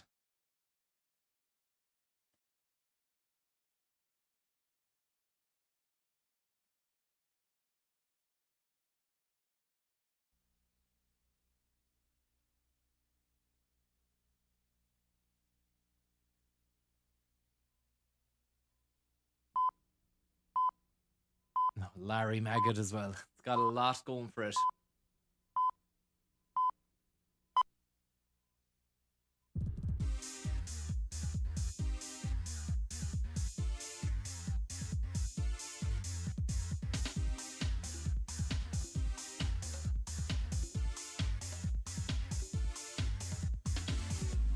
This week at the cafe, cyber communities. This is GeoCities, perhaps the world's largest online community. Scott Kernett is the founder of the Mining Company, an innovative approach to a co-op community. Check out Yahoo Clubs, an attempt to turn a major portal into several communities. Big shout out to all the lads from Cork Beg soccer team there from Fletch. Thanks very much for the tip. Megan Smith runs Planet Out, a niche community that gets 10 million page views a month. Niche. And welcome to Hipbone, a new way to go community surfing with your friends. Friends. Interesting delivery on that line there. And it's an interesting situation. And welcome to Hipbone, a new way to go community surfing with your friends. Cyber communities coming up next. The Net Cafe is made possible in part by Cybersmith, wired for fun and learning, with locations in Cambridge, Massachusetts, Palo Alto, California, and White Plains, New York. And by TechWeb, for up-to-the-minute technology news. We're talking about cyber communities, and we're talking about what? We're talking about a mouse in the background with a cyber rollerball. It's ergonomically designed. It's sleek. It's sophisticated. Your hand hugs the mouse, and you roll that ball all night long. Right. Exactly.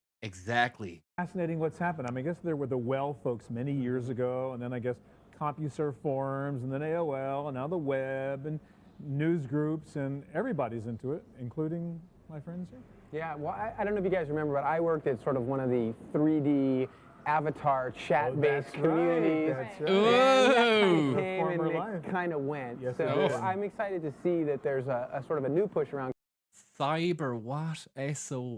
Sorbot. community, a little more user-friendly and pretty interesting. But I if you kind of have like that 3D stuff. I think that'll come back. You think someday. so? It's still isolated community, though. You're still on your computer all by yourself, So, connecting remotely, so it's still not truly not community. face to It's face. not like hanging around with you guys. We'll talk about that later. This is Scott Kernett, your founder of miningco.com. Remotely, so it's still not truly Not community. face to It's face. not like hanging around with you guys. We'll talk about that later. This is Scott Kernett. Look at that for a cut. They didn't even bother to put in a different frame between the two frames that they were cutting from.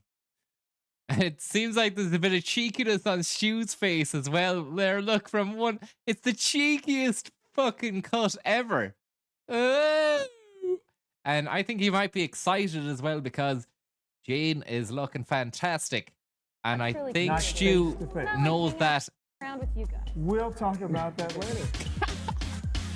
This is Scott Kernett, your founder of miningco.com. It's a very cool site, but it takes some explaining because when you look at it right away, it kind of looks a little bit like Yahoo or maybe Net Center, sort of, sort of normal portal. But there's a lot more to that. And I want you to explain the difference and what your philosophy. Look at that setup there. It's got everything going for it. It's the shirts, it's the fucking chinos. He's got those kind of off yellow socks. They look like the color that you'd have like crap medicine that you drink as a kid, and you think, oh, that's gonna taste nice. It tasted shit. And then there's those brown Dewberries, kind of fucking leathery slip-on jobs as well. It's sensual. And then look at this. I'm always quick to mention and note the carpentry that went on at Cybersmith. A beautiful monitor ensconced in pure fucking mahogany. Is behind Mining Co. Sure. I mean, first and foremost, it is in that navigation space. Right. But what Kermit we did the was Frog we is went out after and you. recruited over 600. And that's the fucking, is that Ridge Racer or something in the background? Hot Wheels. Experts in specific subject areas and built them mini online services that when they all aggregate together, you get a great directory and you also get a great community with chat, bulletin boards at each of the sites. So I've heard somebody say this is like Yahoo with people. And when you go to your site, I mean, you see names and pictures. I mean, you have a sense there is a community of real human beings out there. Is that the essential part of Mining Co? Yeah, I mean, any community to really be good, whether it's a city or whether it's a company, Right. needs somebody who you Right. expect to lead it. To have just a mass of people becomes anarchy. So what we Is there sexual harassment in the IDF, the Israeli Defense Force? The answer to the above question is yes. There is sexual harassment in the Israeli Defense Forces. Probably it has existed all along. Whereas in other sectors of Israeli society, the issue is surfacing as awareness among Israelis grows. I mean, they do have special semen extraction units prowling the battlefield, which is a bit of a strange one as well. So who knows what goes on in the land of the living? You know, that's what's going on post-life. What's going on in the land of the living, sure. we've done is we said, okay, let's put people who really know what they're talking about at the helm. They'll dig up stuff on the net, they'll write original articles, they'll run chat and bulletin boards, they'll answer your email contractually in 24 hours, but you know, Right. they're usually on it right away. Now, So you're Higgins really isn't simple. Thanks very much for the tip there, Big Al. Thanks for the great information. This is someone writing to israeliculture.guide at miniingo.com. Israeli Culture Guide. getting the information and connecting with people that are interesting to you with somebody at the helm. Okay, but the point is, as I understand it, you didn't hire these people. I mean, they contract with you, right? I mean, you sort of gathered guys who are already running cool websites. And you said, let's all get together in one sort of place and we'll provide infrastructure. So what we did was we said, you know, you've got a great website, but let's make it all common. Let's recreate what you've done. So we now have guides operating out of over 20 countries. When you think about the Israeli semen extraction unit, you think about what? Lads prowling the battlefield with test tubes. They all operate within the same system and structure, so we're able to pull all the chat rooms out, or all the bulletin boards, or all the directories. So anyone who's going in for that unified directory approach can get it, or if you're going for community, you can get that too. So you call these people guides, and a guide is actually maybe a guy who was running his own little website, who's a real expert But in some area. you don't tend to think about the sexual harassment that goes on in the Israeli Defense Force. And now he's part of Mining Co., is that the idea? Exactly. So the guides are independent contractors. They work for a cut of the revenue. They're all professionals. Okay, is this kind of a co-op? Is that the idea? Well, it's all the sites are company controlled because we first and foremost have to really guarantee editorial integrity and the trust between consumer and the total service. Absolutely. All right, but if I'm a guide, what's my job? Your job as a guide is to run a full-fledged site on a topic, whether that's back and neck injury or video game strategies. And you are to find all the links that are relevant on the net to be better than Yahoo just in link finding. And then also we want you to run a bulletin board, chat room, original content, and all of the structure that creates community by bringing people together. Look at the fucking poise and dexterity and pure dedication to the craft of this cameraman back there. Looks a bit like Larry Maggot, like a young Larry Maggots. And these guys can make money doing this. I mean, you're selling ads on the big site and sharing revenue with these guys? Absolutely. These guys can make money doing this. I mean, you're selling ads on the big site and sharing revenue with these guys? Absolutely. The guides are basically working for 40% of the revenue and starting to make some serious money. Thank you very much there, President Barack Obama there of Moneygall. Kinds of areas you go in. I mean, it's pretty deep, right? I mean, you get to just about any interest you could think of on the Mining Co. Well, we have 630 sites that actually cover 12,000 topics. Wow. So there really isn't anything at this point that we're not covering. And we cover everything from pregnancy to composite materials industry to Mark Twain. All right, finally, let me ask you, I know you have a kind of war going on with Yahoo. You're sort of competitors with Yahoo, and I suppose that's the point. What's your disagreement with Yahoo? Well, Yahoo doesn't list our individual sites, and we are a network of sites. They claim that we're a network structure, yet they list all 2,000 listings into the Ziff sites, which is a sister company. Right. So it really isn't the right argument. And our view is you either have to be, have real editorial integrity and list what's out there and provide the best for people, or you have to say it. If you can either be, for the people who are using the net and provide them what's out there, but you really have to put that message out, and they're not doing that. And so a Christianity site on the Mining Company is not getting found on Yahoo, and it should. All right, my guess is Mining Co. will attract enough people. Hopefully you won't have to worry about it. We think so, too. Thank you, Scott. Thank you. For URLs of Solid today's interview. website, It just went go to smoothly, the uneventful. NetCafe site at cmptv.com. Mark, one of the things that I'm always complaining to Andrew and Stuart is that people spend too much time surfing the web. It's a very isolated thing, and it's very antisocial. And now you've got this new technology called CoNavigator, which is kind of ruining my argument. Explain a little bit more about what CoNavigator does. Right. Yeah, the web today is a really lonely experience, and we think we've got something to combat that.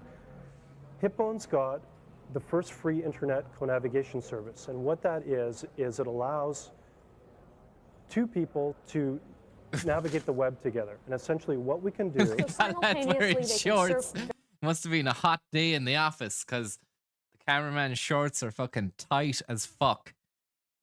And there might be a bit of a sweat situation going on. Navigate the web together. And essentially what we can do... So simultaneously they can surf Thank you very various much sites there, together. Benjamin Netanyahu, for the tip. Right. I click, if we're co-navigating, Jan, you click on a link, I follow.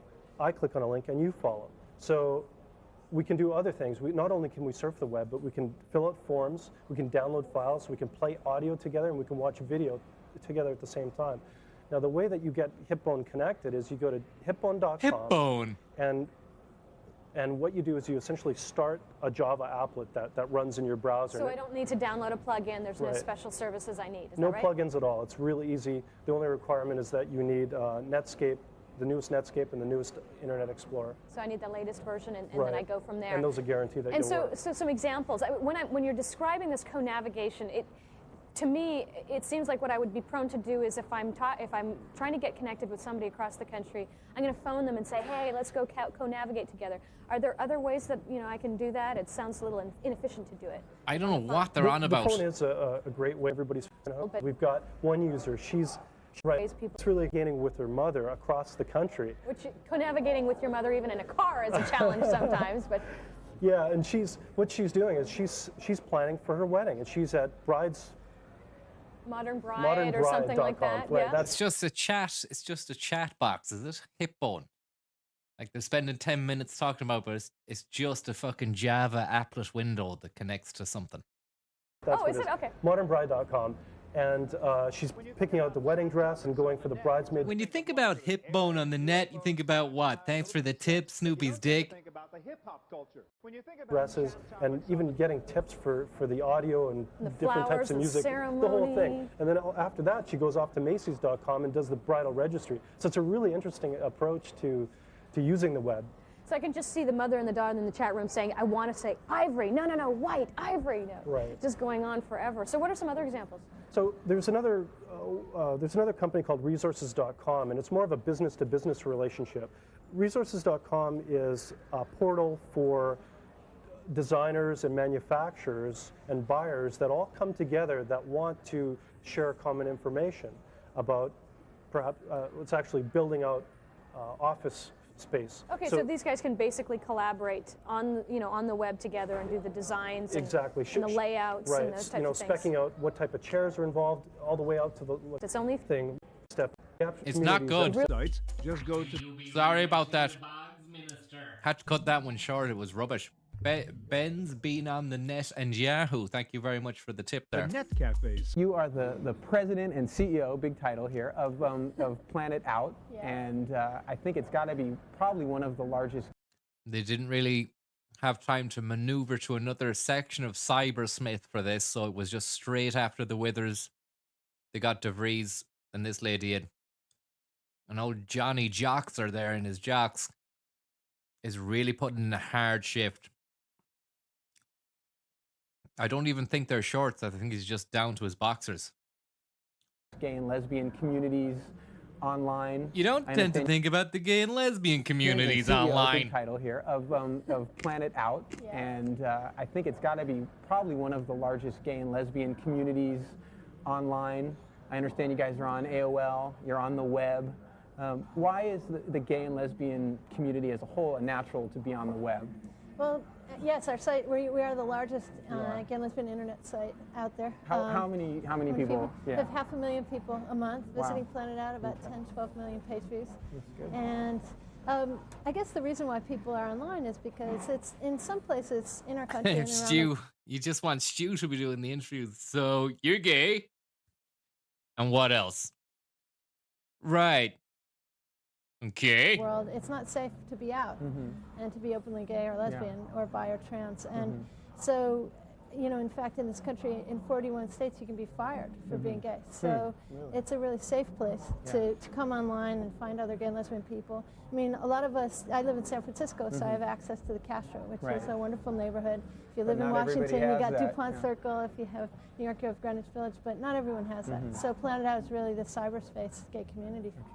Great. So do you find that a lot of your users are coming from maybe, not the larger urban centers or, sort of diverse areas? Yeah, we have people from all over the country. I'd say, probably 8 or 10% of our site. I'm just gonna go for screenshots here of what it is they're talking about. Okay. Sort of film area called Popcorn Q, which is like the largest gay and lesbian film site out there. You can actually watch film online and so small snippet videos, in quick time and real video. And these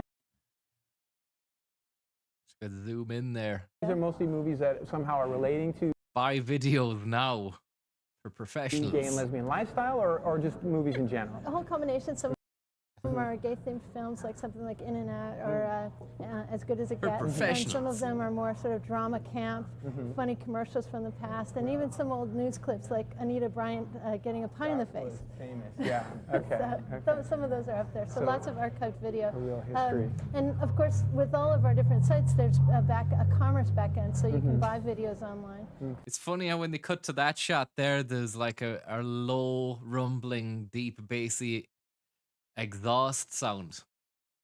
They couldn't have fucking mixed the audio better or cut that out. No. Some of those are up there. So lots of archived video. A real history. And of course, with all of our different sites, there's a commerce backend, so you can buy videos online from Popcorn Q. Which is also great because not everybody has access to the stores around. Yeah. Very important. We have music areas, we have a travel area, personal finance. We have a very serious news team. We publish 5 stories of gay and lesbian news every day. Now, and so you have a dedicated staff of journalists that are in 3 your company. in Los Angeles. And they write all night. And they publish in the morning. Right. I was actually reading tonight. There was this, terrible story of a young man who was killed. I think somewhere in where was that? Yeah. And so it seemed like you had very in-depth coverage and were really exploring all. Heavy blow. And that space. We're here with Larry Maggot again. Some group that really needs that space. We're here with Larry Maggot again, syndicated columnist and that space. We're here with Larry Maggot again, syndicated columnist and all-around internet. We're here with Larry Maggot again, syndicated columnist and all-around internet expert. Larry, we're talking about cyber communities tonight. And there's still this debate around, is a virtual friend as good as a real friend, better or worse? Some parents are worried that, hey, my kid's living in this sort of electronic world. What's happened to face-to-face friends? Well, you can't This get pregnant. poor fucking guy here it's the same setup for everyone. They didn't even move. His back must be killing. I'd say there's a bit of a sweat situation going on, but Larry has turned up in denim, so he's not really feeling the heat as much, where he probably doesn't have to do as much movement as the cameraman here. But this must have been a tight, scheduled episode. Not much movement in it at all. Sadly lacking. I'm looking forward to that. Web Startups, a 2000 episode. Might be a nice little detour. Or a disease from a virtual friend. That's the good news. Not yet. Not yet, at least. Maybe a computer virus. You can have a relationship, and we know of cases. I guess with Rush Limbaugh met his wife on CompuServe. And, but personally, I would just see him have real friends. I think there is that risk that you create this sort of isolated sort of cyber community, and you don't go out and meet real people. But for some people, it's a very important part of their lives, and they might not otherwise have that. I mean, people say, hey, I've got friends all over the world. Now, we meet every night and so on. Oh, there are people for whom this really has become a real community. Yeah. And they get together, and they have parties, and they interact. And, it's hard to knock it for people who are really enjoying it. I worry more about kids. When they get totally fixated on these cyber friends, and they don't have a real life, then I just kind of worry about them. Maybe there should be adults only for cyber communities. Yeah, or adults that can at least have some control over what they're doing. Last question. We have cyber communities now, and the technology is kind of primitive. I mean, it's typewriter communities in a way. What happens when we get to bandwidth in a couple of years, and there's audio, video, virtual friends? Wait, we get X-rated communities. I think there is the risk that people are going to get carried away. And again, maturity is real important. People have to look at this stuff with a grain of salt, not get too carried away, and just enjoy it for what it is. For URLs of today's featured websites, just go to the NetCafe site at cnptv.com. So Mark, you're from Yahoo Clubs, and it seems like the portal sites are kind of going around in circles. I think community was way back at the beginning, and now suddenly community is back again 4 years later. Tell me about clubs. What is a club? What is a club? On the web. For Yahoo, a club is really about Mark community space for our users. You talked about the circle and how we've come around. In the past 2 years, what we've done is we've seen users saying, I want my personal space on Yahoo. I want a place I can call my own, a place that I can control and share information with my friends and build relationships. But this is different than a personal website, right? Certainly. This is a members-only kind of thing? It can be, or it can be open to the public. It depends on the kind of member base that you're looking for. It's really about building relationships, though, and that's a difference between us and some other sites that are mainly focused on homepages. Okay. We give you the tools to build those relationships with people, whether it be a chat room or a message board list. It's not about looking at a static page. It's about communicating with each other. Okay, well, give me a couple examples. I belong to a men's group, very California thing. Right. Okay, we've got together for the last 5 years on a Monday night, so I miss it a lot because I'm here at this show. But my girlfriend's in an investment club as well. What are some of the kind of things we could do with a Yahoo Club type thing? For the men's club, that's a great example. Say you couldn't make the meeting or you didn't want to know what's going on. People could post what happened in that meeting. What is that? Why is someone slapping that lad's head in the picture? The founder of this, Bald by Choice Men. Okay, it's a club for bald men by choice who prefer having no hair on their heads. If you're already going bald and decided to go all the way shaving it off, or if you still would have all your hair but feel like nothing but smooth skin about it when you run your hand on your scalp, this is the right place for you. A good chunk of Here we people can that share information to improve our have a bald look. I mean, how can you? It's just about, it's one look. There is no real way of changing that, is there? Chat later on in the week where they can discuss. Or you can ask for advice and encouragement if you're not bald but would like to shave your head. Bald by choice men, Yahoo.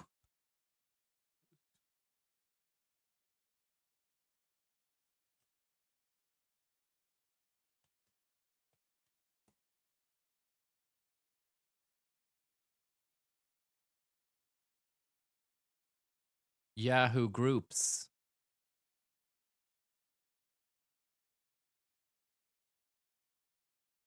Bald by choice men. So you could just you can download the entire message logs of these groups.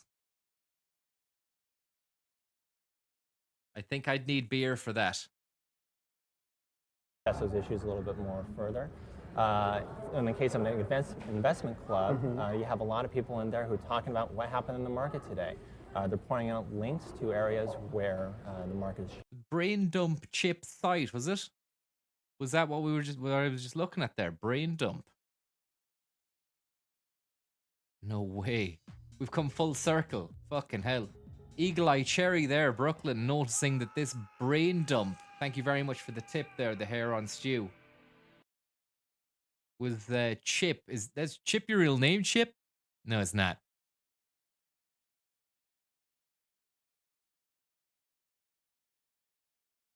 Changing or little profiles of stocks that they have their eye on. So it's a lot of places where they can really share information and, again, talk with each other and get into the issues. Okay, now with the men's group, obviously maybe I don't want the whole world to see what I'm doing. So how could I make it more private, more focused just on the members of the group? Sure, and that's a good point. That's what a lot of people are interested in, especially families. Right. They want a club that's a little bit more private. We have the ability to make a club what we call unlisted.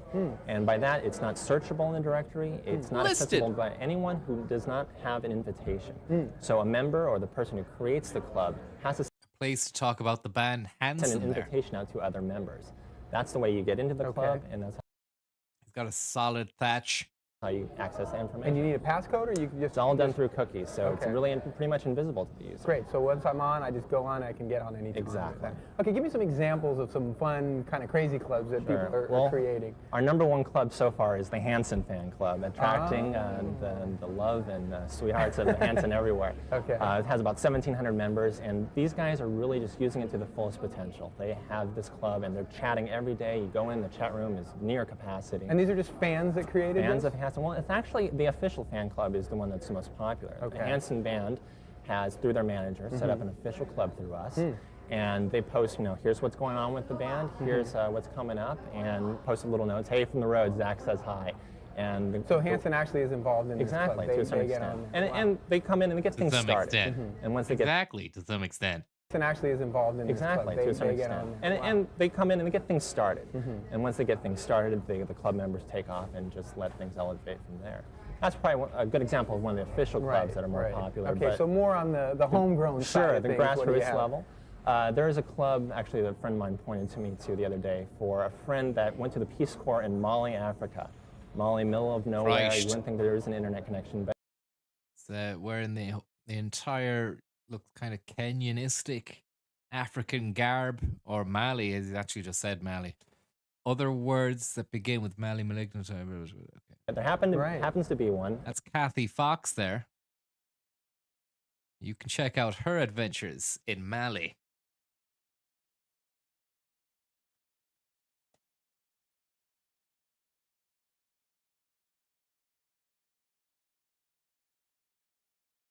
In a diplomat's office, or I'm sorry, the embassy. This woman who joined the Peace Corps, who was recently from Silicon Valley, joined in there and joined a club, and she shares information in Mali from what's going on over there, but likewise, her friends here communicate with her in this one forum. They say, October 9th, I'll be in a chat room, and so we can all talk with her live internationally, but keeping that relationship going, despite the fact that we're on two different continents. So it's a pretty... Kind of crazy to have a discussion about online communities and not have one of the largest online communities on the web today, and that's GeoCities. Now, you're the founder, and, I have one question. Before we start talking about GeoCities, I'm a little confused. There's all this talk about online communities, and there's all this talk about portals. What Are they both the same thing? What's the difference between a portal and an online community? Jane, that's a good question. I think we should start with how we define online community, and we really define it 4 ways. 1, common interest. Whoa, the fucking life is teeming out of bonnet here. Make sure your bonnet's fucking fixed on tight, because that engine is gonna go into cyberspace. What's the difference between a portal and an online community? Jane, that's a good question. I think we should start with how we define online community, and we really define it 4 ways. 1, common interest. People to come together because they have a desire to meet others of similar interests. So whether it's about sports or politics or finance or entertainment, movies, TV shows, GeoCities has 41. Shitty Mark, thank you very much there. You want to be careful then, Bob, because next thing you know, you'd be Phil Mitchelling some young fella. Thank you very much for that. Neighborhoods and 500 some themes of common interest. So that's number 1. Number 2, people join a community because they're looking to get something out of it. They're looking to meet new friends, they're looking to share their experiences, thoughts, and ideas, or maybe they join a community because by virtue of the fact they join, they get discounts on goods and services. So there's some payback. Number 3, every community, whether it's in the real world or on the internet, has an economic infrastructure, and we have that at GeoCities. We're primarily advertising supported. And then number 4 is what I call the litmus test, and that's... Check that out, man. Probably the most interesting image of the night so far. Monster Mayhem. GeoCities is after you. There's a new little sting for the stream anyway. Map, map, map, map. The participation and effort. And then number 4, structure, and we have that at GeoCities. We're primarily advertising supported. And then number 4 is what I call the litmus test, and that's the participation and effort and the contribution the members make. I think what creates a community is when the members care about the site, they put their own effort into helping make it grow. That's what we are as a community. Now, a portal site's a little different. A portal site is a place where people... This fuck guy is sending me to sleep. I don't know about you, but this is exactly the kind of thing you need when you are you're trying to get to sleep. This is perfect, but I am fucking on the way out here. It's only this Monster Mayhem image that's keeping me awake at the moment. Participation and effort and the contribution the members make. I think what creates a community is when the members care about the site, they put their own effort into helping make it grow. Old Greg. That's what we are as a community. Now, a portal site's a little different. A portal site... No, portal sites are a little different. It's like, oh, he's going to go on for another 5 minutes. Site is a place for people... Enhancing the come down. He's lulling us into a lovely, safe slumber state. Come to and they pass through. And look at the way he emphasizes pass through there. He's really in on top of that. And they pass through. That's like you can actually feel him passing through your soul when he says that as well.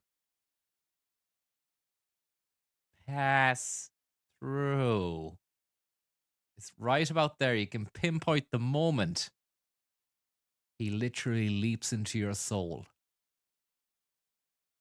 And he's still there.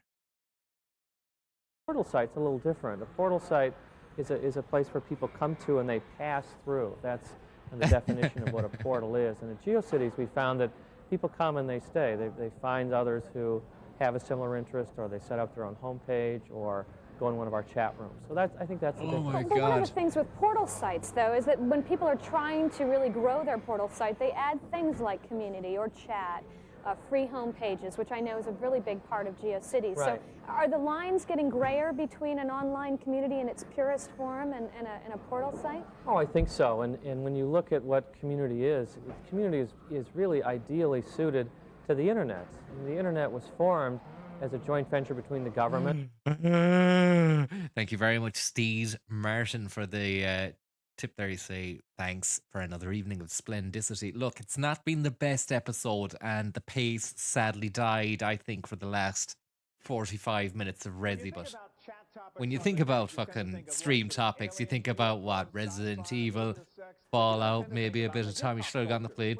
But you don't tend to think about the fucking falling asleep to the Net Cafe episodes community. But thanks very much for the tip, and Internet of Things as well. And academia and business, and it was to allow those people to share common interest on defense projects and other things.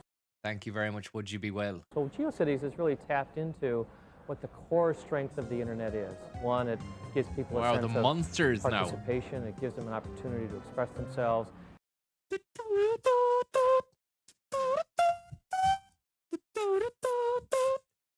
Chat. Things. Well, GeoCities has really tapped into what the core strength of the internet is. One, it gives people a sense of participation. It gives them an opportunity to express themselves. And two, it allows them to meet other people of similar interest. And I think a lot of other sites are just now tapping into the power of what the internet's all about. So with GeoCities, you've got a lot of people coming Why do they keep going for this angle?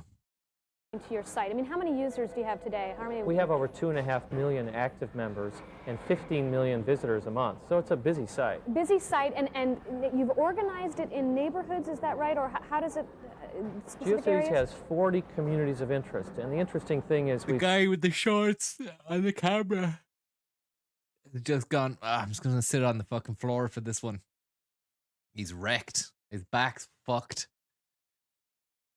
You got a bit of something to lean on there by sitting on the created floor. a context for those themes, and we use the names of real places to evoke a theme. So Silicon Valley is our community for high tech. And Would you be well? Thank you very much there. Any chance of some Unreal F1 replays? I don't think I've got anything left in the tank at the moment. I'm just hanging in here with this episode. It's been an absolute, not a stinker, but it's just been not, it doesn't have enough juice in it. This fella here has provided the most amount of sauce. Do you know, where he's like passing through the portal into you. But I mean, Wall Street. we got Wall Street for finance. We have Bourbon Street for jazz. We have Nashville for country music. We have see. Hollywood for entertainment. And so we've created a state of mind by using familiar place names. And those are the broad neighborhood definitions in GeoCities. Okay, so I jump into, let's say, Bourbon Street, and I'm a jazz Chip aficionado, and I Diaries, wanna thank you start very my own much. Homepage. The one thing, you're offering me a free homepage. Right. But the one thing is to design a homepage, it's really technical. It's very complicated. You know, How do you... Jane, it's, if you can use a mouse, and if you're a jazz fan, you could have a great jazz page up in Bourbon Street in 5-10 minutes. You can point to have.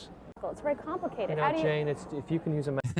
he's really getting in, he's like getting it personal, going, you know, Jane, you like jazz and you want a mouse, you can get a great jazz site up in Bourbon Street in a minute. Mouse, and if you're a jazz fan, you could. It's really technical. It's very complicated. You know, How do you... Jane, it's, if you can use a mouse, and I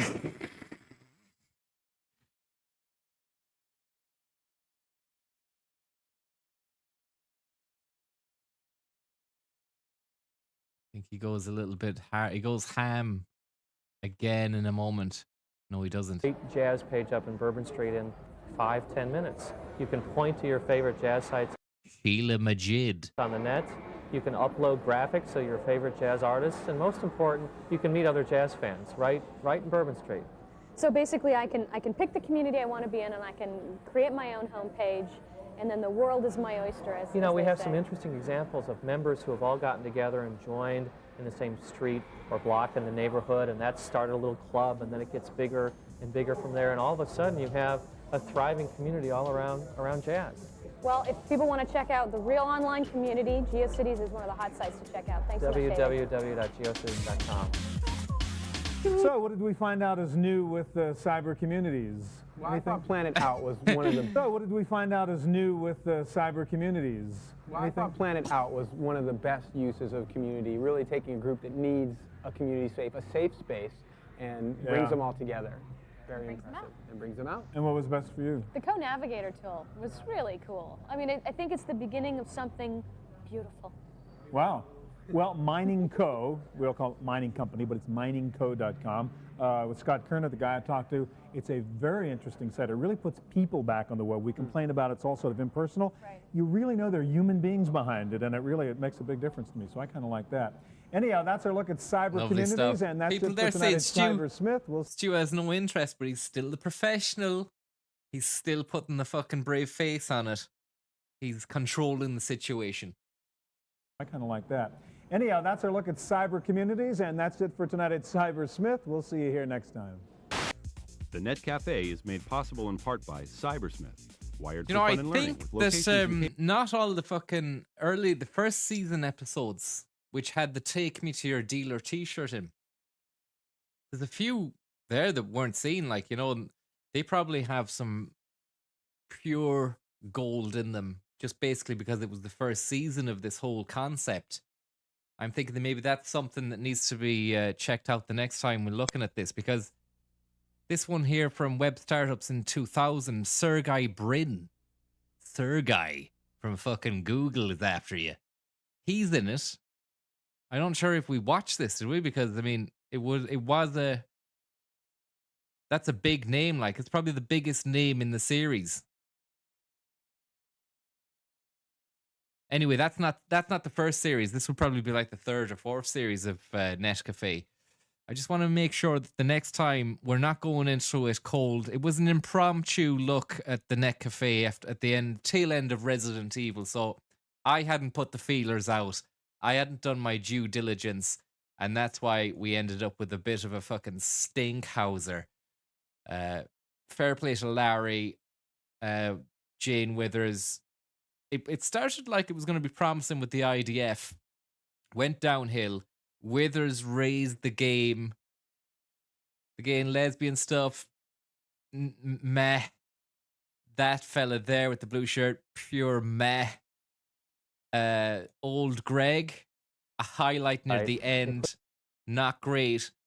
And then this fella with the Spirit of Jazz. Probably the most interesting guy. But it has to be said that the first series will probably be a lot better. Now, if we get to that on maybe Thursday or Friday night or something.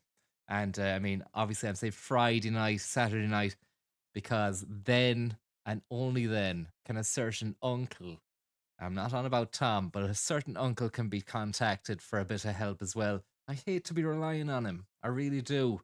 And I'm wondering, is my non-enjoyment of this particular episode, because this is a watershed moment for me. I've never not really had a downer episode. But I'm thinking, is that because Uncle Tisky wasn't involved? You don't want to be relying upon that as a fucking crutch. But I think this was rubbish anyway. As an episode at all. Double handing or magic. A new way to assemble personalized views. And this is another thing, look, the Web Startups episode, probably a real good one. You've got Sergey from Google. He seems to know his way around the block. How about you? Seems to know his way around the block. He seems to know his way. Thank you very much there, Lorcan McD. It's quite a boring episode. I think the general consensus there in the chat was that it was a boring episode. So it's not, we don't really have to worry about the fact that just because Uncle Tisky wasn't here, that's why. There's Sir Guy. Okay. It's actually shown that. I'd say Stu did that interview, did he? Had to have. Steven, you're with octopus.com, and I think. No, that's Steven, that's not Sir Guy. There's Sir Guy. Yeah, Stu's on that, the big guns. I guess the typical Silicon Valley startup story. In your dorm at Stanford is how this all happened, is that right? I guess that's true. We didn't really plan it that way. So this is while Google was still in its infancy and hadn't been sold, and they still had some kind of hippie-ish fucking vision for the whole thing. But eventually Uncle Luker came knocking on the door, and the boys just had to let that uncle in and fucking give him tea and biscuits and everything. That's it for this evening anyway. Somebody was asking there for some Eamon Dunphy clips. I have nothing really lined up or anything like that, but it could be a good outro. When you think about chat topics on the net, you tend to think of what? Sort of aliens, UFOs? Conrad, thanks very much there. But you don't tend to think about the hip-hop culture. When you think about chat topics on the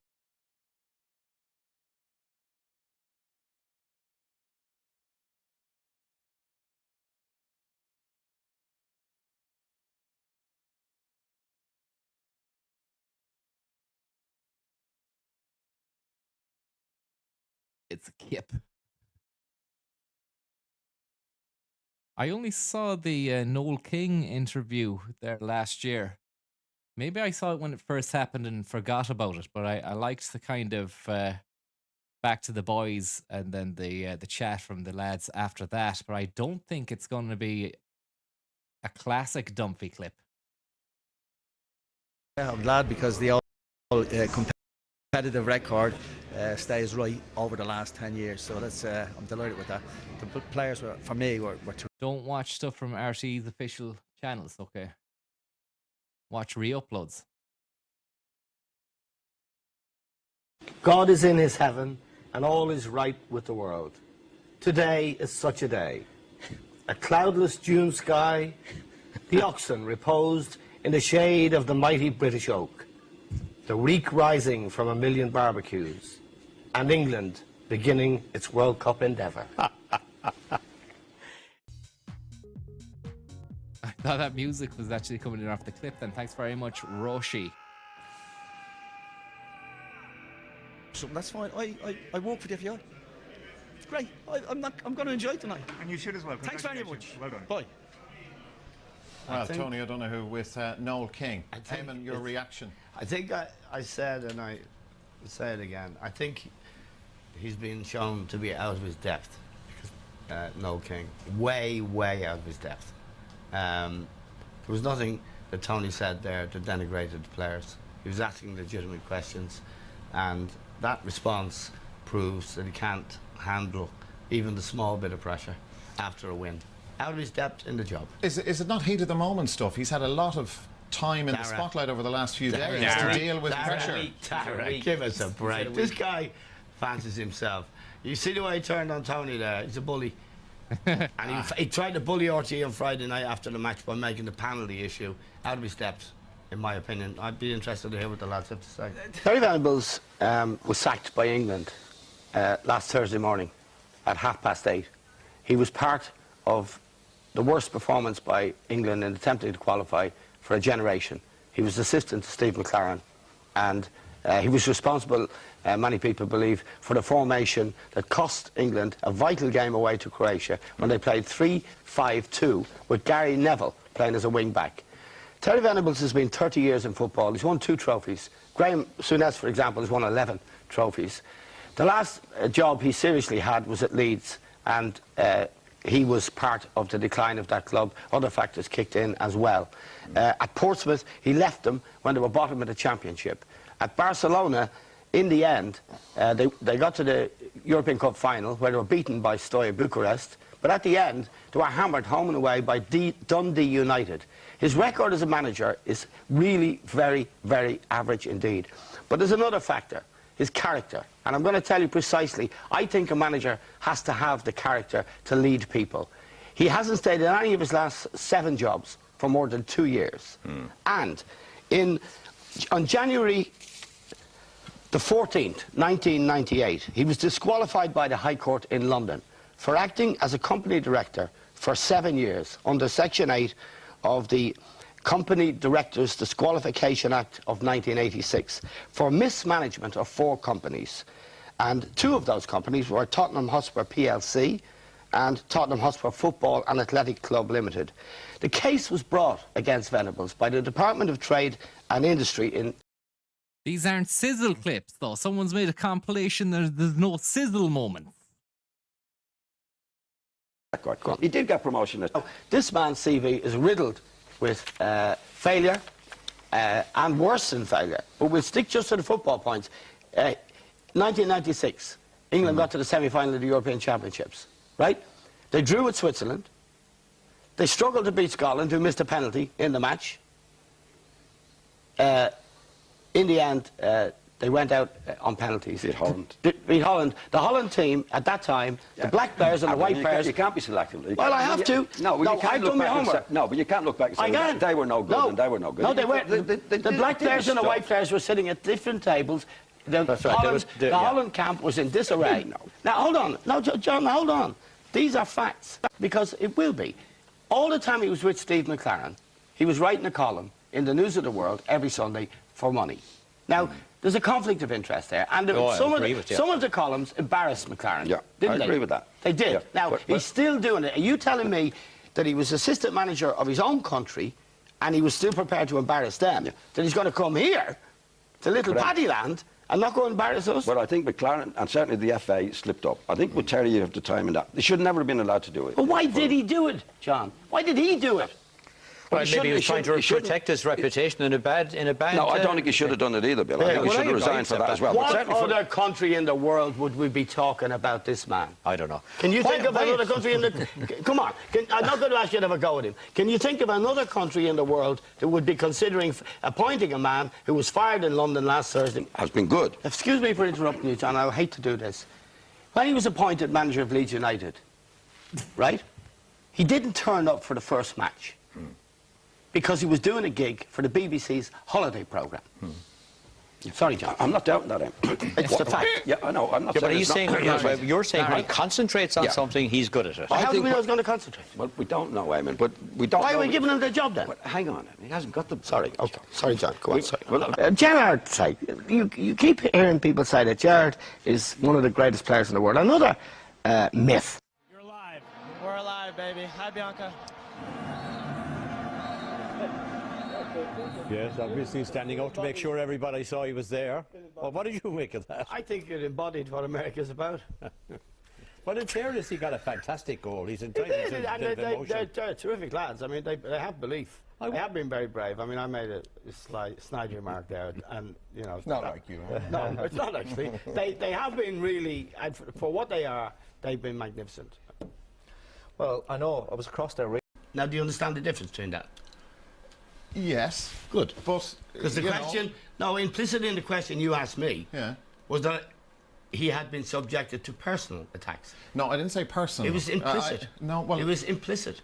But you mean to say he shouldn't be questioned? His tactics shouldn't be questioned? No, of course. But at the same time, he's entitled to his right to reply, isn't he? But that wasn't a right to reply. It wasn't replying. That was insulting to Tony O'Donoghue, a person who was doing their job. Steve McLaren, thank you very much. The comments after the match on Friday. I'm disappointed with it where it's a 28-minute video, but there aren't any sizzle clips. I'm looking for I managed to stay alive for 63 and a half years, baby.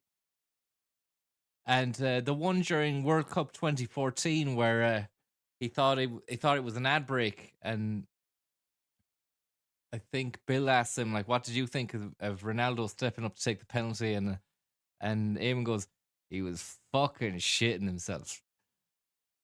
And they're like, oh, no, Eamon, are we on air? And then it went to an ad break, and then it came back, and then he had to apologise. Friday, we're insulting on a number of grounds. Now, we decided before this program night we wouldn't talk about that. No, but he's trying to do his job. Personal. And his job was for 2 games. Is his job to attack people personally? No, it's not. It's to manage the international team. Did he attack people personally? My opinion in that matter doesn't really count. Your opinion matters. Eamon, what have you ordered for dinner? I've ordered stew, Dara. Okay, fair enough. It's good because you cook it slowly. Yeah? Yeah, and it's got carrots and lentils and a nice bit of stewing steak. Very nice. Great. And it's on to mature at 6:30 after the extra time. But I think it's going to be a long 45 minutes plus. There another half an hour after that, and then we'll have the drama. No, actually, it's more about on the bench and back to the future. Sorry, I think Ronaldo was buzzing the other day. Yeah, really up for it. Ronaldo.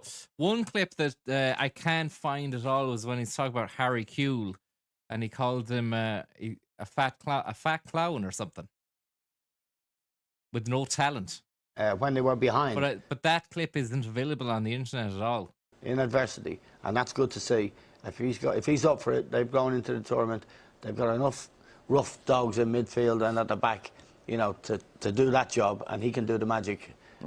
So, go for it, Ronnie. Right.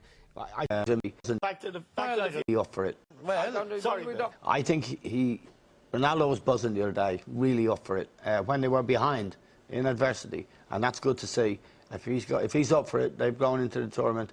They've got enough rough dogs in midfield and at the back, you know, to do that job, and he can do the magic. So, go for it, Ronnie. Right. I thought it was a poor Manchester United performance. Didn't have authority. The passing was poor. Berbatov was a disgrace. And they took him off. And I tell you what, they wouldn't have scored the winner if he'd have been on the pitch. He was a straight swap for Hernandez. Berbatov's contribution tonight was awful. And I think that's a club. Evra, very, very poor all night. And feigning You got to have this, though. This is pure love between himself and John Giles. And a great, probably the best kind of uplifting outro. You sad? Albeit bizarre. The most bizarre piece of television, maybe, in the past 20 years. You would sing me a verse. No problem. What are you going to sing? I'm going to sing Stardust. I'm going to sing 2 verses of Stardust for you, Miriam. And do you want to sing here or do you want to sing over there? I want to sing with Phil Coulter because his ambition is to play for me. Okay, Lonely nights, dreaming of a song, the melody haunts my memory, and I am once again with you when our love was new, and each kiss an inspiration. But that was long ago, and now my consolation is in the stardust of a song beside the garden wall when stars are bright. You are in my arms. The nightingale tells his fairy tale of paradise where roses bloom. Look at the way he's holding the microphone cord. It's like he's done it before, you know? Tony Bennett down the Brill Building. Of paradise where roses bloom, though I dream in vain, in my heart it will remain. My stardust melody, the memory of love's refrain. Beautiful stuff. Want to see that, just that look again on Liam's face. I don't know whether or not he was embarrassed or what. When stars are bright, you are in my Beautiful stuff. Fontaine Dunphy. We're the classic agnostic guys. The nightingale. I'm going to go anyway. Thank you very much for joining us for tonight's stream. We're back again as soon as we possibly can, Thomas. That is true. Thanks very much for joining us there. Good night and God bless everybody. How are you, horse? Thanks very much for the tip. In my heart, thank you very much there. It will remain. My stardust. Beating the Swiss tomorrow, possibly, yeah. Probably be watching Wales and Poland though. That might be on at the same time, I'm not sure. Refrain.